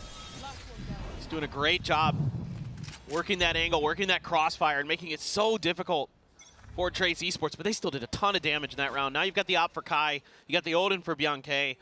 Kai is, in my book, very, very good with the operator. When I was watching, he loves to get aggressive. He loves to try to take control of a main early. He honestly, it feels like he's taken something out of Texture's book sometimes with the way that he positions himself. I'm not saying he's got the same kind of, you know, juice in there, but he has a similar thought process. Kai, well aware of the alarm bot resting right in front of him. Wants to see if anyone's going to go pushing forward, but eventually patience will wear thin, and we'll have to just go ahead and clear it out, back away. In the meantime, I mean, it's going to be a pretty much full rotate from Trace, sending everybody towards A side. Ready to intercept here versus Vitality. Sender eating a bit of a pulse there, down the 90. Hebei, rather, knife at the ready, and Looking just right there within the smoke. Second time, Sender's been punished from this. Safe, they just swing out, double facing. Reading that lurk so well. Safe gets taken down, now Vitality very much been held at bay, and in all likelihood, ushered over towards this operator. But they're just trying to make individual plays to create space, and Trace is just shutting it down. Every step of the way, finally Runner able to take down Bianche. Takes down one, but still pushing forward. Noise going to be heard here. Kai starting to reposition. Market door going to be broken, but can they get through the op? First shot going to go wide. Drops down the TP across, looking to just go ahead and reinforce positions. As Kai looks for the peek, finds him on the second shot. Trex taken down now, and it's all on Kicks, and he's only got 26 HP and no time remaining. The swing out, another triple kill. How many does this Omen have in this game? I've lost count, but I do know that Trace are now up to double digits. It's a lot. He has been incredible. Up to 9 and 6. 9 and 6, dude. Looking is absolutely going crazy. We start calling him Low Karen. There you go. putting up that performance. He is. He's looking like that guy. The omens have been incredible this year. And he's looking like one of them. God, that's clean, too. Ooh. Well, well, well. Vitality now going to be calling their second and final timeout here of the map. Down by 4. This is a recoverable position, of course. But right now on this defender side, I mean, you talked about the statistics. Trace, you know, their history on this map, as well as the read that they've seemingly had on Vitality so far. It is looking damn good for them. Yeah. I mean, this was going to be, I think, a close matchup no matter what. Even though I voted for Vitality, basically, these two maps, Ascent and Sunset, are both these teams' best maps. So it's kind of falling into the strengths of both squads to try to see who's pound for pound better. And going back to what the desk was talking about, they have similar ideas on the game in a lot of ways. You can see this. They're taking a lot of time. They're working the map. They're not kind of going for crazy rush plays. Every once in a while, sure, you see with Sender with some of those moves, and you have to have those in the mix. But overall, it's mostly disciplined play. But right now, Trace Esports is actually getting the better of Vitality in a lot of those regards. In the beginning of that last round, that was really concerning for me for Vitality, because there's a lot of attempted individual plays to create space towards the A site. All of it falls apart, and then Trace Esports can recover with that extra player advantage. Pretty close to some crucial ultimates here, though, are Vitality. Knives for now, popped by Safe, has that. 2 off the lockdown, 1 from the Hunter's Fury. Could be pivotal in Vitality getting themselves back into this. It's just going to be a very big 3-man push up through mid. Cutting across into market, turret going to be cleared out. Smoke's coming down. The Safe goes up and over the top, trying to see if he can get a spot on anything, but ultimately, nothing going to be seen. The push out of the smoke right into BNK, who collects a second. Safe and Kicks both going to be kicked back. As now the spam through, looking for some damage, and Sender, yeah, delivered unto him. Fang in the meantime, finding the other 2. It's going to be a flawless as Trace, once again, not allowing for that timeout to find value in the following round. That positioning from Bianche is so difficult to deal with.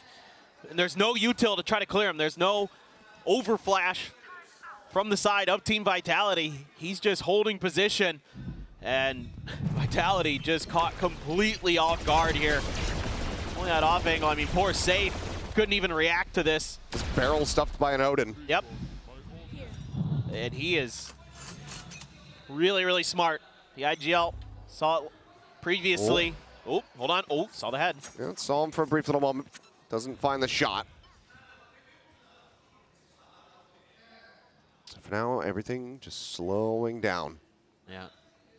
And Vitality, I think, maybe going to use some of this extra time to see if they can talk things out, figure out how they want to work this map. Kai's going to get aggressive with that op towards short. He's got complete control. He knows that no one's over here. It's going to give him a pivot point, but it's been pinged out. High Vitality. Not sure if Runner just got a sense of it or got a spot. But for now, it's going to be a tuck into the cubby for Kai. Fang going to have to back off with the drone. Going to clear it first. Hunter's Fury out to cover him, and they're going to get one with the tag. Can't find any more. They get down, but there's the kill. Traded out here are the kill choice. Back over into the Odin gameplay, but it's going to be shut down. Kai, though!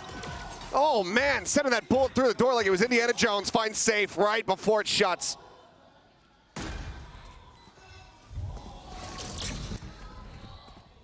Now, 3v3, couple pot shots. As Hunter's Fury opened up. Sender able to find Hebe. Kicks getting looking, and yep, there you go. The final pump will take down Kai, so Vitality standing firm here, keeping themselves in this game, but it was looking shaky for a bit there. Yeah, able to get that read after the post plant, but I mean, Kai hitting some filthy shots. Has a Blade Storm now. It looks like he's going to opt to just use that Blade Storm now, bank up a little bit of extra cash, try to ride out a couple more operator rounds potentially. And he's in mid. Is he just going to go for the play? Vitality quiet in the coach's booth. It's kind of a tiles crunch. It's actually using the paranoia to set it up. Nobody's there. But interesting idea there from Trace Esports. Bit of a disguised tiles crunch there. Oh, the flash out, and Runner still hounded down. This guy just cannot get out. Just chasing him forever. He is the opposite of his name right now. It's just Yeah, he needs to rename the Sprinter. The safe, though, in a good position to try to intercept here, but they just double swing through. Trex able to answer one back center, finding Peng at the same time. This deep wraparound, but pings are coming through. They're aware of Center's position now because of that kill. One enemy remaining. As Trex, striking from hell, will find Kai. 3K from him, and now just 3 rounds separating. Vitality still with an opportunity to get back into this map. I was starting to feel like Vitality is starting to get a little bit of speed underneath them in some of these attempted retakes. I mean, even though these early maneuvers, these aggressive plays from Trace Esports are finding some value, it's these holds in the post plants that are starting to provide value for the side of Vitality. And that's huge, and that's going to force a timeout now. Got to rethink some of these ideas here. I think Trace may be getting a little bit overconfident at times, and Vitality starting to show some speed as well, some confidence. And their protocol's looking a lot cleaner, and that to me signals that their comms are getting a lot cleaner. Because it looked a little bit messy at times, and they found some footing. So I think it's a great time for a timeout from the Trace Esports coaching staff. All timeouts expended. No more intervention unless this one ends up going into overtime. Lockdowns available on both sides. Null command available for kicks. Kai, some knives as a backup in case they get into a bad position. Need to go for a retake because for the moment does have that op in hand. Yeah, and that's kind of what I'm looking at as a potential win condition now. Oh, he just dropped him on the ground. You know what? I didn't see a tag on him, so security needs to get him on the stage. Just lobbed that. Poor guy. Spiking the penguin. I mean, you know, he's not supposed to be there. He's not playing. Well, get him off the stage. Let's go ahead and drop the barriers and see if this timeout is going to lead to Trace getting up to map point. How much more gas Vitality has here in the tank. Drone forward. Looks like just going to be Runner showing himself for now as they once again try to set up Kai here on this angle. 2 players stacked around the corner. And you can see that Vitality is very, very aware of the way that Kai likes to op. And so they're playing it much, much safer. Runner's holding this angle. Kai's got the dash popped. Not going to push the angle just yet. Sender making his way back over. Got the first, and he's out. Patience is a virtue, and Kai profits from it. And now it's really difficult for Vitality. They're going to have to spend a lot to clear this. Hop the no command. Just here in the corner, and that's going to be shut down, but still just the KO. Tries to go for the quick peek, but cannot find the shot. So Rez can come through. We'll put him back into the mix. Runner being spotted out there for a brief little moment, but answers back quite a bit of damage, and Trex is able to find the wall bang shot to take down Fang. Okay, however, still here, the Odin in play, but opts to not pull the trigger, and they've already now made it into the site. 30 seconds left. Recon up over the top, looking for a bit of wall bang action here. Is it's going to be the lockdown invested here on the site proper. And ultimately, feels like Trace are going to have to respect this one as NK in a bad spot, but he does manage to find the enemy killjoy. Hebe will get taken down though as Trex once again going on a bit of a tear. And this time looking unable to shut it down. 4K for Trex. His Vitality are now just 2 rounds away from tying things up. Dude, Trex is trucking him, man. He is having a whale of a map. 18 and 13 coming into this. Has a Hunter's Fury as well. And it's going to have to be maybe a bit of an eco. Bladestorm still available for Kai. Didn't end up popping it earlier. And Kai doing everything he can here. Some great shock darts. But at the end of the day, there was...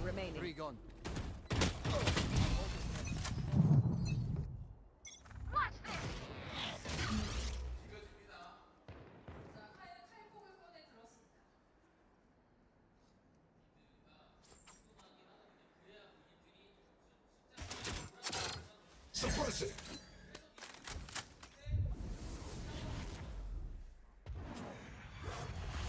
One suppressed.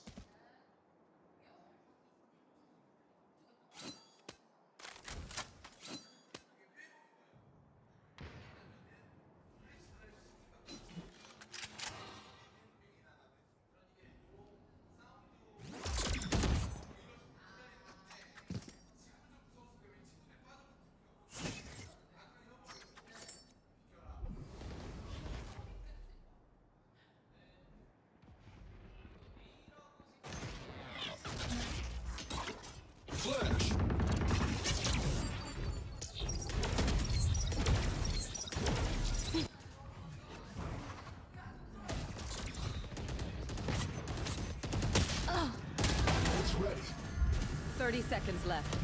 Spike down A. Nowhere to run!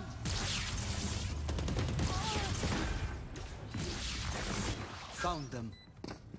Last player standing. Hello, sorry about that. Minor technical issue. It seems like everything's taken care of as we look forward here into the round, though. Vitality in a good spot. 2 players dangerously low on HP, looking for the wall bang shot here. He's looking, and he's just a hair off being able to find Sender. With just that Sheriff in hand. An immense amount of work to do. The time, it's just not there.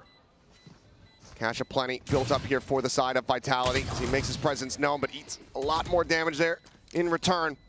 And ultimately, Vitality are going to be closing this gap now down to 1 round. It's been an amazing comeback here for Vitality, but they're starting to play together, starting to play as a team. Nobody's going out and kind of dying for nothing for the side of Vitality. I mean, yeah, sometimes Trace Esports is able to get those early pick with the ops, but you've got the economy in a really roller coaster-y position for Trace Esports, so it may have to come in this round because they're investing in it, it looks like. Great hold on the site, have the Hunter's Fury to counter the lockdown there. Very disciplined gameplay we're seeing now from Vitality, and this seems like a potential do or die. So much money coming into this round for Trace Esports. You have the null command as well. Kai's operator on the other side of the map, just the Sova and the Killjoy over on the B side. Ooh, doesn't catch it. It's just a little bit further back. It could be something that comes into play here later on in the round. For now, though, 3-man push through Cat. Peek in towards Tree. Nothing noted on that left-hand side. And the recon goes in a little bit too deep. Looking nice timing. Peeks out, finds safe immediately. Shuts the door in their faces. God, he read that so well. Got caught by the 0 point. Gets ahead of the play. Insanely smart stuff from Lil King. And now here comes the reroute with that alarm bot still standing by. Sender in position here, just about shoulder to shoulder. There's alarm bot not within that. There's the reveal. Push forward. Do they suspect this Nano right here? No, they did not. Catches them by surprise. Fang just backing off the angle, not wanting to over challenge. He's looking, peeking out. Sender noting him the paranoia, connecting. He gets a glimpse here. Ultimately is able to back away. Looking like this is going to end up being a B hit once more. No more KJ util to try to intercept here. Just 2 players, PNK and Fang, over in boats to try to slow things up. The reveal out onto 1. The Odin ringing out, trying to find some tags, but kill's not found. No command sent, but Hebe left on his lonesome. Not really going to be resable unless you get the reroute there from Kai. The drop down, however, going to be coming through. And the kills are ringing out true here for Trace. Runner the last man standing with just no time, but still finding 2, cannot get that last one that he needed. Needed the 4K overall in the round. Match point. But Bianca puts an end to it. And Trace, they find map point. Really smart stuff here from Trace Esports. Like you pointed out, that deeper alarm bot proves to be really critical in terms of the timing. This as well, another timing maneuver there. Just a one and done position for Low King, and he gets ahead of it. And then they TP.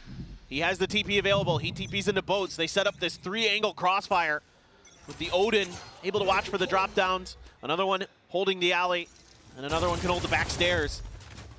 And they absolutely shut down Vitality. Really smart stuff from Trace Esports. Oh, and Runner with a counter spray. He was on site. Yeah, I mean, just finding the kill.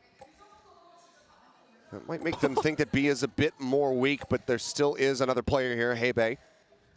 Opting to rotate over here towards this side of the map for this round. Starts drifting back towards Alley, but with the tap there on the turret. Starts working his way down into the site. Spike for now, still stuck stagnant there. Sender having it in hand, waiting at top mid. Yeah, you're clearing out a lot of this KJ utility, hoping to bait out a rotation or at least keep an extra player on this B site. So far, it's working a treat. Kai has this op. They're going to rotate away. It's all ruse. They're going to go there. Same alarm bot. Drifting off the angle, and this puts that much more pressure here on Fang as swing out. Hebe going to be taken down. Nano still available, popped, swings out, drops down immediately, but still eats an immense amount of damage through the wall, down to 37. Watches for backstairs to swing in. It's going to be good for one. Safe going to be taken down. A blind shot attempt through the smoke, but nothing to be found from Kai. And the call to retreat to save these weapons is made already. We will have to wait for that spike to detonate. This map is not over yet. Vitality, they want OT. Yeah, Vitality really digging deep into the playbook here. They are working the map so well.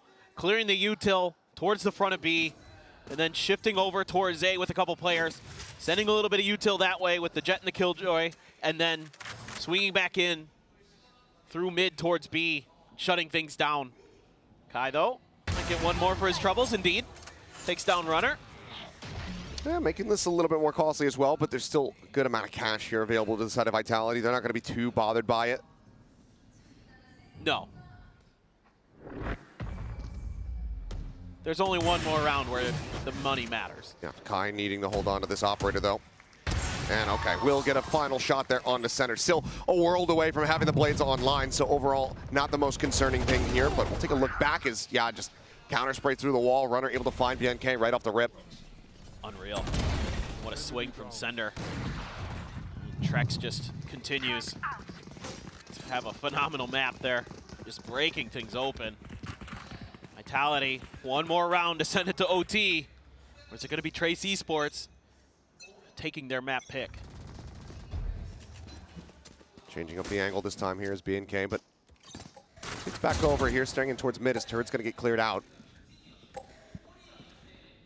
It's all 5 members of Vitality. They're putting all their eggs in this B basket, seemingly. They're going to make a go of it. Safe dashing forward. Fang still sat here, but now going to be ping revealed, I believe, as there's the push forward. They flush him out. Odin here, close quarters. Oh, he jumps up! Still managing to take down Safe, but loses his life as Kai trying to find an angle here with that operator in hand. But everybody already making their way forward in towards the site. Oh, lockdown now in play, and once again, nothing to really try to clear this one out unless you got a crazy fragment lineup. Spraying in towards Kai, to see if he can try to figure out exactly where this Sova is, but the shot's a bit too deep, needed to go more shallow. They went it out, oh my god! The casual lob in the fade away from Trex. Kai eliminated now. A 2v4, a 1v4 to try to bring this map to an end, but Hebe, oh, he's just in a corner, he's screwed. And the Runner has 3 as Vitality tie it up 12-12. We're going into OT. It just took a little while for Vitality to get going.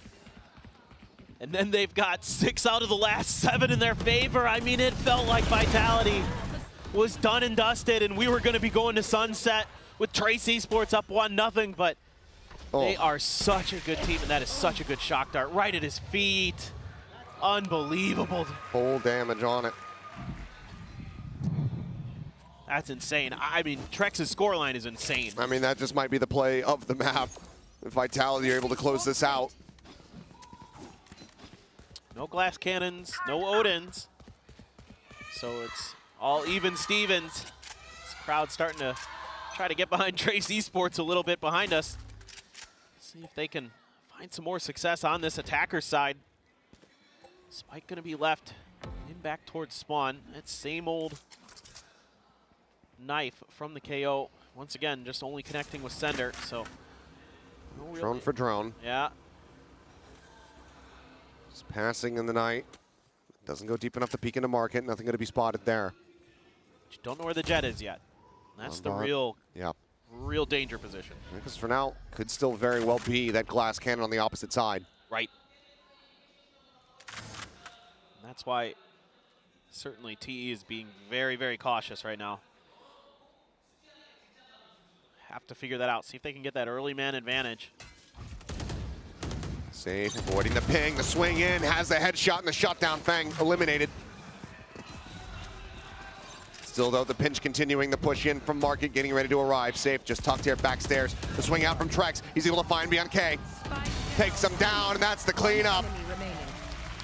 Vitality swatting away the strike here from Trace, and now they find themselves at map point. I mean, Safe just able to hide himself from that recon dart. He gets that first kill. That's huge. Trace Esports trying to do everything they can to safely identify that position, and they still can't. They throw a lot at it. They take their time. Safe's just smarter, and he's really snappy with that shot. Feng tries to cross and is immediately cut down. Try to get through market, cut down again. And it felt like this was the must-win round here for Trace. Yep. Very big impact from them on that attack. Now, needing to reset.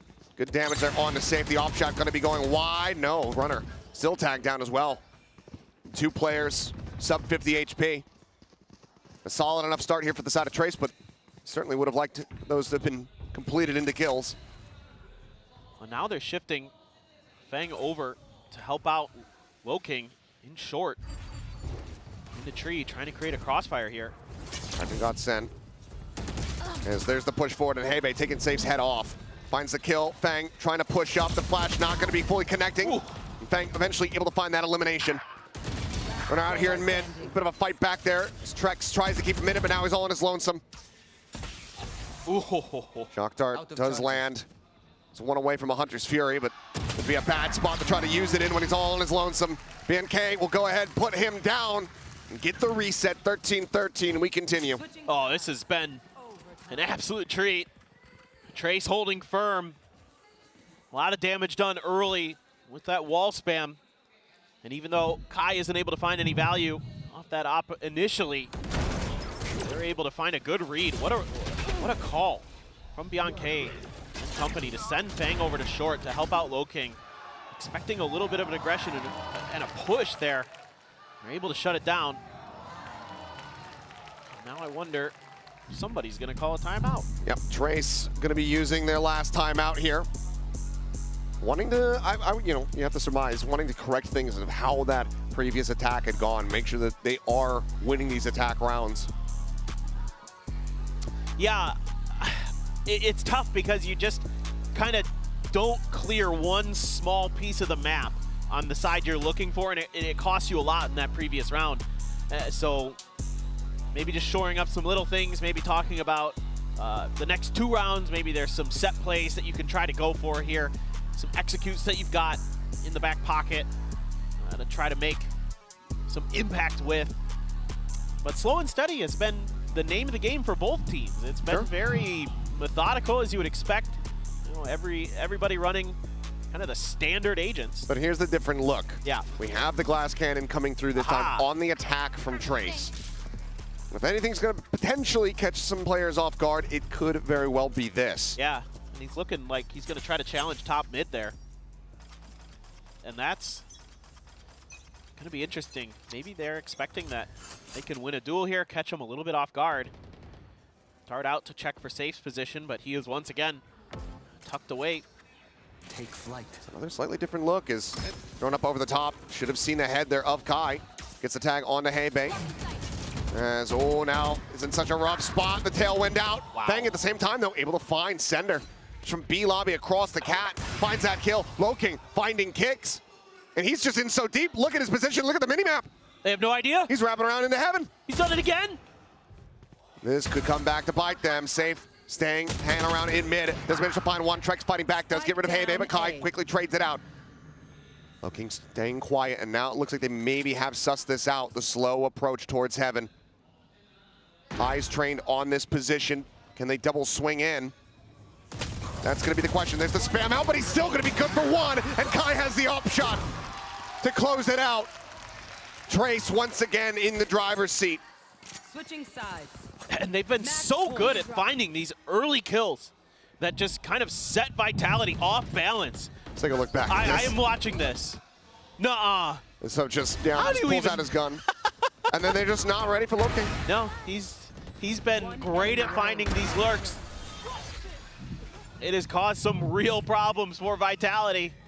That op does end up finding some value, so it looks like Trace gonna keep that op in Kai's hands. But Loking thrown over the top, though. He's spotted, still peeking. Cleared, though. I don't think anybody's going to peek into you here. It's not until the flash, so does have to back away. Tailwind going to be expended here by both of the Jets. Pretty good amount of utility, though, that you're able to get out of that exchange. The drone, you get the flash. So a little bit of an edge towards Trace Esports, but now this time around, Short's left completely unguarded. And it's just toyed with by Vitality. This looks similar one of their rounds. For overtime. Okay, just peeks, and that's the spike spotted. Low King at the same time, catching Trex. The deep push out. Catching them off guard once again. Now a 5v3 to be squandered by Trace and Vitality. Want to try to reset here. This should be the map. Coming to a conclusion. The slow creep forward, silent movements here. The nanos not popped. 30 seconds left. Jump out though, and BNK again with the Odin. The quick peek, finds it. Gunbarrel spotted. The drop down from Kicks. Sees the operator, but there's nothing more that he can do. He is stranded, running out. The only one to try to fight back. You're gonna have to be an ace clutch to keep this map going. The plant gonna be stuck. They're not looking to corral. They allow him to get that one through. One kill, he has a lockdown. But will he find the opportunity? Shots flying out, he cannot make it happen. The defuse will come in, and Trace will be taking the opening map here of this series. Their pick of Ascent goes their way, 15-13. Oh, what an impressive start for Trace Esports. They look really clean, really well coordinated today. Some great shots, some great moments. Even though Vitality punched back and punched back hard to send it to OT, it still was not quite enough. Oh, man. Well, if we're going to have more of that in these future maps, then I certainly cannot wait. But wait is exactly what we have to do. We're going to be going to a quick little break. The analyst desk is going to break everything down, and then we'll get into Sunset.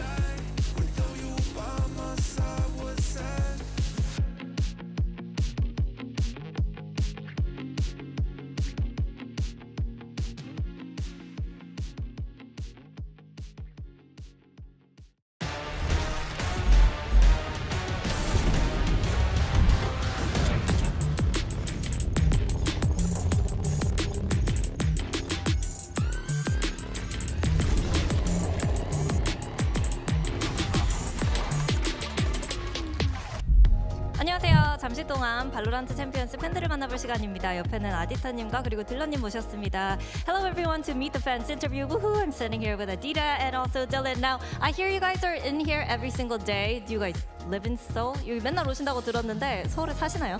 No, we actually flew in from Atlanta. We go to Georgia Tech. Shout out J Park. 아틀란타에서 비행기를 타고 왔는데 그리고 조지아 공과대학에 왔는데 갑자기 그 제이팍에게 샤워로즈 보내기도 했는데요. 그러면 좀 서울은 어떤지 한국은 어떤지 물어보도록 하겠습니다. So how's Seoul for you so far? It's been really great. I think all the food is really good. The atmosphere is just a little hot right now. 음식도 맛있는데 날씨가 좀 더워서 힘들다고 얘기를 하네요. 그러면은 또 풋 저지를 입고 있는 걸 봤는데 또 미국에서 왔잖아요. 그렇기 때문에 좀 누구를 응원하는지도 물어보고 싶습니다. Now I saw you wearing foot jersey like a moment ago, but you're from States, home of Americas. What's going on here? You here for EMEA? Yeah, I am. I'm a pretty big foot fan. Ever since CNET joined, I've been following them, and yeah. 시네트 선수가 이렇게 팀에 들어온 이후로는 풋을 계속해서 응원하고 있다고 합니다. 그러면은 이제 시네트 선수에게 한마디 부탁해 보도록 할게요. Now, message over to CNET. Yeah, I just want to say I love you, CNET, and good luck at Champs. good luck 그리고 시네트 사랑한다고 얘기를 하는데요. 그러면 이제 우승 후보 누구라고 생각하는지도 물어보도록 하겠습니다. Who's winning champions, Dylan? I think PRX is gonna win. 페이퍼렉스가 이길 것 같다고 얘기를 하는데요. 그러면 이제 또 페이퍼렉스에게 한마디 부탁해봐야겠죠? Now, anything you want to say to PaperX? Let's go Jing, let's go Forsaken. Yo, menangin semua. 징, 포세이큰 화이팅! 이라고 얘기를 해줬습니다. Thank you guys for the interview. Hope you guys enjoy the rest of the match. All right, well, the fans coming out here enjoying the event. Always great to, I mean, honestly, being able to, interact with all the different fans all across the world has been the best part about working VALORANT Esports. So you just got a little taste of that there, but let's go ahead and focus in on the match at hand and what we just saw. And if you're looking at the scoreboard and you're like, wait a minute, that's not how this is supposed to go. Well, surprise, surprise. Trace Esports decided we're going to pick up this dub. And even though it got a little dicey there for a moment, Bren, Trace really pulled through in that OT, able to lock it up. Yeah, I was a little bit scared that they were going to absolutely drop off the face of the cliff towards the end, but they locked in. They got that win on Ascent. It needed to happen. I think it's a necessary one. Map 2 of Sunset is coming up, and that's one that's Vitality should be, again, heavy favorites for. But after the improvements that we've at least seen from Trace on that map, and I think all of our expectations coming into this series overall, who's to say which direction this second map's going to be going into as well? Yeah, I know. It really does blow my mind, considering that coming into this, they're the team with the lowest pick'em rate. No one was giving them time of day. Yeah, wild stuff. Like, stylistically, they shouldn't have matched up well, but they've clearly come in with a ton of improvements across the board in a lot of their maps that they've been picking. And, the second map that's coming up, again, I have to harp on about it, but Sunset, it's the other map that they first picked the most outside of Ascent recently. Yeah, of course. And, well, let's go ahead and take a look at our HyperX Reflex moment of the day, because we got to continue to give our love to Trace Esports. It's Kai, who we were talking about how this guy could be an X factor for this team, Mimi, and it's certainly delivered here without a doubt. I think what's important to note, though, that, well, Kai was ridiculous and I think had a lot of incredibly impactful moments throughout this map to keep his team in control. He did not win this game for Trace. I think a lot of the time when these teams from regions like China come in, we get really excited about it. A star player, a YZ, a Kung, something like that. But today was not about the individuals, even if he was great. This game was, I think, about the post plants and the fundamentals, and honestly, how clean Trace looked. On that attacking side, they looked excellent. We talked about it needing to be about execution, and the execution was absolutely on point. Every post plant scenario, they're setting up the correct crossfires. They're swinging off each other. They're using the right utility. It was a really impressive and well-played map of Ascent from Trace. Yeah, it really was. I think they have all the extra elements that you see out of good teams on Ascent as a map. It's really hard, I think, when you're on an analyst desk and you're trying to distill down an OT map of Ascent into what one team did better than the other, because honestly, it's a lot of micro adjustments over the course of the map and a lot of different changes and teams adapting to one another. But from what we saw of Trace, they're fundamentally really strong in this map. The players are hitting. You saw the best elements out of all of the individuals as well, just to highlight some players like Lao King, his lurks on their attack side. He was constantly opening up the other sites. They were calling the right pauses as a team as well. There were some great moments from Trace overall that got them over the line. That, what you pointed out there with the pausing in rounds is what really impressed me. I think that's a piece a lot of teams miss, right? Where you're in a position where you're outside of a site, you're ready to fight in, but realizing that flood retake is coming and being ready to pause, take that fight, and then go into the site. It's really hard, those moments. The comms are always hectic. You have a lot going on as a player, as a team, as an IGL, and being able to make those right decisions in these high-pressure moments in a very high-pressure match like this is super impressive for Trace. Yeah, and now they find themselves in an excellent situation here. 1-0 going into Sunset. That being said, though, as we have already, said a few times now, this Sunset map is going to be one that you gotta lean a little bit more for Vitality on here. But now that we've seen what Trace can bring to the table, I don't know, I'm on the Trace Express. So, take me to the next stop. For sure. I don't want to get carried away, though. I'm all about getting on trains. I have never gotten carried away a day in my life, Mimi. No. Okay? But this is the moment where I'm not going to, because this is a good map for Vitality. They started to look a lot better as a team towards the end of Ascent, and safe on Neon here is excellent. They have a lot of great game plans cooked up around him on this agent as well. I think Vitality have a ton of looks on the defense side as well, which is where they're starting. They have a cool pistol round strat where they hard anchor with a lot of their Cypher util on the other side, like they're playing around a KO ult. But the whole intention of it is that the kill trips stay up.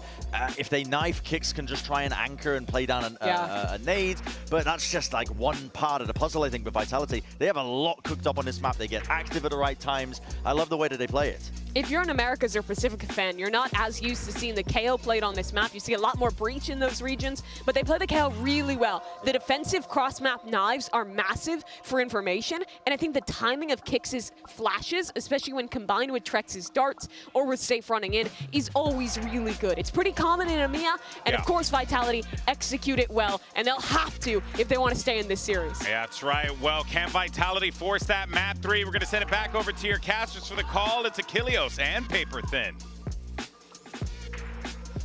Alrighty, thank you. Yes, let's get ready to go into Sunset. For Trace, they want to ride off into the Sunset, try to find themselves a 2-0 victory for Vitality. They now need to fight back and extend this series over to Bind. Yeah, I mean, they have to be feeling super confident after that. Yeah, Vitality did look a lot better as those halves wore on, but Trace has got some really good ideas on how to counter some of what Vitality wants to do. And the last time out on this map, when Vitality played Heretics, it was a bit of a slow start on the defender side for them. They eventually picked it up, eventually found their footing. But what is this going to look like? A couple agents being different in between the two of them, right? You've got the KO, you've got the Breach, but it's not the Breach with the Neon. A lot of times these days, you see the Breach supporting the Neon, and it's the KO for the side of Vitality, which I find to be super interesting. Meanwhile, Trace has the Raze for their Duelist, and they have the Breach supporting it. So I like the Breach a lot. It gives you so much control over those long angles, especially around A, whether it be A main or towards elbow or towards mid-top. Those kind of things really can make it difficult if you can get into a position, find some good fault lines, find some good flashes, those kind of things. I'm really looking at Kicks a lot on this map to set up Vitality with that util. Bit of that was mentioned by the desk just a minute ago, and the way that they like to play around the map. And I think it's going to be really, really crucial here. Obviously, Safe, you're looking at him to be that superstar player that you expect that he was in EMEA to as well help set the pace. As you can see, minor keyboard issue here on the stage, making sure that everything is good to go. So we'll just go ahead and plug in another one, make sure that it's working. And if keyboard worked good, then game can start. The expert analysis. What can I say? 2024. Yeah, I really love keyboards. I own like 2. Really? I can't fathom whenever I see people who just collect mechanical keyboards and do like custom builds and stuff. I'm like, where does this all go? Where do you put these things in your house? Have you ever gone to like one of the custom mechanical keyboard shops here in Korea? I have, and I've never purchased anything because I go, no, the stuff that I have, it works just fine. Right. I've used the same keyboard for like 11 years. Yeah. Not even kidding. I mean, like, I don't begrudge anybody if that's the thing that they want to, nerd out about and that's what you want to collect. I just don't understand having like 15 different keyboards. For sure. Like I have, like they have them up on the wall like it's a gun rack. You know what I mean? Like I have like 15. I have like 5 of the same like mouse. but that's Yeah. because it's discontinued. Yeah, So the I same need, way. yes, in case there's, I need a backup if one of them breaks, then I have to go down the line because I really am just so set in my ways that I don't want to change off of a mouse that has been around for 20 years. So, it is what it is. I actually agree with you on this. One of the rare times that I see eye to eye with you on something. Well, there we go. Now that we see eye to eye, I think we can go ahead and get things underway. Being told that the keyboard issue has been taken care of, I can see the timer ticking down, so we should be getting into the action here in just a moment. Trace have been able to take the pistol so far on Ascent. Curious to see if that trend is going to continue going into Sunset. Yeah, absolutely. And a pretty similar idea to what Bren was just talking about on the analyst desk from what I'm seeing from Vitality. Although you do have Trex leaning towards mid with kicks, maybe a set play there to try to counter any aggression, but the knife from kicks just grabbing a spot onto Loking. Now you got a 3-man push out. Yes, there is the trap wire there, but let's see if they're going to be ready for so many players to be holding here. Oh, Loking spotted dead. Safe, able to find the double headshot to take him down. And that's going to be a very good first blood. Granted, saw a couple times back over on Ascent, Loking being that first player to end up getting picked off, only for Trace to then still win out the round. Yeah, Trace are going to be able to replicate that magic. You think oftentimes the 4v5 would be a significant advantage, but at times, players just go crazy. Oh, Bianca. Sender manages to get himself around the corner. Just fast enough to dodge that out. Ping going to be coming through. Pain shell around the corner. Blast pack at the ready. The jump forward. Oh my God, what is that? Right click. A second one. Is it doing it again? Trick's now the one to try to fight back. Shock dart going to be lobbed in. Gets quite a bit of damage. Oh my Both God. players tagged down low. Swings in. Finds the shot on Bianca. Everybody low HP. The swing out. Hey, base, soften him up a little bit, but he reads the flank, but Fang still has the kill. And my God, they are 3 for 3, and that entry was disgusting. Absolutely ridiculous what they've dialed up. Observers, can we see it again? But in slow motion, please. Yeah, just... Give me that .25. I want to savor this a little bit. Thank you. Oh, beautiful. Look at that. Oh my God, that is so good. Absolutely disgusting reactions. He's just ready. The crosshair placement is perfect. And yeah, Hebe can't even take the heat, man. Woo! Ridiculous. Well, now 2 Bulldogs. It goes 2 Spectres here for Trace going into the eco round. Safe still going to be picking up a Sheriff here. Try to have a little bit more punch behind him. Well, and there's a little bit of thought about trying to contest A main again early from Vitality, but without any contact, they quickly spread out. In fact, they've got a couple players wrapping all the way through spawn and a 3-man stack on the other side of the map. For Trace Esports, they're worried about aggression. It never came from any of the angles they anticipated, relying again on that trap wire over towards the A side of the map to kind of give them that info. And you kind of called it there, man. Like, you lose that first player, so what? Like, they're just firing today. Just blessing Trace, cursing Vitality. Fault line going to go across. Doesn't connect onto these 2 players here. Cage goes up. They just spray right into it. Like an open book. Runner taken down. Push out of the smoke here. Okay, I think, yeah, they had the spot. As Kai continues to pinch in here towards Market. Shot's going to ring out, and that's going to be Trex taken down. Slide across from Safe, and head removed. They're going to be ready for kicks, though. He slid into the spot after Runner was taken down. Classic. Yeah. Swing around, yeah. They get a sense of it. They say, you know what, we never did check that corner. Really good discipline on this round. And that's one of the things that the desk was talking about, praising them from Ascent, that discipline to be able to just slow things down, wait, re-clear an angle. They do it here again. Think about where players could be. They do it here as they look for a flawless, they fault line him. They know exactly where he's tucked away. So it's going to be a flawless anti-eco here from Trace. Once again, starting off 2-0. Well, I think in some ways, like we talked about so much how these 2 teams have similar ideas, similar play styles. And you saw that in Ascent, right? It was very, very close. A lot of the rounds were very, kind of info heavy, and everybody just kind of trying to spread the map, stuff like that. But I think for Trace, in their region, they go up against a lot of teams that are very aggressive. You think about FPX, EDG at times. They really want to take those fights and come at you swinging. And this game is playing to their strength. And they're really, really cleaned up. You know, they're performing a lot more disciplined than we saw. Yep. And that's so impressive. To come through with not a ton of time into this event and looking a lot cleaner.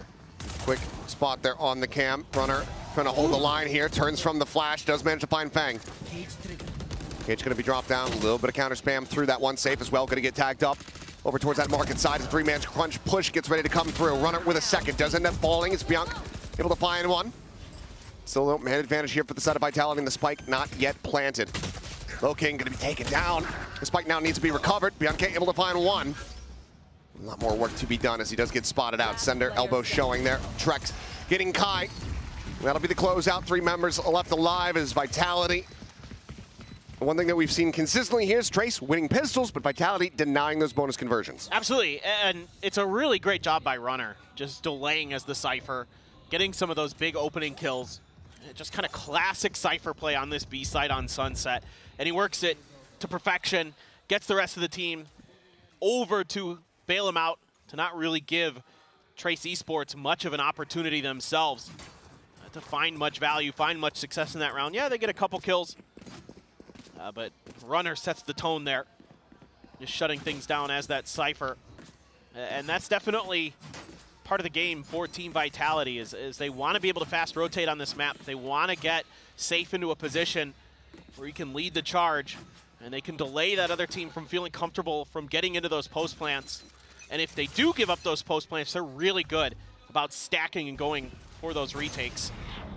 King, getting the reveal. Sender going to be taken down, distracted by the dart. Solid setup coming through as drone spots out on the 2. Feng up over the top, sending down the paint shells, and Kai with that ping, able to find kicks, and the paint shell claims safe at the end. I know exactly. Neural Depth now invested to just further ensure the closeout here on the round. The swing in, the double tap. Hebei finding it and running out, left to his own devices with just a Bulldog in hand. Oh, what a neat play off that Cypher smoke into the recon dart there to set up Low King. Just great coordination from Trace Esports. They are looking so polished. Kai getting into position as well to try to find the catch here. The runner wanting the Vandal, does find it, but if he cuts across mid, he could be at risk. That's exactly where he's drifting to. Weapons drawn out, but Kai has the headshot instantly. Nothing retained. Trace off to a roaring start. Once again, just not allowing for that momentum build up here from Vitality. No. And now they've got a showstopper. They had the neural theft in that previous round, made it easy for Hebei to get his kill. Another great spot there. Man, Bianc is on point on the Sova utility today. Ridiculous. I mean, there is a Hunter's Fury for Trex. Runner does have his neural theft, but the ult cycles for Trace Esports so far, allowing them to continue this run. And it's a weaker buy for the side of Vitality. One away from the overdrive, though. If they could find a way to get safe this kill with this Guardian, could be a difference maker in this round for sure. And just a very methodical, slow start to this round. Flash out, try to see if they could set up safe, but nobody home for Trace Esports. Closest player was Kai on that Cypher. Just waiting towards mid. Now, just working the map a little bit. Our Trace Esports not really giving up much information on where and how they're trying to approach this map. Vitality, they have safe, watching a little bit of mid. But now the smoke comes through, and Trace Esports looking like they're actually going to stack up for the full execute. It's the full 5-man push. Maybe Low King getting into a position for a flank here, starting to work his way over towards mid. A little bit of damage found there. 2 players now below 60 HP on the side of Vitality after the paint shell lands behind Runner.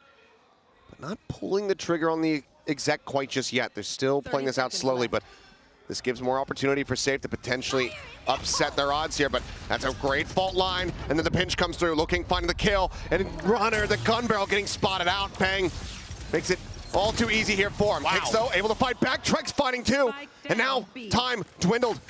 The spike is down, it's in main. I don't think they're gonna be able to get this. Nope. Time just ticking.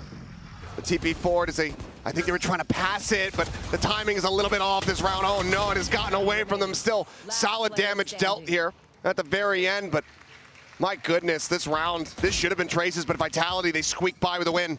Yeah, I mean, you can see the idea here from Trace was they didn't like the initial contact that they received. They didn't feel comfortable trying for that showstopper, maybe a little bit worried about another trap wire or something like that. And they tried to create an extra angle through market, but Trex with an absolutely gorgeous Hunter's Fury. So much damage off the back of that. What a lineup he has there. Yeah, one less player, and the round is still going the way of Trace. Yep. Everything was on that Hunter's Fury, and boy, did he deliver. King pushing forward. I believe Sender may be making a bit of noise there. He's watching that corner. Now they're starting to stack up. Got some nades and other things to clear it if they want. A little bit of help, a flash and a push out. Not much damage done. King taking a scrape, but both sides for now. Gonna take a pause on this battle again, and Trace Esports, they've paused, but do they know? Are they gonna expect this position from Safe? He's pushed deep through mid. Just rotating these smokes across. That's a very good question. Drone still available. And K sort of checking the angle, but then drifts far enough forward. A relay bolt gonna be sent fast lane. And the sprint out. Spray here from King. Oh, unable to find him from tiles.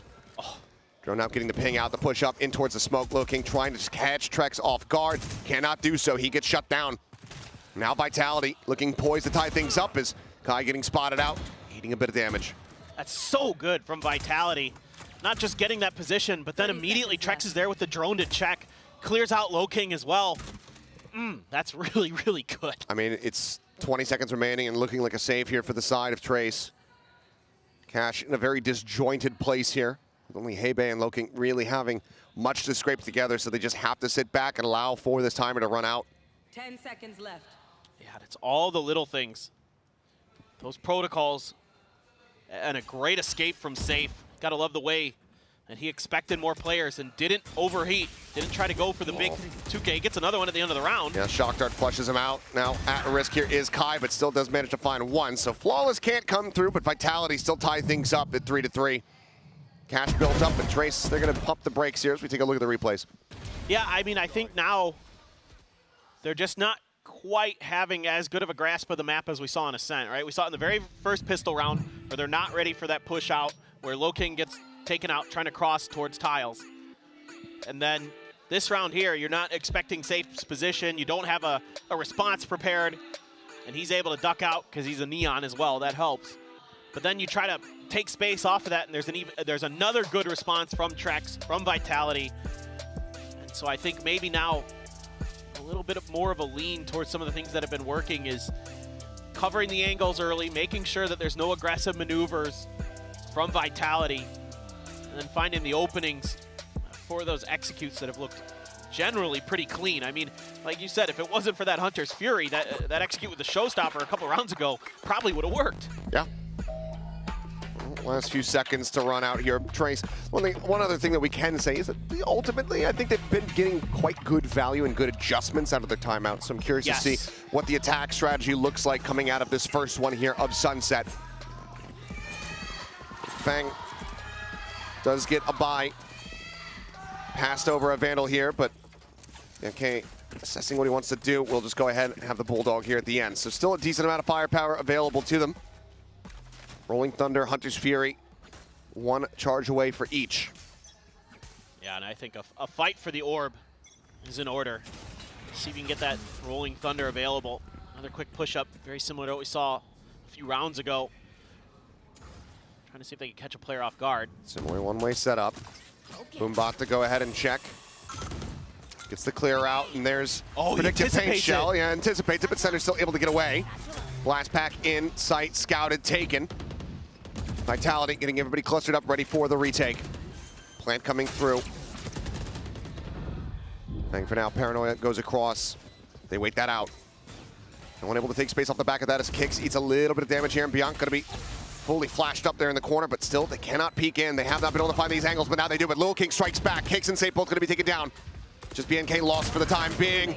As Sender now, the last one standing, finds the headshot on to Fang. but needs to divide and conquer here.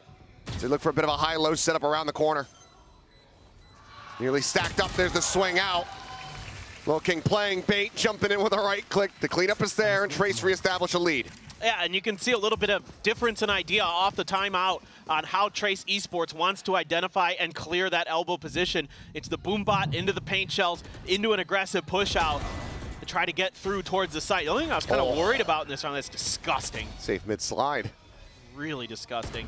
The only thing I was a little bit concerned about in this round was that Bianca was the one they gave the spike plant orb over to for the Hunter's Fury, and he's like right on the site.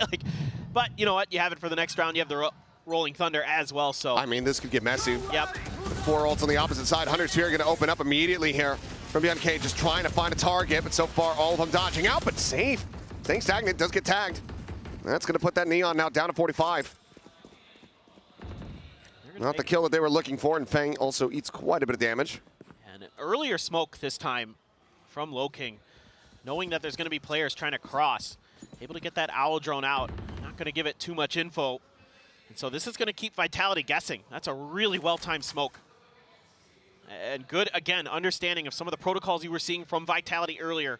The response to that smoke, knowing there'll be a drone coming. Here we go. Last packing forward.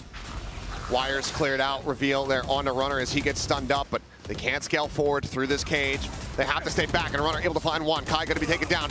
Swing out, gets a spot here, puts a couple damage, a little bit of damage there on the Low King, but FBNK taken out.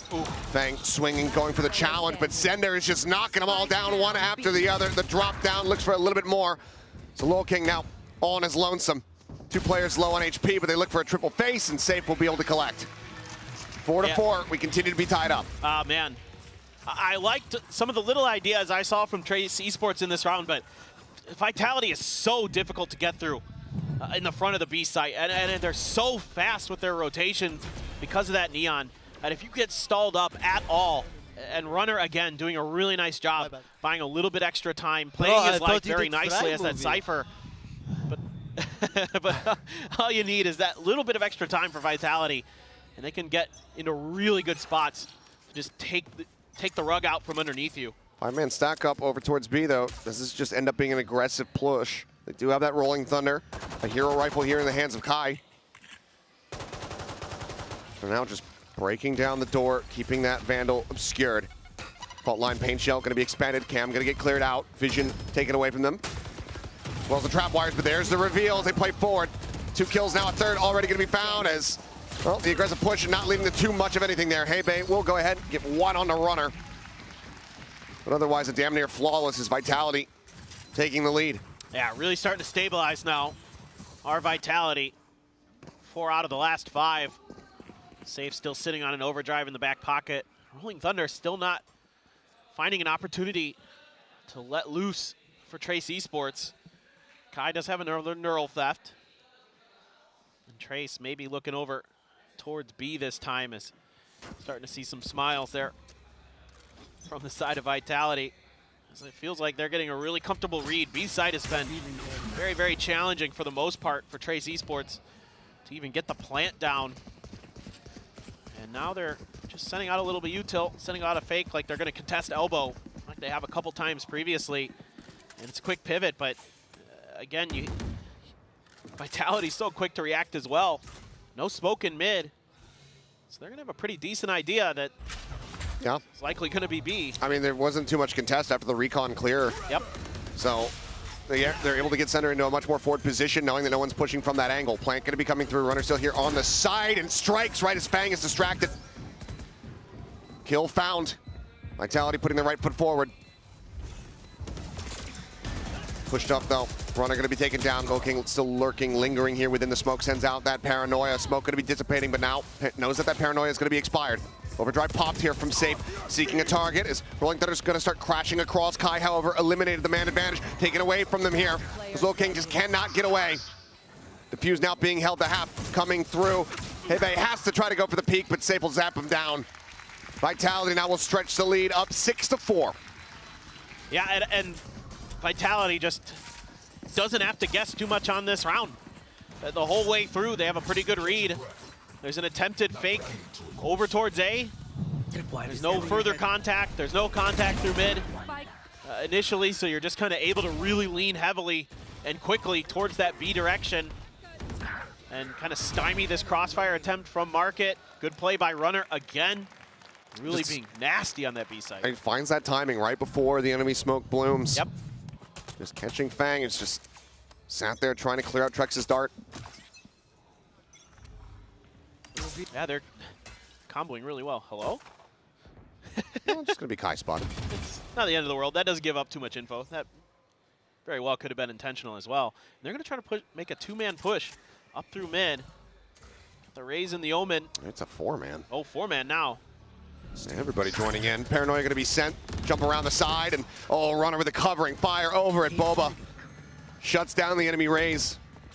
Aggressive maneuvers do get punished, but they find themselves now in the site. The spike plant coming in. Yeah, they're trying to punish that protocol of Trex there. He's been sending that drone out almost every time that they send out that smoke towards mid. I picked out a mid. I mean, the rotation is coming around. Heibe's trying to go for the backstab. But is he going to be too late is the question. Paranoia not going to go deep enough. 0 Point not going to scout anything, but pressure here on BNK. And Lil King to try to buy some time here. Heibe. Starting to work his way forward, finds the one, showing out the patience, makes his way into the smoke. Now can strike, does so. Kill coming across. Safe, strafing across the fault line, gonna be sent, doesn't connect here on the two. The shots they line up for him, but they cannot get the damage to connect. Smoke now dissipating the forward push and save, finding one, kicks the other. The defuse will come through and Vitality will find 7. Yeah. Again, these reactions are so good, and you know, it feels like now Trace Esports is kind of banging their head against the wall, trying to break through into B, and instead they're just being bullied back. I'm pretty curious. I would like to see more of play towards A, see if they can at least hold some rotations in that direction if they want to cut through. I get what they do. I get why they clear space. I like the idea to try to punish the Owl drone, but again, just a step ahead is Vitality. Now Safe starting to get in the groove. All right, well, fast push forward, looking for the punish, but Sender stabilizing the aim faster. Finds that kill, kicks now, pincering forward. King able to fight back for one, but Hunter's Fury takes him down. 2 members left standing now versus 4. As Vitality look for an 8 and 4 half. Any success. And Runner just going in, and yep, that neural theft that was available, now not gonna be able to come into play, but Runner's got one of his own. Heibe spotted out. Revealed here in mid, goes for the swing, but Runner puts him down. No chance to utilize that Spectre. Vitality up by 4 at the half. Yeah, I mean, Vitality just showing those extra layers as this half wore on really gave them a big advantage. Very much did. Well, the lead there for Vitality, wanting a third map. We'll see if they can get it. But first, we'll go to the break.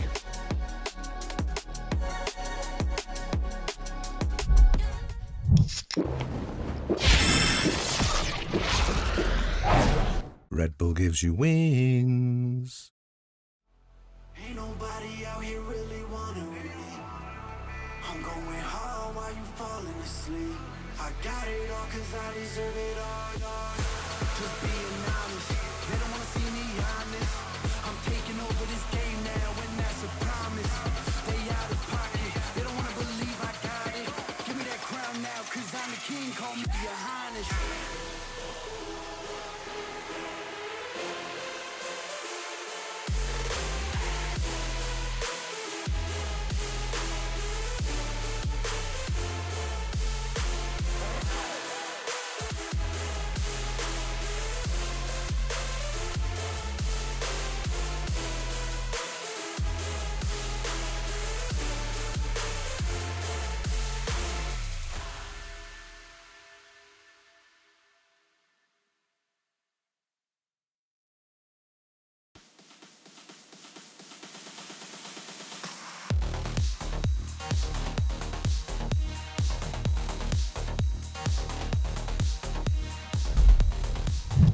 And we are back and about to go into the second half here of our second map in this series. Vitality trying to extend this into a third and final on Bind. Trace can rally back, win another pistol, go 4 for 4 in that regard.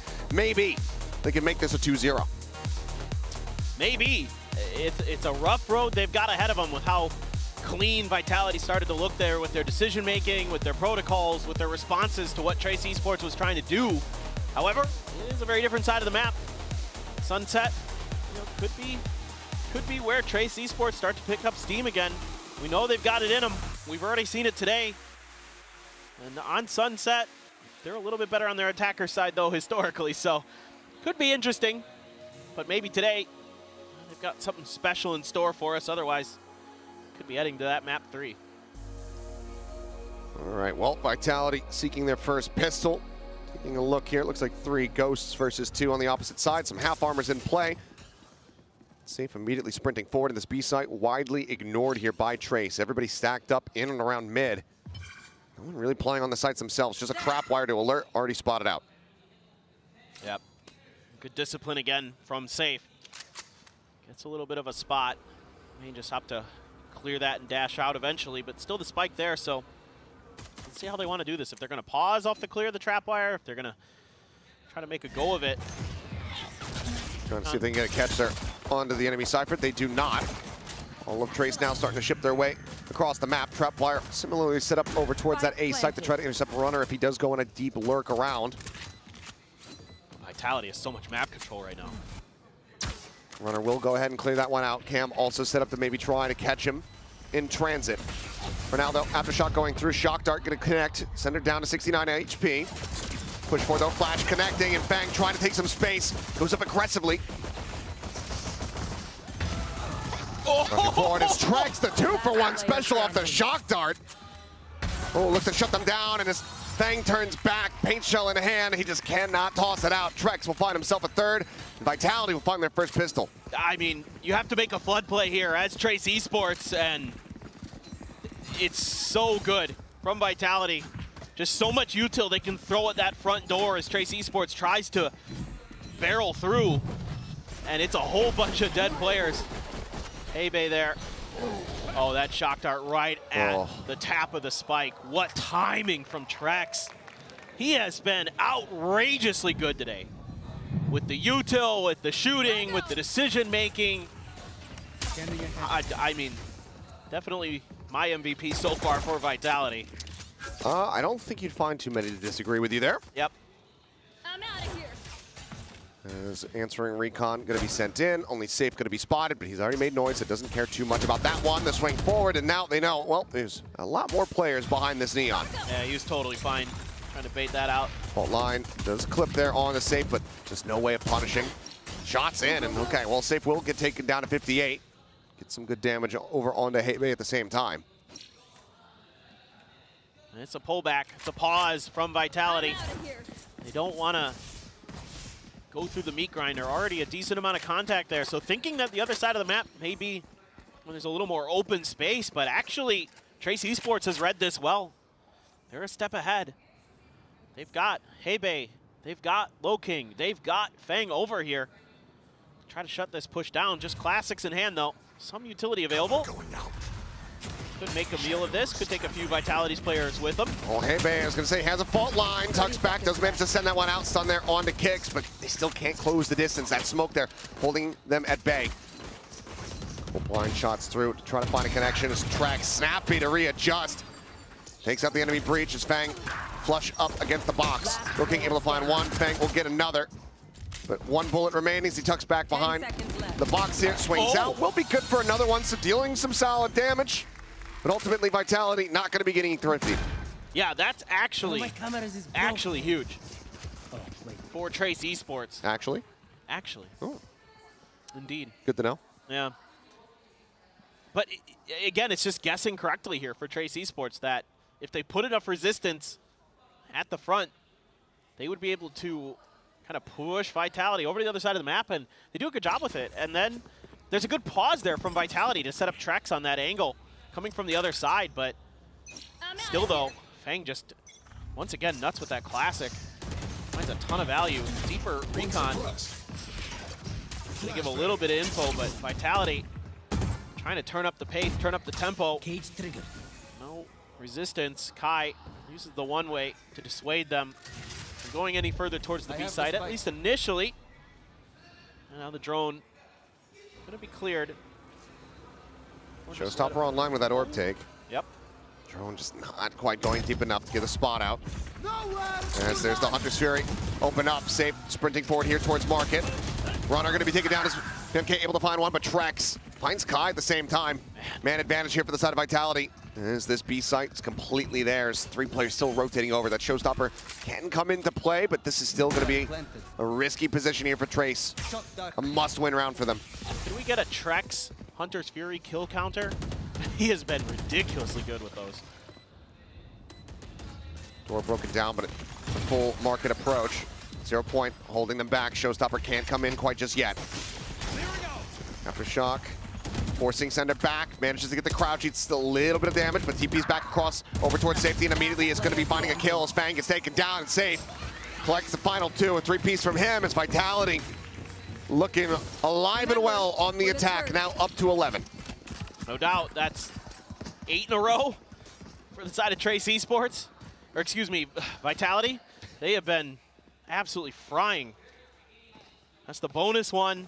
I mean, they're finding these great plays where they're able to get the pick, they're able to start breaking things open. They combo with that Hunter's Fury so well.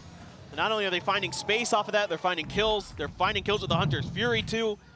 It's like everything so well drawn up and executed to perfection for Vitality. Gives them a huge advantage. I mean, Feng does have the showstopper, but a few Bulldogs and a Guardian have to be bought down for Trace Esports. Runner has a neural theft and just a cam watching mid, and Vitality now slowing things down, just watching for any aggression from the side of Trace Esports. Oh, got a spot. He does. Warning shot sent. They're just really going to take their time on this one, but actually Trace Esports on the A side giving up a ton of space on that area of the map, and Vitality just seeing that one player says, nope, let's try a different angle. And this time around, it will be a much different situation than we saw on the anti-eco. They have a lot more open space. Eventually, Trace Esports is starting to get a feel for this. Camera should give them some info as it's cleared. It should come through. Is Bianchi going to say anything about it? He does! Okay, well, just spam it across, able to find a headshot. Kick's going to be taken down. KO now out of the picture. That showstopper still available as all the players get clustered up safe. Here alongside Ali, saw that muzzle flash. As showstopper comes in, runner going to be eliminated. Push forward, save, able to find one, but can he save the round? So the answer is going to be no. Spike is just stranded way too deep. Everybody from Trace entrenched there on the site, so time will just bleed out. Shrek's going to see if he can maybe find another elimination. So they cut across, and ooh, shots flying. Snappy on the readjust, and it's Hebe taken down. Good kill to be found. Just trying to just gain any advantage they possibly can, even in the round loss. Still up by 6 here, our Vitality. Yeah, absolutely. But Trace Esports, with just enough hesitation, kind of catches. You got the spot off the ping. And then they're trying to push through in towards spawn. They shut it down. That sets up the showstopper on his site. And they're just kind of working into the midsection of Vitality's formation. And they're cutting them down at just about every point. So let's see if Trace Esports can build a little bit more momentum off the back of that. Oh, misfire on the cam, but the drone will still do the job. Trap wire cleared. Fast lane just cutting off Boba's spot there as Hebe having to drop down, but he's just out into the open. Eliminated. The neural theft immediately going to be invested, and that reveals the position here of BNK, who's now just absolutely and utterly screwed. Gets eliminated. Quick swipe there at the market door, but with just 2 players left and not much cash here across the team, they're going to have to save. But that's a tough position to put Hebe in there, because you're leaving market completely open. You're leaving an angle that's going to be difficult for him to get out of safely unless there's a really timely smoke or stun or something to bail him out. And Safe plays that so well. Just a little bit of a peek to get the spot. Throws the relay bolt in, gets the swing in with Sender. That's so well coordinated from Vitality. Shadows traveling. Little things like that.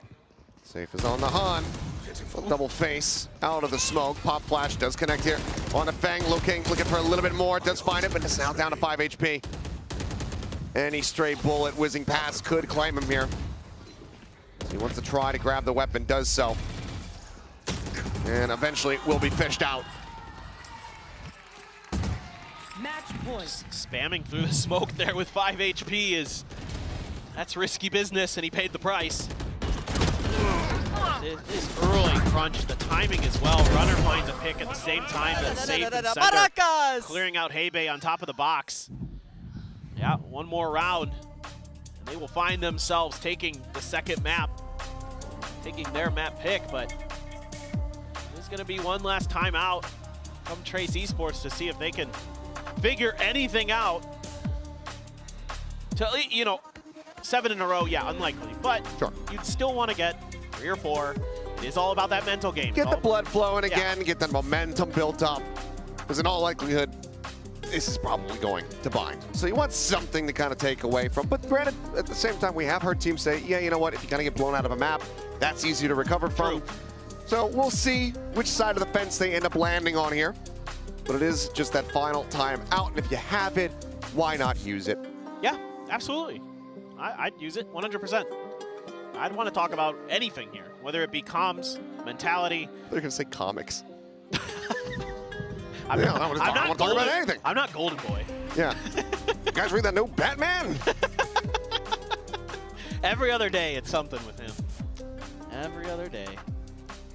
Man, it's superhero build, but we'll get ready to go into what could very well be the last round of this map as Vitality look to take us to bind to settle the score. As stated, Trace need 7 in a row. In case Sliggy didn't point that out for the viewers. That's some good math in there. Fang, maybe the first challenge here in mid. Catches a glimpse, but cannot get the shot across. Pop flash out of the cyber cage. Kai scaling forward here. As Aftershock further flushes them out, but they're quick to exit. Minimal damage taken, safe down to 81. And just toying with the map. Trying to get some util out of Trace Esports, and Vitality now able to pause, reset. They're clearing both sides. They're clearing both mains. They've got so much space. Catching a glimpse. Takes BNK down to 45 HP. 4-man stack now here in B lobby. Trapwire just on the far side of that cage, but Kai able to strike, finds a headshot, and Kicks is going to be taken down. And that's going to make them maybe think twice about attacking this site, especially as that smoke gets cycled here from Lil King. Oh, they're going to try to get the crunch going, but they need some way to keep that push from top mid and coming through. Door's already shut. Smoke coming through, door broken open, but BNK ready, finds the first headshot. Kai's going to be claiming 2 more at the same time as Safe and Runner both get taken down. Trex now last man alive. Is Hebe going to be able to go ahead, pick up a free upgrade from the Spectre, and that is a flawless round here off the back of the timeout call. Trace keep themselves in the map. Yeah, they just hold their ground really nicely this time. They're not overcommitting to anything. Holding a tight angle there is Kai. Find the shots. Yankei, head on a swivel and mark it. Well aware of that push potential, and just not much that Vitality could do as that round sort of wore down. They couldn't really find any openings that they wanted. They had spread the entire map there. Yeah. And there was just nothing given over by Trace Esports. 6 more tries, chat. Let's flash out. Safe caught by that for a brief little moment, but no one there for a punish. 3 members here from Trace to try to slow things down and find some early picks. Orb gets grabbed up. Kicks just one away from having that null command online. The 0 point not getting too much other than Fang. The fault line comes across to try to slow them up. Overdrive going to be popped. Safe sprinting forward. Paranoia coming across, blinds him up here. Deafening him for the moment. Slide forward, and Fang able to find that punish. Safe going to be taken down, but now the return fire from Vitality looks good. Fang and Lil King both going to be eliminated. Site opened up, but Spike still not there. Still lingering in elbow. Runner. This is a bit of a standoff here in mid, and it's one that BNK is going to be able to win. Runner taken down. The swing out Kicks down so very low here on HP. 5 remaining for him. Pops the null command. Plant coming through. No way to try and dissuade this one as Kai trying to go on a lurk, ends up falling. Trex wise to it, and now it is all on BNK to try to turn the tides of this. But it's such a tough angle to clear. Shock Dart, however, makes it a little bit easier for him. Takes down 1, spots out here on the Trex, swoops in, finds a headshot, the transfer! BNK with a 4! keeps Trace alive. What a monstrous clutch. That is absolutely unreal. He is all over the place trying to figure out what's going on, but he's just fast with his reactions. He's getting shock darted, he's got angles he has to clear, and he's good for all of it. I mean, you saw from the outset, he was expecting the Omen up on top of the box. Yep, he was way above. Swings out, but gets the readjustment, and then just holds down M1. The spray and pray rewarded a Red Bull clutch. There's now 5 more rounds for Trace. Dude, I was so ready to just be like, Trex played that round so well. The way that he held down A-Link, created that extra angle for Vitality, you know, was playing his positioning so well, and then just can't quite clutch it out in the end. 8 HP left. But what a round, though. What a round for Trace. I mean, this series, it has delivered. Yeah, there have been some great ones. Runner, seeing the drone going over towards Tiles, goes for a quick little peek, but position now going to be noted. Everyone from Vitality gathering up here over towards A. Deep line looking. Drone going to spot him out. Safe pushing forward, slides up, and oh, now PNK this time cannot repeat the heroics. He ends up getting taken down as Kicks takes his head off. Weapon not recoverable. That's a little bit of a quick check over into the spawn, but a quick cancel. A little bit of a head scratcher there for me. There was no backup quite yet for Bianca, and he still opted to challenge that angle. Going over to the op. Up shot, going to be going wide. Blast packs manages to pull back over towards safety, but goes for the re-peek, and Sender is quick to punish. Looking now here in the corner. Paranoia going to be sent through. He's so damn low. Kai covering fire, helping to keep him alive. Thinks that he confirms the kill, but he does not. He barely even hits him. And now it is Hebe all on his lonesome, his Vitality. They say, hey, nice Red Bull clutch. We're going to go ahead and get a MasterCard Thrifty. As the Hunter's Fury connects, he gets taken down. MasterCard Thrifty indeed, 13-7 Vitality. Stopping the run back here from Trace. They make it look a bit more competitive. They go ahead and impress us and put our jaws on the floor for a brief little moment. But now we get ready to go into bind. That should be a real interesting one. Neither team specializing in bind. All right, well, could be still either team's game. We'll see who comes out on top when we come back.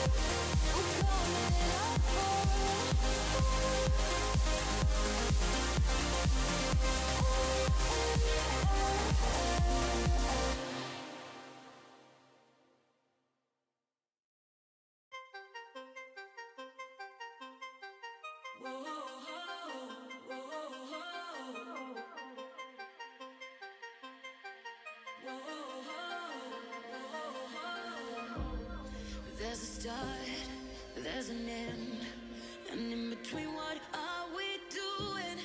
Killing time or joining in?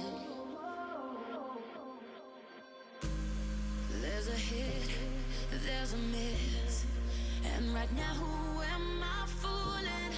I can't fight what's happening.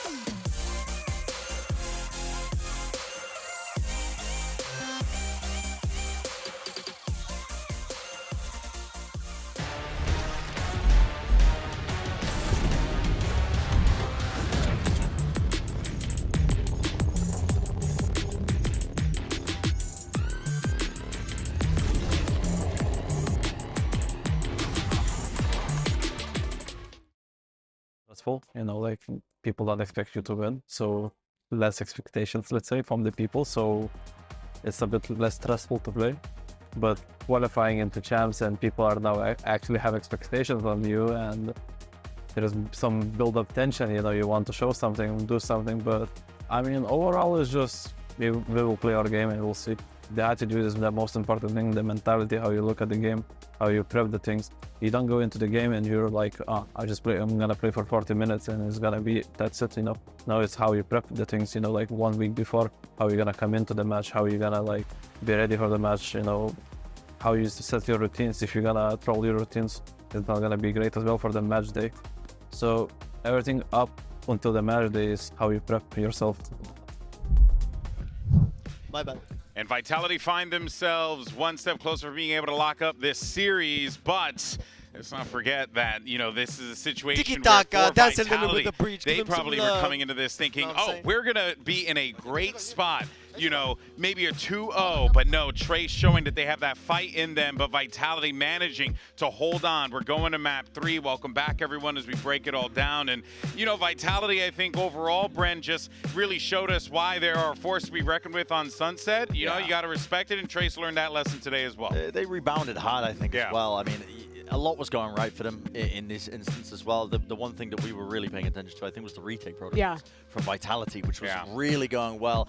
They're just incredibly well drilled on the map. They have a ton of different looks at their defensive setups, and their attack side, they know exactly how to be playing it as well to make the most out of the map. And also a little bit of shaking off the nerves, right? I think after map 1, they definitely had some shakiness at the beginning of it, but this was the bread and butter in terms of what got them the majority of the rounds to get into a good spot. Yeah, I think Vitality here looked a lot more controlled. I think we saw some moments towards the beginning of Ascent where players were making individual mistakes. They were maybe playing a little bit scared. Here, they were running everything we saw from them in EMEA and doing so really well. Taking those right timings to pause in the round, setting up for these fast fights back in with Safe following up the utility from the KO Sova combination there. And it all looked really nice. The forward fights at the beginning of rounds as well, taking space in A main control, I think was really limiting the options in the mid round for their opponent and setting them up for a lot of good positions on this defensive side. It was really the perfect map for them to bounce back after a rough start to the series. Well, and also, too, it helped that Trex just popped off as well. He had a pretty decent game, I'd say, and that certainly contributed quite a bit to the success that this team found on Sunset. But it really is, you know, the sum of all of its parts here, right? But he was just set up for success so well. Yeah, I think at times, you know, Trex has also looked like one of the best players on this team, which is hard to do, to kind of overshadow Safe as an individual when he's being set up. Usually pretty well, but he's often, you know, playing second fiddle almost to that guy. But in this instance, everything he's doing isn't necessarily flashy, but it's just, he knows his role, he knows how to play it, it's effective, he's making sure that his util is being used at the right timings, his darts being saved. For the job don't gotta be pretty, you just gotta get the job done. Exactly, and it's just the right place, right time most of the time when they're kind of trying to, you know, play off of either the util itself or just him, you know, being the bait on the end of the stick, as you're seeing in some of these instances. And the last time we saw this guy come and play on a global stage was when he was with Guild, and he was the primary like dive duelist, playing a lot of Raze back then. I think he's grown so much as a player since his time on that roster. Now, basically only playing these initiator roles. I think his Sova looks excellent, especially his shock dart utility that you're talking about. It honestly looks kind of Leo-esque, his former teammate who was the Sova player back when he was on Guild. But yeah, I mean, 2 fantastic maps from this young guy back to keep Vitality in it. I think he was also the catalyst map one for them to almost make that comeback happen. So huge credit to Trex in this series. He's been top fragging pretty much for this team, you know, in both of these maps, right? So, I mean, I think it's safe to say Trex has been the glue that has kind of kept this squad together, and now they're going to need him even more so going into map number 3. We got Bind on the horizon here. Curious to see what we'll get from Trace out of this one. And that's the big question, GB, to be honest, because listen, Bind has not been a good map for Trace historically, at least when we're looking at recent history. I think in terms of their recent week-to-week performances in stage 2. They're on a 5-map loss streak. It's a bad map for them. It's a real bad map for them, and they've been chopping and changing the composition, not really willing to settle onto anything, to the point where I wouldn't be surprised if they come out with an even newer comp this time around as well, as they're going up against Vitality. And Vitality, I don't think this has been, it's a middle ground map for them, I would say, from the VODs that I have watched, of what I've been able to catch up up with his team. But they do You'd rather be a middle ground here rather than in a 5-loss streak. Rather than not even knowing your identity. Yeah, exactly. Yeah. So I would favor Vitality with this one. I think that if the win con was there for Trace, it was based on that form factor and maybe the shakiness and nerves playing a fact that we saw on Ascent kind of just carrying over into the deeper parts of the series. And I mean, we saw it when we came into this segment, how much happier these players are looking. Oh, yeah. You see Safe with a big smile on his face. We came into today hearing from these players how good the environment is on this team. For Safe especially, having players who are his good friends, who he's comfortable with up on that stage. It is clear that when this team is happy, when they're in a good environment, that is when their team play is at the absolute best. It doesn't matter how good any one individual player is, it's about how good you are as a team, and that's what Vitality exemplifies when they're playing well, and I think it's exactly what they showed on Sunset. Yeah, well, he asked you guys who you think's going to walk away with the win on this one. Chat spamming, going nuts, and seems like everyone's favoring Vitality. Makes a ton of sense. I mean, it's not surprising. It's not surprising, and also if Safe is smiling and the pearly whites are out, you better watch out. The man's looking to rip up some people in the server. So the bear is so menacing. Yeah. Hebe doesn't know.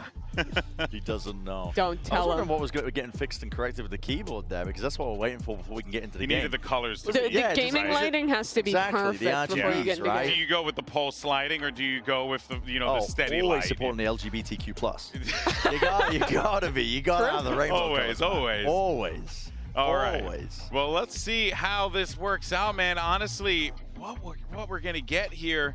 Oh, the WASD is purple. What does black I'm really glad we're waiting for. Is that like the Safe to do Wooting this. software? Yeah. I'm pretty sure it's the Wooting Oh, software. I've never seen that before. Is it?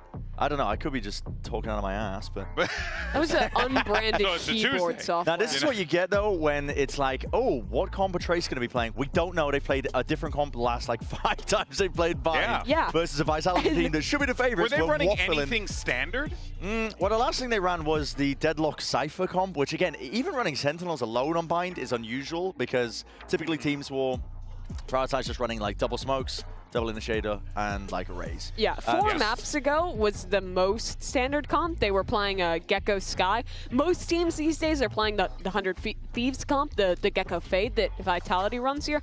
But yeah, you talk about the Deadlock, you talk about them going back to a solo Sky, pulling the Cypher into the mix. I don't like the Sky, really. Yeah, I'm not a fan of it either. Also showing Yoru looks, even a double duelist earlier on. Like it's clear that it's all over the place. It's clear that they have not fully figured out how they want to play Bind. This is not a super comfortable spot for them. In this instance, I don't know, right? Because there was something you guys said earlier, and it was really pointed, where you were talking about how you could play a composition, like a standard composition, but you got to understand how the standard composition kind of flows, right? Yeah. But so the point I was trying to make is, kind of okay if they just run the 100 Thieves comp and just play it simple, but I get worried if they can't execute it because they don't understand the composition. Yeah, absolutely. I think a lot of people get caught up, especially when they're watching teams who are kind of just breaking into the top level of Tier 1, get really caught up on this comp isn't optimal. This isn't the way we should be playing this map. There is a meta way, there is a right way to be playing that,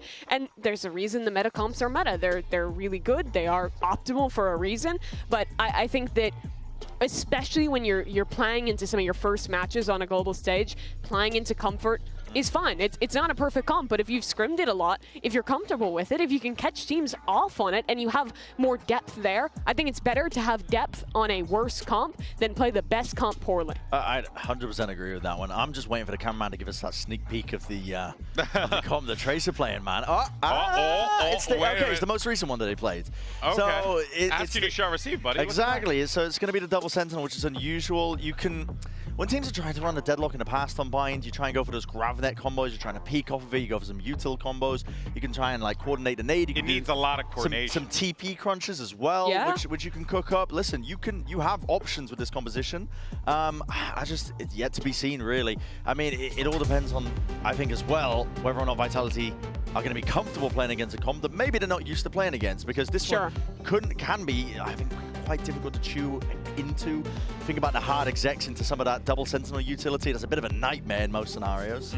And I actually think that this comp is stronger on that attacking side with how good the post plants are when you have this Deadlock in the mix. I think the thing that is difficult is you can't go for the hard, faster execs in the way we saw them do a lot on Ascent with those like super drilled B splits. With only a solo Skye, you have to really be like contacting up and taking space early before you're going for the pop flash plays onto the site. We saw that earlier in the tournament with Billy playing a solo Skye composition. But Team Vitality playing 100 Thieves comp on their defense are really going to test their opponent. There's a lot of utility to re-clear space, to push down long, down showers, and punish those kind of plays. Yeah. Omen one-ways as well, I think, are going to be honestly really sick to see, actually. The Vitality is one of the teams that are really innovating with that on this map.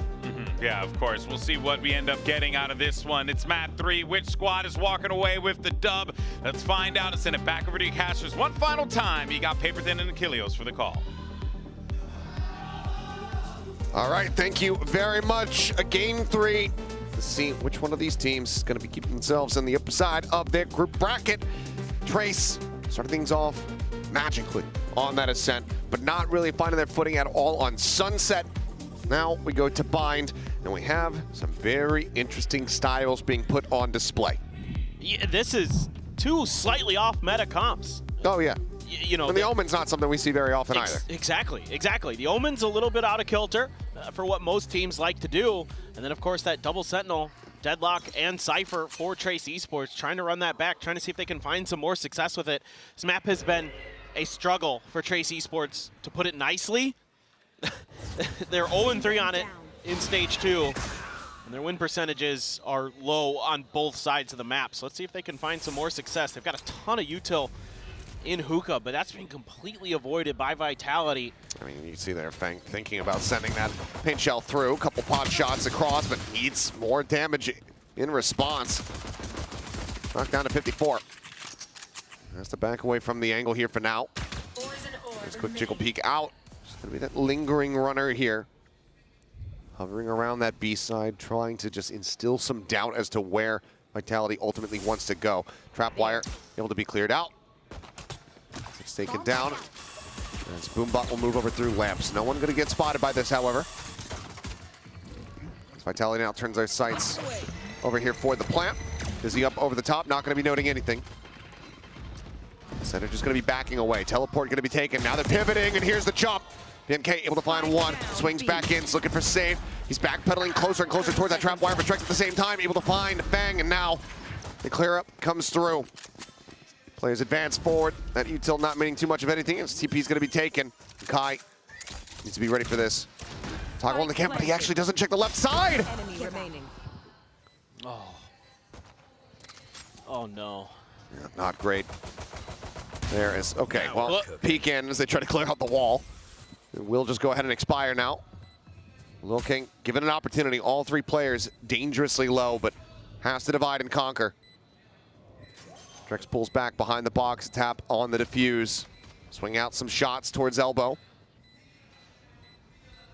The time working against him.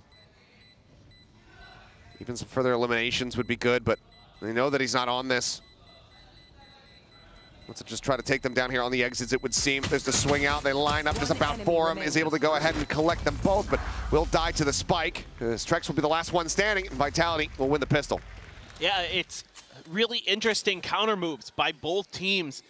Kind of away from that short A skirmish and scuffle and the creation of space by Trace Esports. It's this lurk from Runner. Gets around that wall somehow through Market, the deadlock wall, and finds a huge pick. Even though Bianca was waiting for that TP, Vitality still found some big kills all across the map on the way towards getting that plant down, and just really good discipline there in that post plant. Really, really, really good from the side of Vitality. Knowing that they're weak, knowing that they can't give any opportunities over to Lil King, who's been ridiculous in some of these rounds with those multi-kills. And they just play it out patiently. So I liked some of the things from both squads, but Vitality just, again, a step ahead. Cam does get spotted out, cleared. Triple stack at Showers. Fully expecting at least the one player to start working their way across towards this position. Prowler going to go through. Couple players ringing out some shots as Paint Shells gets ready to greet them from behind. Trex able to back away as there's the rush forward, but it's 2, 3 quick and easy kills here as Trex continues to excel. 5-0 thus far. The other two players still a world away. He's just near flawless today. Unmovable, unflappable. Hey, Bait is trying to wait around the corner. See if he can find any kills. Spot out. Okay, able to win that fight here at range. Headshot comes in. Safe going to be taken down. So some damage found as he goes jumping across the side. Grabbing the weapon. I believe. No, now God has it. Then it's just going to be eliminated.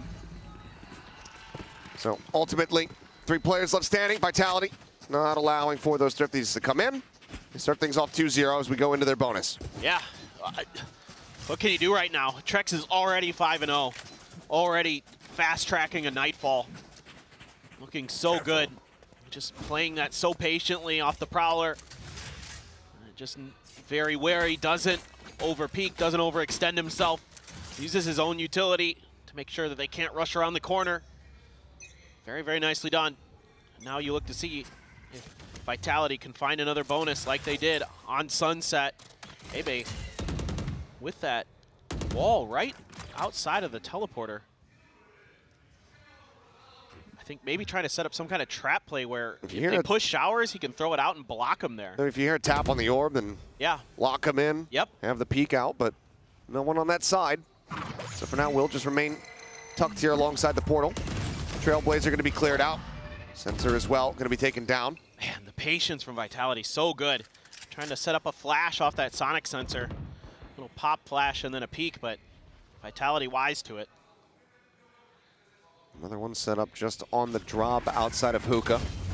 Smoke's coming down, and it looks like ultimately B-site about to be hit, but King rotating off, working his way towards that A site. Wall for now is keeping them locked in place here at long. Yeah, and this is why they can shift an extra player over towards the A site. But now that it's cleared, everybody's making their way over to B.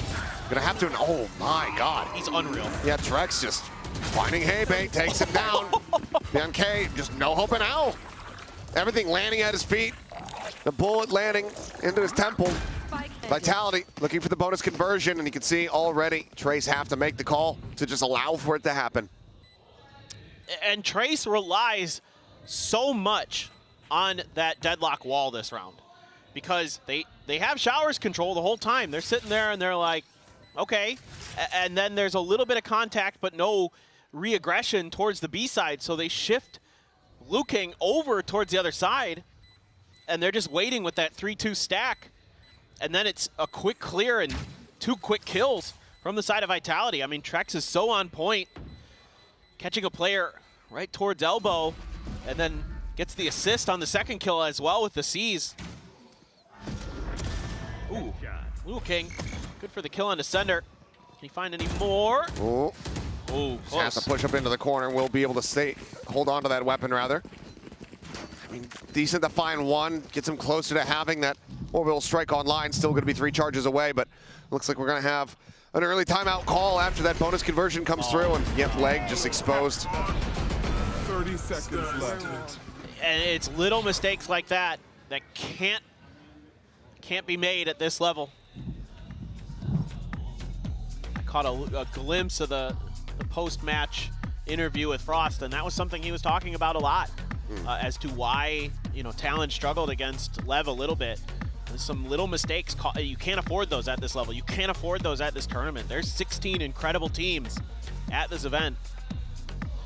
And still though, Vitality in general, even without that little leg peek, was making a great idea there. They're like, we're just going to clear the wall and on a dime, we're going. And it catches Trace Esports very off guard.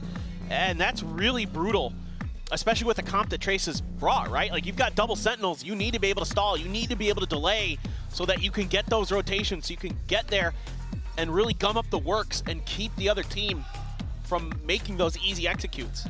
I mean, Mimi pointed out, kind of likes this composition a bit more on the attack, but yeah, you definitely want to have some defending sided rounds going your way, as we are here on Bind. This is a deceptively attacker-sided composition. You would think with 2 Sentinels it's not, but you can actually do a lot of cool stuff with the walls on the attacker side with Deadlock. So get there when we get there, but I'm with you. And with Mimi, it is kind of a interesting dynamic that this particular composition brings. Nothing off the Dizzy. 3-man stack towards B. Yeah, slow and steady. It's again just a big reliance here on this util over at short. No one there to challenge, just 2 players. Set up over here towards Showers. See the high-low setup with the trips. Camera is going to get the spot onto Runner. But the high there set up for the raise, the low for the entry players behind. Let's see if Vitality can sniff this out. Indeed they can. At least get the first one. Clear out the first, the other one set up low. It's going to be popped as Safe jumps up over the top, and Feng will be able to shut that down. Paint shells just in case that pressure continues to come in from Showers, which now with the Prowler, they know that Trex is going to be there. The push up though, and Trex going to be good for the kill. Traded back though by Kai. Gives Trace the man advantage. Full push up once again here through lamps. Do they try to cut over towards B? This is being watched at the moment here. Left. Great awareness from Hebe. Yeah, but also from Sender. Anticipating it, ready, holding that angle. Flash sent towards Shower, forces him back for now. But Low King still lurking, finding one, cannot interrupt the plan. This Kicks spotting one, goes for the challenge, and Hebe going to be taken down and out. Kicks all on his lonesome. And Low King will take this round into his own hands, cleans it up with a 3-piece, and Trace will be able to get their first round win off the back of the timeout. And just a really important reaction from Feng there that he's ready for the other raise to be blast packing through. Trex is trying to do his best to create a little bit of distraction for his duelist player. He only gets one in the end, but whoa, that's snappy. And then you got the follow-up from Kai. Great trade, knowing that that fade is going to be there. And they're able to start cutting players down. Just, that's a great round for Trace. So really good map awareness across the board. Really good discipline. Nobody really overextending themselves. And Low King, 7-1 right now, has an orbital strike. He has been the team so far. Yeah.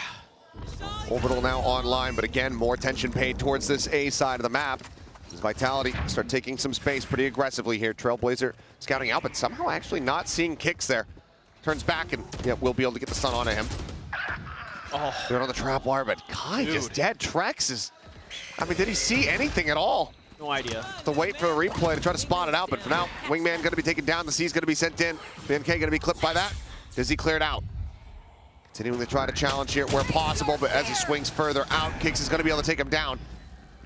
As the Nightfall gets unleashed, Low King having to win this fight, but cannot. Safe will strike him down. Now Paint Shells goes out to further delay the defuse. 2 players left alive, swinging out wide. The peak there. Punish not found. Mosh now invested. Feng dead. The cleanup will be there. Sender, the only casualty is Vitality, not allowing for Trace to pick up 2 consecutive rounds. Yeah, now they're starting to win some of those big battles out on the flanks, and so well prepared for that TP with that Showers control. Great stuff, top to bottom, for the side of Vitality. And Trace Esports tries something a little bit spicy, and they pay the price. And it's going to be another eco for them. I wish we had wanted to see that Trex kill, but the observers have deemed it too filthy. The stream is not rated not for that. rated, yeah. We cannot show it. It's not safe for TV. He's been too damn good today. Well, you're getting close to some ults after this round for Trace Esports, one way or another. Who knows, maybe if you start getting some picks. The kills, they're up close and personal, and Trex is always diligent with his util, making sure that he understands some of these angles and where the players are. They get an early read. Let's see how they want to deal with it. They heard the 2 sheriffs there in hookah. Looks like they're going to back away from that a little bit. Trex considering another Prowler. I thought maybe they might try like a combo here off a Prowler and maybe, oh, but a flash. Oh, flash going to be sent. But wary about the covering fire, so can't go for that peek to try to find the punish, so they cannot get that kill, cannot get that weapon. Trex will just go ahead and back away. Double trap wire set up. There's the first one. There's the second. Swing forward, safe, snappy. Locks onto Feng's head. Takes him down. Mosh trying to clear backside, but safe up over the top, catching a glimpse. Kai eliminated. Now 3 players left, still all sheriffs here in hand. Just desperately trying to find some eliminations. Net comes through, safe, however, able to drag across. Hebe eventually will find the kill. Sender just quick TP. Removes the net and now looks to try to hold them back, lock them here into lamps. The spot out on the 2. Lil King able to find one more kill, but it's still Vitality moving forward, moving upward now 5-1, cash aplenty. Yeah, and I really like the way that Vitality and Trex in particular plays the beginning of this round, using that utility to keep an eye onto the hookah position, and then Safe just clearing out those trips, getting a step ahead of those paint shells, gets that easy first kill. And they're just starting to break open space. Obviously, a weaker buy for Trace Esports in that previous round. Now they've got a couple ults.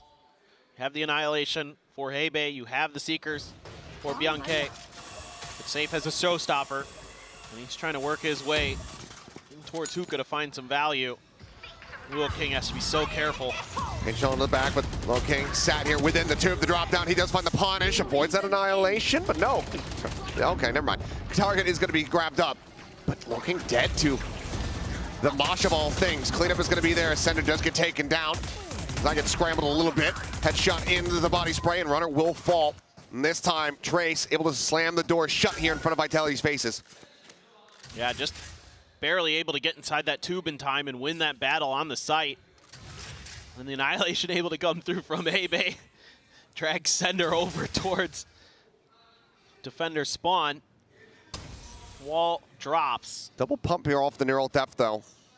Vitality just cutting noise, rotating back around. Still 2 players there in hookah, but an opportunity for them to catch Trace by surprise. They haven't read this. This round is not over yet. Deep. Little excursion here. Kicks just creeping forward. Knows that there's going to be a sonic sensor there. Opts to not break it, but how do they try to pilot this? Util widely dumped here from both players. The C's gone. Everything from Kicks' kit taken away. Plant now coming through. Spike. Let's see how Trace look for the retake. Still have that grab net. Could use that to clear the player out at elbow. It's getting aggressive. There's the push up. Kicks has to back away. Hebe ready for the catch. Grab net going to be sent. Trex now 8-1-2 approaching here from Lab. Swings out, looks for the first, but cannot make it happen. Kai will be able to claim it, and that's going to be Trace finding a second round win. Okay. Starting to find some success, starting to find some round wins. Our Trace Esports. That was a big one. There was some money left after that round, but it was starting to slide just a little bit. But you had some big ults there. You're able to put them to good use. A very important round win for the side of Trace Esports. Or Sender. Nobody likes getting cocooned. It's not fun. Yep. But it do be like that. Save me. And then they do. And then, well, you're just dead. You're just dead. You're just right there in front of them. Well, now Vitality has that Thrash from Kicks. You're close to the Viper's Pit for Runner. So you've got a couple ults that could be available. Well, Thrash to start. Scouting through showers and some shots, but oh, Fang just swings back out. Does manage to take down Safe, so 1 for 1. As raises fall here on both sides. Paranoia not connecting, but Lil King spotted by that Prowler, I should say, but still is going to be good for 1. Back and forth battle here as Kai peeking out, finds Trex. And now they just don't know which way they have to put their attention towards. The Sender ends up falling. Kicks now the one to try to clutch it out in a 1v3. Does have to Thrash back up, but Wall comes through. Trailblazer will spot him. He will just go ahead and reroute. Tough situation out for Kicks. Oh, they're just going to double stack him. Gonna thrash it. Yeah, they thrash it, but they're both just sat here at lamps, just trying to go for the headshot. Trying to swing out. Will be good for 1 more. So some further damage going to be dealt. Trace now within touching distance, just 2 rounds separating. That's a great reaction here from Trace Esports. They identify that Sender got to the front of the truck, and they start swinging in to bail out. A great early kill for Fang. Smoke's just popping everywhere, and somehow Sender finds Fang in the middle of all of that. But there's a sonic sensor placed a little bit deep here that catches, I want to say it was Runner, And that allows an extra kill to come through off that stun. So deeper utility there for the side of Trace Esports. Finds a ton of value in that round. Flash to confirm. Smoke already down though. Anybody looking for the same trap setup here? Ready to send the wall. Vitality just seemingly never falling for that on the rounds that Hebei wants to go for it. At least that we've seen. Showstopper though, for Fang. He's over towards U-Haul. Clear the haunt. Paint shell lobbed in. BNK able to back away. Net gonna be sent. There's the flash. And that's gonna be both of them taken down. Fantastic fire from Hebei and BNK. A 5-3. TP picks up that spike, brings it back over, but how do you try to pilot things from here? Trex ready for a quick little peek out, goes for the reface though, and Hebei able to take him down. Okay, the one casualty. The trapwire gets cleared out and Kai is watching. Spike now stranded and Runner cannot find any more kills. Trace continue to run things back. Yeah, I like this changeup in how Hebei and BNK are playing that long B position. Earlier we saw it where they tried to play off a sonic sensor to get that pop flash to go. This time they let the game come to them a little bit. The fragment comes, they respond with the grab net into the flash, and they both swing and both get a kill. Really nice little minor changeup there. That nets a really, really big round win. And I was kind of thinking that maybe now would be a good time for a timeout, but Vitality's gonna let it roll. Letting it go for a bit longer here. There. Okay. Quick little tap. Showstopper gonna be sent up close and personal though, thinking maybe they had the catch. That was a trap play that they were trying to pull off, but Sender able to elude it. So Showstopper now no longer a concern if they can get themselves into a site. Still do have that orbital available, and Hebei picks up another annihilation. Just another pause here from Vitality, but able to bait out that ultimate is huge. However, Hebei has another annihilation. Low King has the orbital strike, so this is still a very difficult post plant. Slow creep forward once again. Trap wire's just going to be sounding the alarm. Cam going to be cleared out as paint shells come in, and caught with paint shells in hand here is safe. Cannot get away from it. Net going through, plant coming down. There's a push up here into backside. Low King going to be taken down, so orbital strike cannot come into play. Pit now at the ready, sent. His Runner cleans up Kai. 3v4 with a Pit in play. Vitality in a strong position to stop this run back from Trace even further. As Annihilation gets sent out. Not going to find the connection though. Cocoon does not come through, and Trex is just hightailing it away. MK pushing forward. Spike here just alongside him. Opposite side of the wall, the push out, some damage dealt, but cannot find that kill. Hebei going to be good for one. His Runner will get taken down. Wall, the Pit now gone. Everything to do here from the side of Fang, and he's not going to be able to find much more. Vitality stopping them here in their tracks. They get 6 on the half. I mean, other than Safe getting caught with some util in hand, that's a really good round for Vitality. Get the Showstopper and the Annihilation out of him. Exactly. That's a massive win. They have to use the Pit, but that's okay. You get that round win. And man, felt like maybe Trace Esports was starting to heat up, starting to string a lot of rounds together, but it's only 3 before it's cut short by Vitality. Still have that orbital strike, now have a neural theft as well. But just great awareness from Vitality, expecting that trap play with the wall. Able to bait out a bunch of ults. Get themselves a really nice round win. Now this time not going to be seeing that set play coming through. Trailblazer to scouting. We'll just send this one to cut off any further aggression in towards Showers. Jiggle peeking out though. Getting a spot. Net coming through. Runner in a bad situation and will get taken down. Safe trying to provide some covering fire here from the flank, but they'll just go ahead, get their kill and dip. Some of these trap plays that Trace Esports have set up with this deadlock are really, really interesting. They're making great use of that grab net. I've seen a couple instances with Hebei and Bianche really shutting things down. And now you've got 4 players shifting over towards the B site for Vitality. Hebe making a little bit of noise. See what Vitality wants to do. Oh, hello. Well, they want to run. Double blast pack 4. They know that it can't have gotten too far. And oh, once again, caught with that util in hand. Hebe will get traded back out as Kicks finds that kill. BMK able to answer back the orbital strike to try to hold them here in position. Sender on the challenge, finds a headshot, but eats an immense amount of damage. And Lil King able to collect, looks for the follow-up and has it. Truck's gonna be taken down as Trace seeking a 6-6 half. I mean, again, there's such a nuisance on this B site.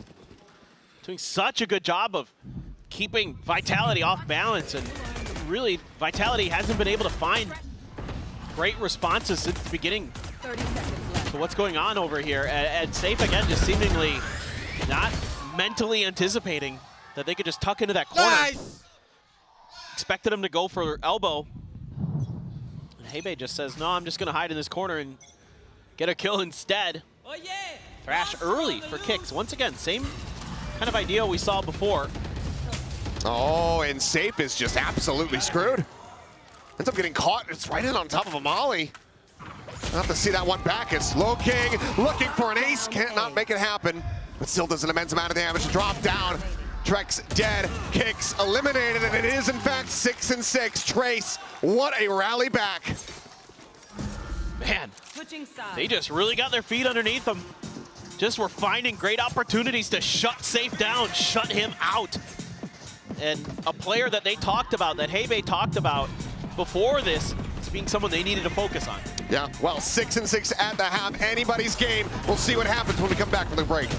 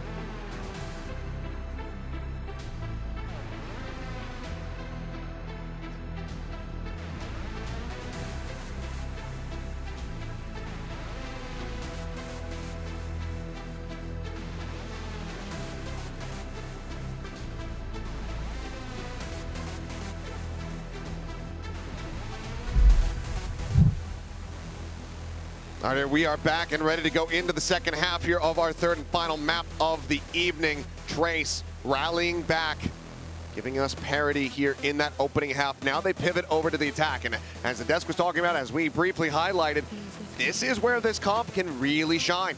Yeah, no doubt about it. There's some really cool ideas you can do with that wall. You can get players trapped behind like the truck or the tube, things like that. With the deadlock, that can make it really annoying. I mean, obviously you have tons of extra layers to watch your flanks on the post plants with the Cypher util and the sonic sensors and all those things, but it's deceptively powerful on this attacker side. Let's see if Trace are going to be able to really utilize that, find that power, or if Vitality will be able to push back, as they are going to be here on the defending side of Bind. It all very well come down to this pistol right here, though. We'll see who takes that next step towards victory. And for Vitality, I'd like to see them just do what they did on Sunset and just kind of deny the ability to plant as best as they can. Fast hit, getting ready to come through. His Kick's going to be forced out the flash. He's able to turn away from that one. Has a dizzy out, sends it. Safe going to be able to collect one. Kicks, gets Kai. A pinch from behind, going to be taken down. Still, though, Trace occupying the site here for the moment. Boombot, Wingman, everything in the kitchen sink going to be sent through. Trying to scout out some of these positions. The man advantage ultimately is there for Vitality. But they take Trex out of the picture for now. I love this proactivity. Old swing coming through, right click going to be good. Hebe able to get that answering kill on the back end, but now has everything to do. Ball goes down.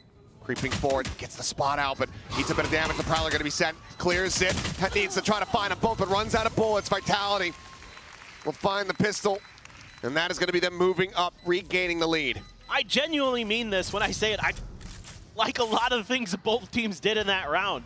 I like the patience from Vitality, the pause there after the execute comes through, knowing they have that man advantage. But then the wall comes through towards spawn for the side of Trace Esports, and they immediately understand that they need to clear the other angles before that wall either gets taken down or drops. Nice. And they do that, and that's the right thing to do in that situation.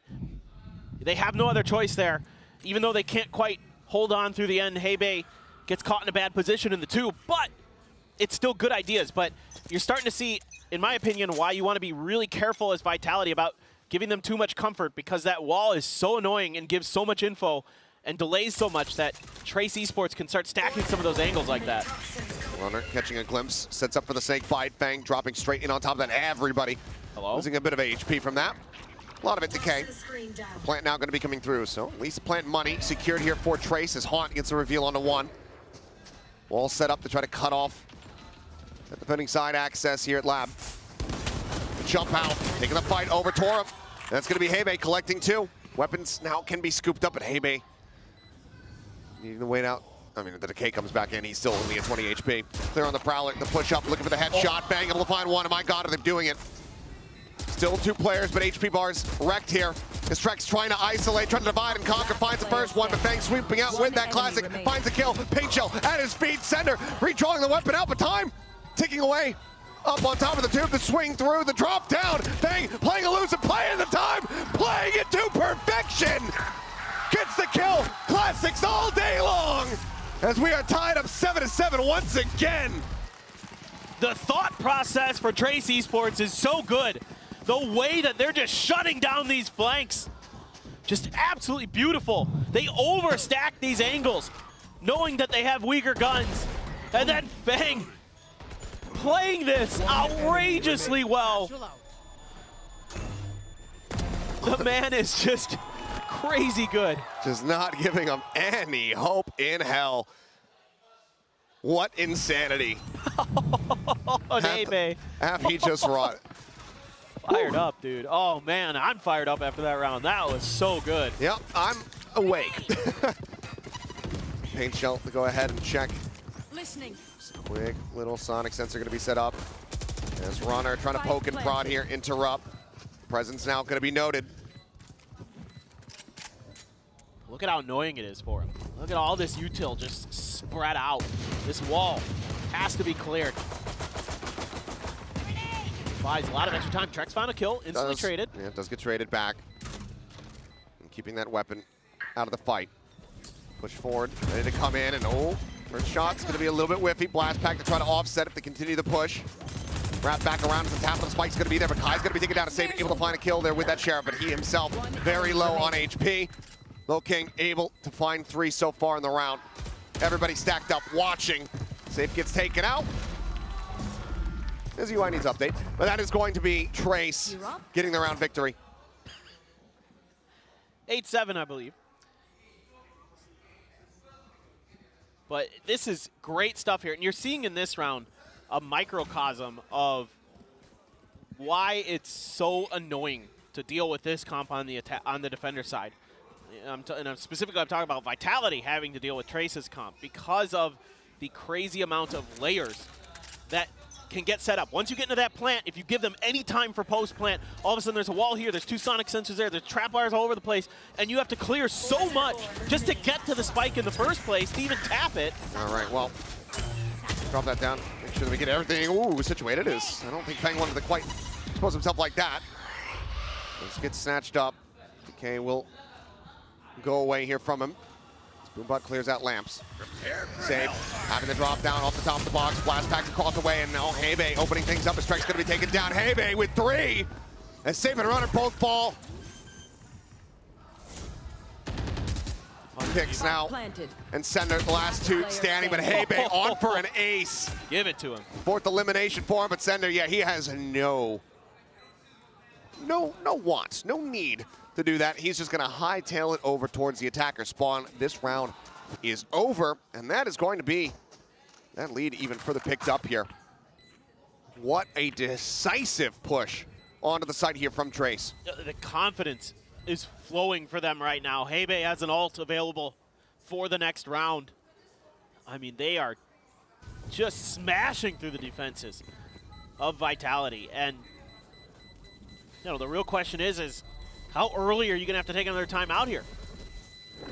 Because it's already starting to go very, very sideways in so many ways. And Vitality's going to need to find a way to keep these attacks from fighting all this success. The orbital strike there to flush players into Hebei's angle, and then he's just spraying them down as they're trying to come out the back of truck. I think they're trying to run away from it. Yeah, orbital strikes send him scattering, and he's able to collect them all. What a huge round here from Hebei, as that will be the timeout call.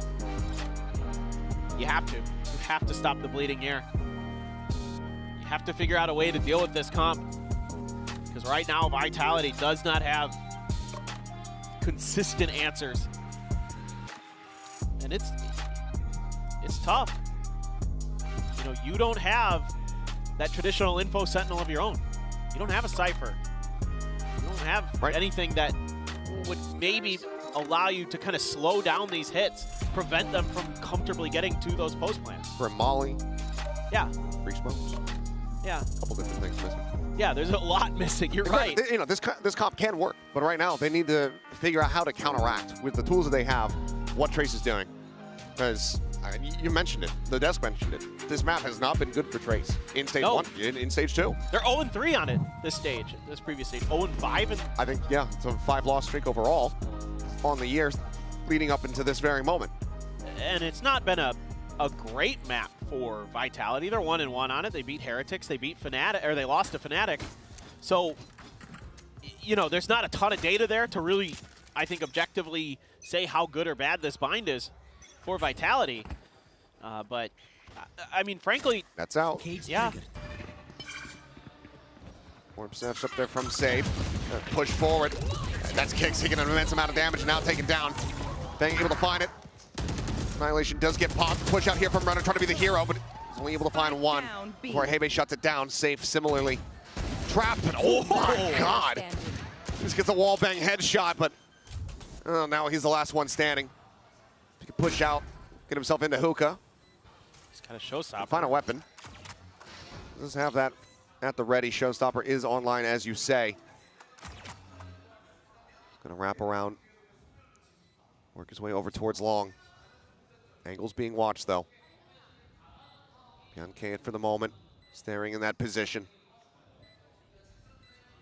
Just jump peeking here for him. Time ticking. What does the call end up being here for Safety? Try to play this one out. In case stopping the jump peaks right as Safe gets close enough to be able to find a potential headshot.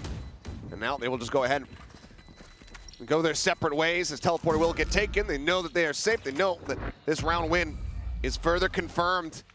And now Trace find themselves up to double digits. I mean, it's so difficult. Every position that Vitality is trying to hold is getting caught out. Just great stuff from Vang. Beyond K right there.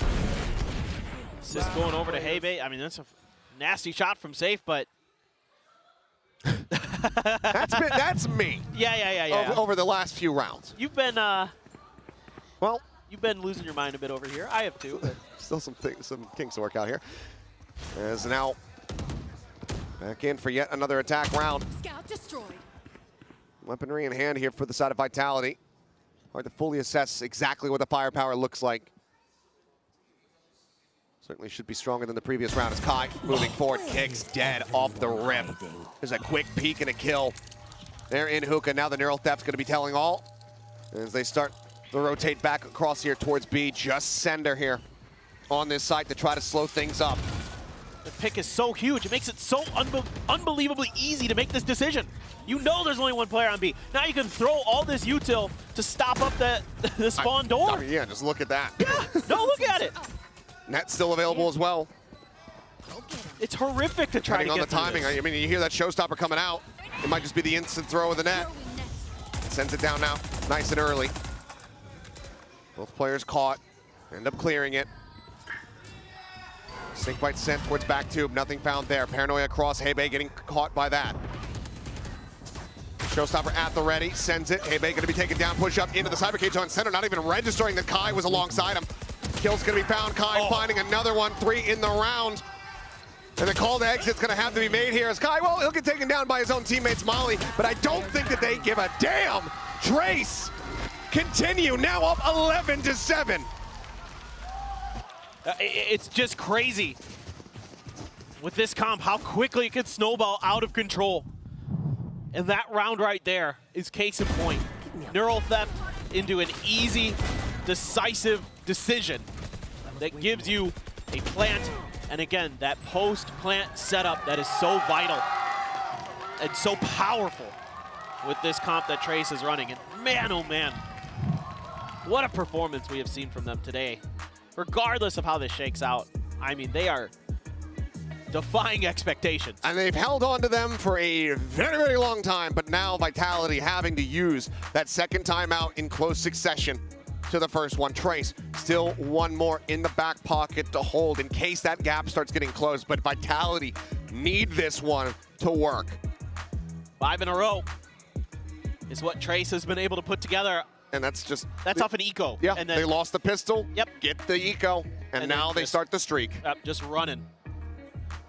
And there's a showstopper, one away from the Seekers for Bianca. I mean, again, the way that they're now able to snowball those ults as well is going to clear that space that they need to get to those post plants.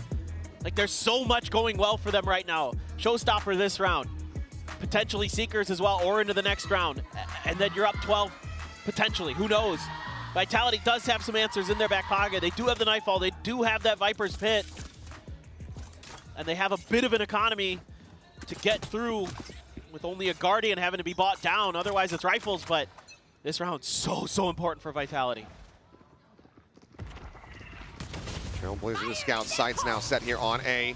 Showstopper looking for the netted player and finds him. Runner absolutely obliterated. Kai now striking, unregistered as Trex will fall. Paint shells lobbed out as safe, has to back away. Tries to evacuate into the smoke, keeps himself alive, and now Ascender arriving. Does manage to find Kai. But still, so much work to be done. Sender dead, safe at 23. It's just he and Kicks. They have no money and no way to escape. They have to try to fight back. Wingman gonna be going forward. Immediately cleared out. Amash at the ready. The flash in hand. Hebei turning from it, swings out the kills, confirmed. A team ace, and Trace up to 12. And it's off the rip here for Trace. The showstopper kill onto Runner, who's got the Viper's Pit. A huge ult immediately taken away. Right off the rip.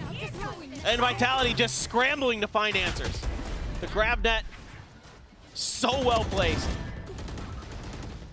And then Kai has been great on the Cypher, great on the Jet on Ascent. Really shutting down some of these extra angles, some of these lurks as well have been really successful for him, for Trace. And that has gotten them to match point. Pit immediately invested as they look to flush him out. He's netted, he's naded, he's absolutely dead! Runner gone, the first step taken. They back away, the Nightfall gonna be dodged out, but Fang sticking around, finds a headshot, putting Trex down on his ass. 3 players left standing. And now the pivot, the call. Guys, I'm deep on B. Bring the spike this way. All the space in the world for Trace Esports to get set up. Okay. Sticking around, doesn't win the fight, eats a bit of damage. But now the shift, the rotation has to come through. There's that wall. No ults to speak of here from either side. The Dizzy not going to be spotting out much here. Ascender just TPs across. Wall now cleared out. Paranoia at the ready. Hebei again here within tube, getting caught by it as Kai jumps up over the top. He's in on top of the Mosh. He ends up getting taken down. A window potentially back in, but Bianca says absolutely not. Where were you when Trace Esports took down Team Vitality? I was right here, relishing in it. 13-7 on Bind. They close out the series in what may prove to be the upset of the tournament. Unbelievable. They come in, have an Ascent that is so back and forth, so close, goes to overtime. Sunset, Vitality seemingly the whole way, and then on Bind, Trace Esports flipped the script. So many losses, so much struggle to find an identity, to find an agent composition that works for them on this map, and they come into Champions, they float it for the last map, and they're able to get it over the line and take down Vitality. Absolutely incredible scenes from this young squad. Vitality will take their bow. Their jobs are not done here, but look at what this means to these players coming in with nothing but doubts on their shoulders. They get this win, they get that upset, and they get their moment here in the spotlight. It was absolutely wonderful stuff today. They looked so clean on Ascent. It looked like a lot of any doubts that I had about maybe some of the mistakes and things mostly erased. They looked really well polished, and Vitality is a very, very good team through everything they had of them today. But Trace Esports, man, what a moment, what a moment. Indeed, and who knows, I mean, it should just be upward from here. That's a huge hurdle to jump in your first matchup here on the international stage in the biggest tournament of the year. Let me take a look back through some of these moments, but I mean, did you hear that? It was as if millions of pick'ems had suddenly cried out in terror and were suddenly silenced because not a lot of people were gonna have this one ready. We're gonna have that one locked in. I want to give you a quick stat before we go on this bind. Lay it on me. Okay, Trace Esports coming into this, they won 36% of their rounds on their attacker side and 28% on their defender side. Coming into stage 2 for today, they completely flipped the script. What a job preparing this squad. I mean, obviously still some pain points there on Sunset, but they still did have good ideas. Sure. This is now a team that absolutely needs to be looked at and that needs to be feared by future opponents, because clearly Trace, they have some very solid ideas, especially here with this bind composition. Fantastic performance from absolutely everybody across the board for Trace. We congratulate them once again on their win. And to further congratulate them, we'll get ready to go ahead and throw it down to the stage. We got Jen standing by for a Verizon post-match interview. Jen Lee down here on stage with Luo King, of course, with Trace Esports picking up their first Champions win. Congratulations, Luo King. 승리 축하드립니다. Thank you, thank you, thank you. 네, 루오킹 선수, 트레이스 e스포츠가 첫 국제전 첫 경기에서 첫 승을 거두게 됐습니다. 그것도 2번 시드 유럽 팀인 바이탈리티를 상대로 2대1을 내면서 이런 성과를 올렸는데요. 아무래도 기분이 남다를 것 같은데 가장 먼저 오늘 승리 소감부터 물어보도록 하겠습니다. Congratulations once again. Now, this was your first international event, first match. You guys pick up the very first win for Champions for Trace Esports against the number 2 seed of EMEA team. So how does that feel? Must mean a lot to you. 那其实这一次不仅是你在冠军赛上的首秀嘛，并且你也是击败了一个非常强劲的敌人小蜜蜂，并且他们也是来自 EMEA 的2号种子。那现在感觉怎么样呢？我感觉就是我们这一路的努力都得到了回报吧。然后希望这是我们的一个开始，然后也希望一直支持我们的观众们可以继续支持我们，我们会在未来继续努力。 I think, it just improved that lots of the hard working and a lot of the efforts just come true, and maybe this is so sweet for us. And I think thanks for all of the fans supporting, and I think maybe this is just a start for us. 그동안 너무나 열심히 노력을 했고 열심히 이 길을 걸어왔기 때문에 이렇게 승리할 수 있어서 정말 이 승리의 달콤함을 다시 한번 느낄 수 있는 것 같고, 그리고 팬들도 열심히 응원을 해줬기 때문에 이번이 끝이 아니라 이제 이번에 승리가 앞으로 계속해서 트레이스 e스포츠의 좋은 흐름의 시작이 되지 않을까라는 얘기를 하는데요. 그러면 이제 다음 경기는 레비아탄을 상대하게 되는데 상대팀에 좀 챔피언스 우승자가 2명이나 있거든요. 각오 한마디 들어보고 또 레비아탄에게 하고 싶은 말이 있는지도 물어보도록 하겠습니다.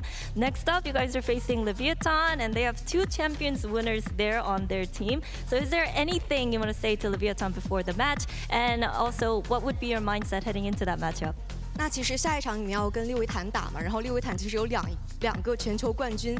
那你现在的心态是什么样的？包括在面对他们之前有没有什么想说的？我的心态其实挺平静吧，因为我觉得我们只需要把自己练的东西给打出来就可以了。可能我们这个队伍比较注重的是过程。我觉得我们能在过程，就是不管是胜利还是失败，这种过程当中学习到很多，进步到很多。那对于利维坦来说的话，其实我是没有什么想说的吧，只是希望我们能跟利维坦带给大家一场精彩的比赛吧。Actually, I have nothing to say to Leviatán, and I just want to give all of the audiences a super amazing matchup. And also, I think Leviatán they're super great, and I think our team just focusing on the process, not the answer. And we just want to give all of the audiences a super nice matchup and nice game. And also, we want to learn not also the experience or something else from Leviatán as well. 먼저 이제 딱히 레비아탄에게 하고 싶은 말은 없고 그냥 팬들에게 좋은 경기력을 선물해주고 싶다고 얘기를 하고요. 레비아탄이 물론 정말 강하고 정말 좋은 팀이지만 그래도 트레이스 e스포츠 같은 경우에는 자신들의 것들을 더 발전시키는 데 집중을 하고 그리고 무엇보다 팬분들에게 더 최고의 경기를 선사할 수 있는 데 집중을 하고 싶다고 얘기를 합니다. 그리고 또 레비아탄전에서도 많은 것들을 배우면서 지금은 조금 더 이 과정에 집중을 하면서 결과와는 다르게 우리가 가고 있는 길을 더 탄탄하게 걸어갈 준비를 하는 게 맞는 것 같다고 얘기했습니다. 이렇게 해서 루오킹 선수 만나봤습니다. Thank you, 루오킹. Congratulations once again. Thank you. Best of luck. Now that was luoking with the interview. Everybody, I'm gonna wrap it over here, and GB, take it away. Thank you so much for that, Jen, for that Verizon post-match interview. And wow. Yes. Trace. I mean, they played incredible. That final map, they've been trying to figure out Bind for so long regionally. They lock in on this deadlock comp. And then you figure it out at Champions. It looked great. And I mean, you can see what it means to these players. And Lao King, the guy we were just hearing from in that interview, just playing out of his mind across this series. This final map in particular, so many fantastic moments from this guy.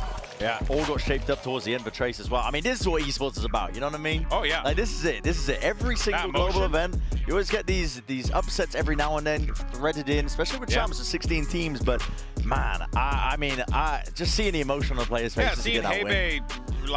Really, wear that on his sleeve, you know, in such a way, illustrates the importance of this event, illustrates the importance of this achievement for them. No one gave them the time of day. No. We got to stress that. Yeah, and for this team, I mean, it means so much too, because we've seen a lot of Chinese teams come and debut at these events, and generally the debuts are a start. The last time we saw a CN team win their first global match was Billy when they upset NRG, and this feels the same magnitude of that upset, really. Seeing a team that no one had expectations for come out, play their heart out, and teach people new names, new styles that the global audience never would have thought about before. You know what struck me, the difference between this one and the Billy match was, you know, when that happened, it felt like Billy was, you know, playing great, but it was like, whoa, that's crazy. It was a lot about individuals and pop-offs and a miracle. This was a Trace team that, quite frankly, just outplayed. They played better VALORANT. You played better VALORANT, fundamental. In the interview, talking about trusting the process, right? Yeah. And not kind of focusing on the matchup at hand, but just going through the motions, going through the process. They're playing, you know, quote-unquote optimal VALORANT as we know it in terms of the compositions most of the time. But it's very far removed from the rest of China in terms of the experimentation they go. They are almost like the black sheep of their region in terms of the fact that they do play more standard stuff, but it's paying off for them here and now. And listen, the elephant in the room is a lot of animal metaphors going on. But listen, the elephant in the room, I think from this is that Vitality kind of choked a little bit. They weren't playing up to the potential that we saw them in the playoffs. But sometimes that's what you need to open it up. You need sometimes those opportunities. And for Trace, I only hope that they go on to new heights off the back of this one here. Now, the next matchup is going to be a hell of a hard one. You're playing Aspas You're playing against Aspas, right? The final boss. So good luck to them, seriously. But I think it's showcased at least that process there, the process the entire time that they've been working towards to hone these compositions, to hone their ideas, to not just delve into the wild card, the craziness to get these wins. It pays off here and now at Champs, the biggest stage of the year. Amazing. Yeah, and when you look at the pick'ems, the percentages, this is one of the teams with the lowest expectations out of absolutely anyone to make it. Yeah. Let's go ahead and check out those the pick'ems powered by AWS, because we showed it at the beginning of the show. We made a few loose references to it. You guys out there were giving them a 10.4% chance. Shout out to the people. That is the lowest of any team on here. They were the least predicted team. I gotta know though, who's so far perfect, because there's no way. I mean, good luck. Good luck getting that one, to be honest. Yeah, this is our biggest upset, right? I would honestly, say. Some people in that group might still be perfect because, again, no team is eliminated, right? I mean, Vitality can make a run for the lower of their group and potentially meet up if Trace ends up being there too. If you had Trace as like third, it's possible. Yeah, exactly. It's still possible for that to happen, but I mean, just overall, I think expectations, the thing that you got to take away from that is that really nobody had high expectations. I think for good reasons. I mean, listen, we were in the VOD cave for hours, farming up clips, looking at the videos of these teams. I mean, look at the rounds you were breaking down at the beginning of today. Like so many mistakes. The clear mistakes and issues, but it wasn't present in the maps today, and that is the signs you're going to look for, honestly. The improvements, the process is there for this team. And they leveled up when it mattered most. And I'm so impressed by this bind, because you can't speak enough about how poor they were on this map regionally. 5 losses in a row, and they come out here, and they honestly look really refined. The defensive trap plays, the attack side, the amount of looks they had with like the net nade combos, repositioning their sensors to play into the post plan. Like, it was really good Valorant from this team, and I'm just excited to watch them play again. Yeah, if you had told me, you know, going into the results, or you just show me the results, and you'd be like, by the way, that team lost bind 5 times in a row, I'd be like, you're a liar. Dirty liar, I don't believe you. You know, but they showed that when you put that work in, those are the results that you end up getting. Well, with day 3 of Champions coming to a close, let's go ahead and take a gander at where we are with the bracket ahora. And we got Leviatán versus Trace Esports is going to be the match that happens. And then Talon versus Vitality, which I'm not going to lie, you know? Yeah, I think Talon's got a chance. Dude, I'm scared for the EMEA heads. I'm very scared for the EMEA heads. Listen, most of them haven't even flown out yet for the event. But listen, they're gonna be crying about this, I'm sure, in the green room at some point. Because listen, that was a Vitality team. They got rattled, they got scared. They made it all the way here to champs. They peaked in their playoffs of their own regionals. But it's about how you perform on this big stage when you are supposed to be the favorites in that matchup.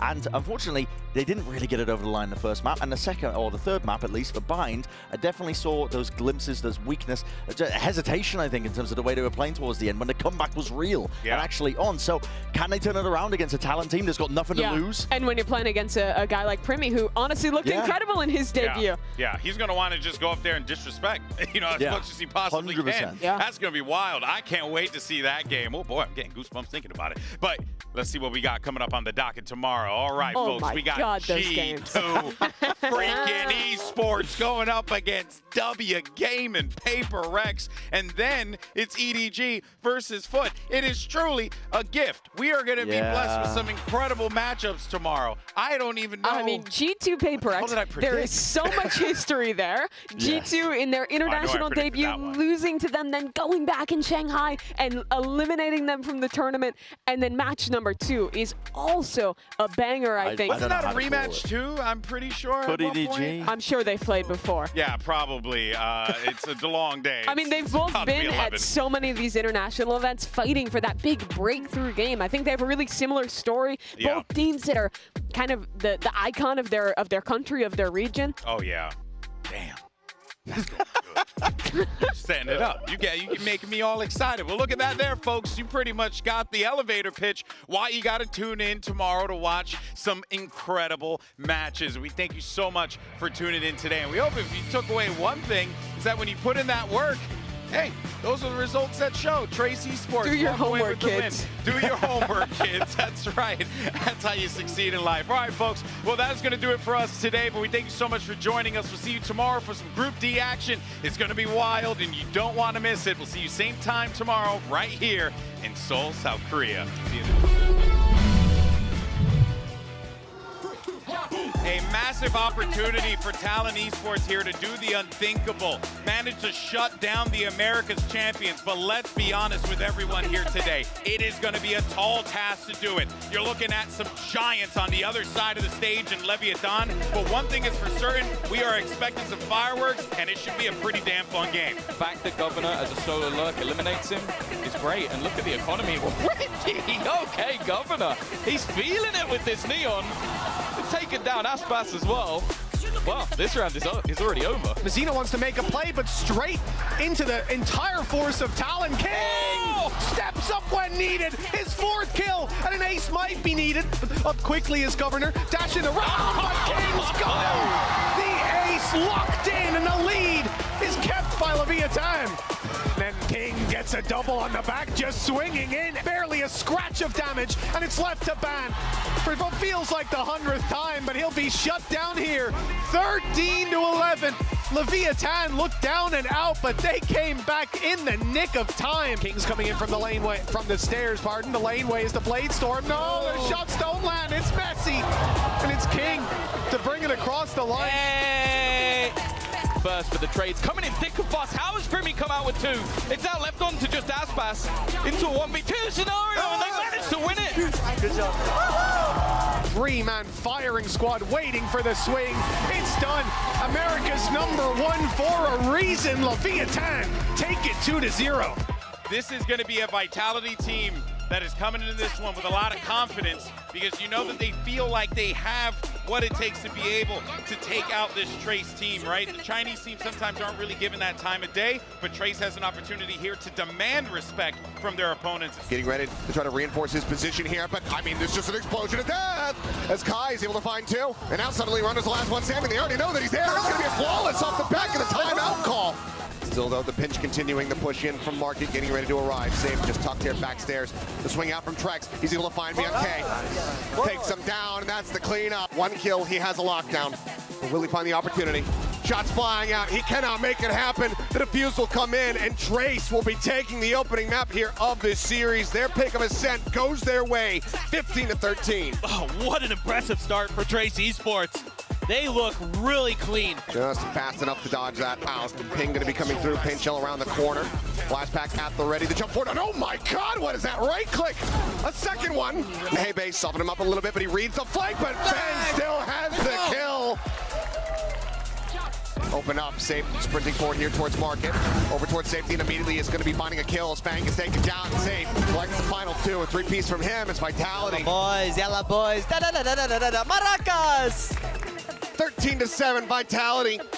Stopping the run back here from Trace. They make it look a bit more competitive. They go ahead and impress us and put our jaws on the floor for a brief little moment. They're on the Prowler to push up, looking for the headshot. Bang, able to find one. Oh my God, are they doing it? Still two players, but HP bars wrecked here. Trying to divide and conquer, finds the first one, but Fang sweeping out with that classic, finds the kill. Pink shell at his feet, Sender redrawing the weapon up on top of the tube, the swing through, the drop down. Fang playing elusive, playing the time, playing it to perfection. Gets the kill, classics all day long. As we are tied up 7-7 once again. Within tube, getting caught by it. Over the top, he's in on top of the mosh. He ends up getting taken down. Potentially back in, but PIK says absolutely not. Where were you when Trace Esports took down Team Vitality? I was right here, relishing in it. 13-7 on Bind. They close out the series in what may prove to be the upset of the tournament. Unbelievable. They come in, have an Ascent that is so back and forth, so close, goes to overtime, sunset, Vitality seemingly the whole way, and then on Bind, Trace Esports flipped the script. So many losses, so much struggle to find an identity, to find an agent composition that works for them on this map, and they come into Champions, they float it for the last map, and they're able to get it over the line and take down Vitality. Absolutely incredible scenes from this young squad. You still doing the you retire it? You can't see me, right? G2 Army, I guess you better get your sleep right, or else.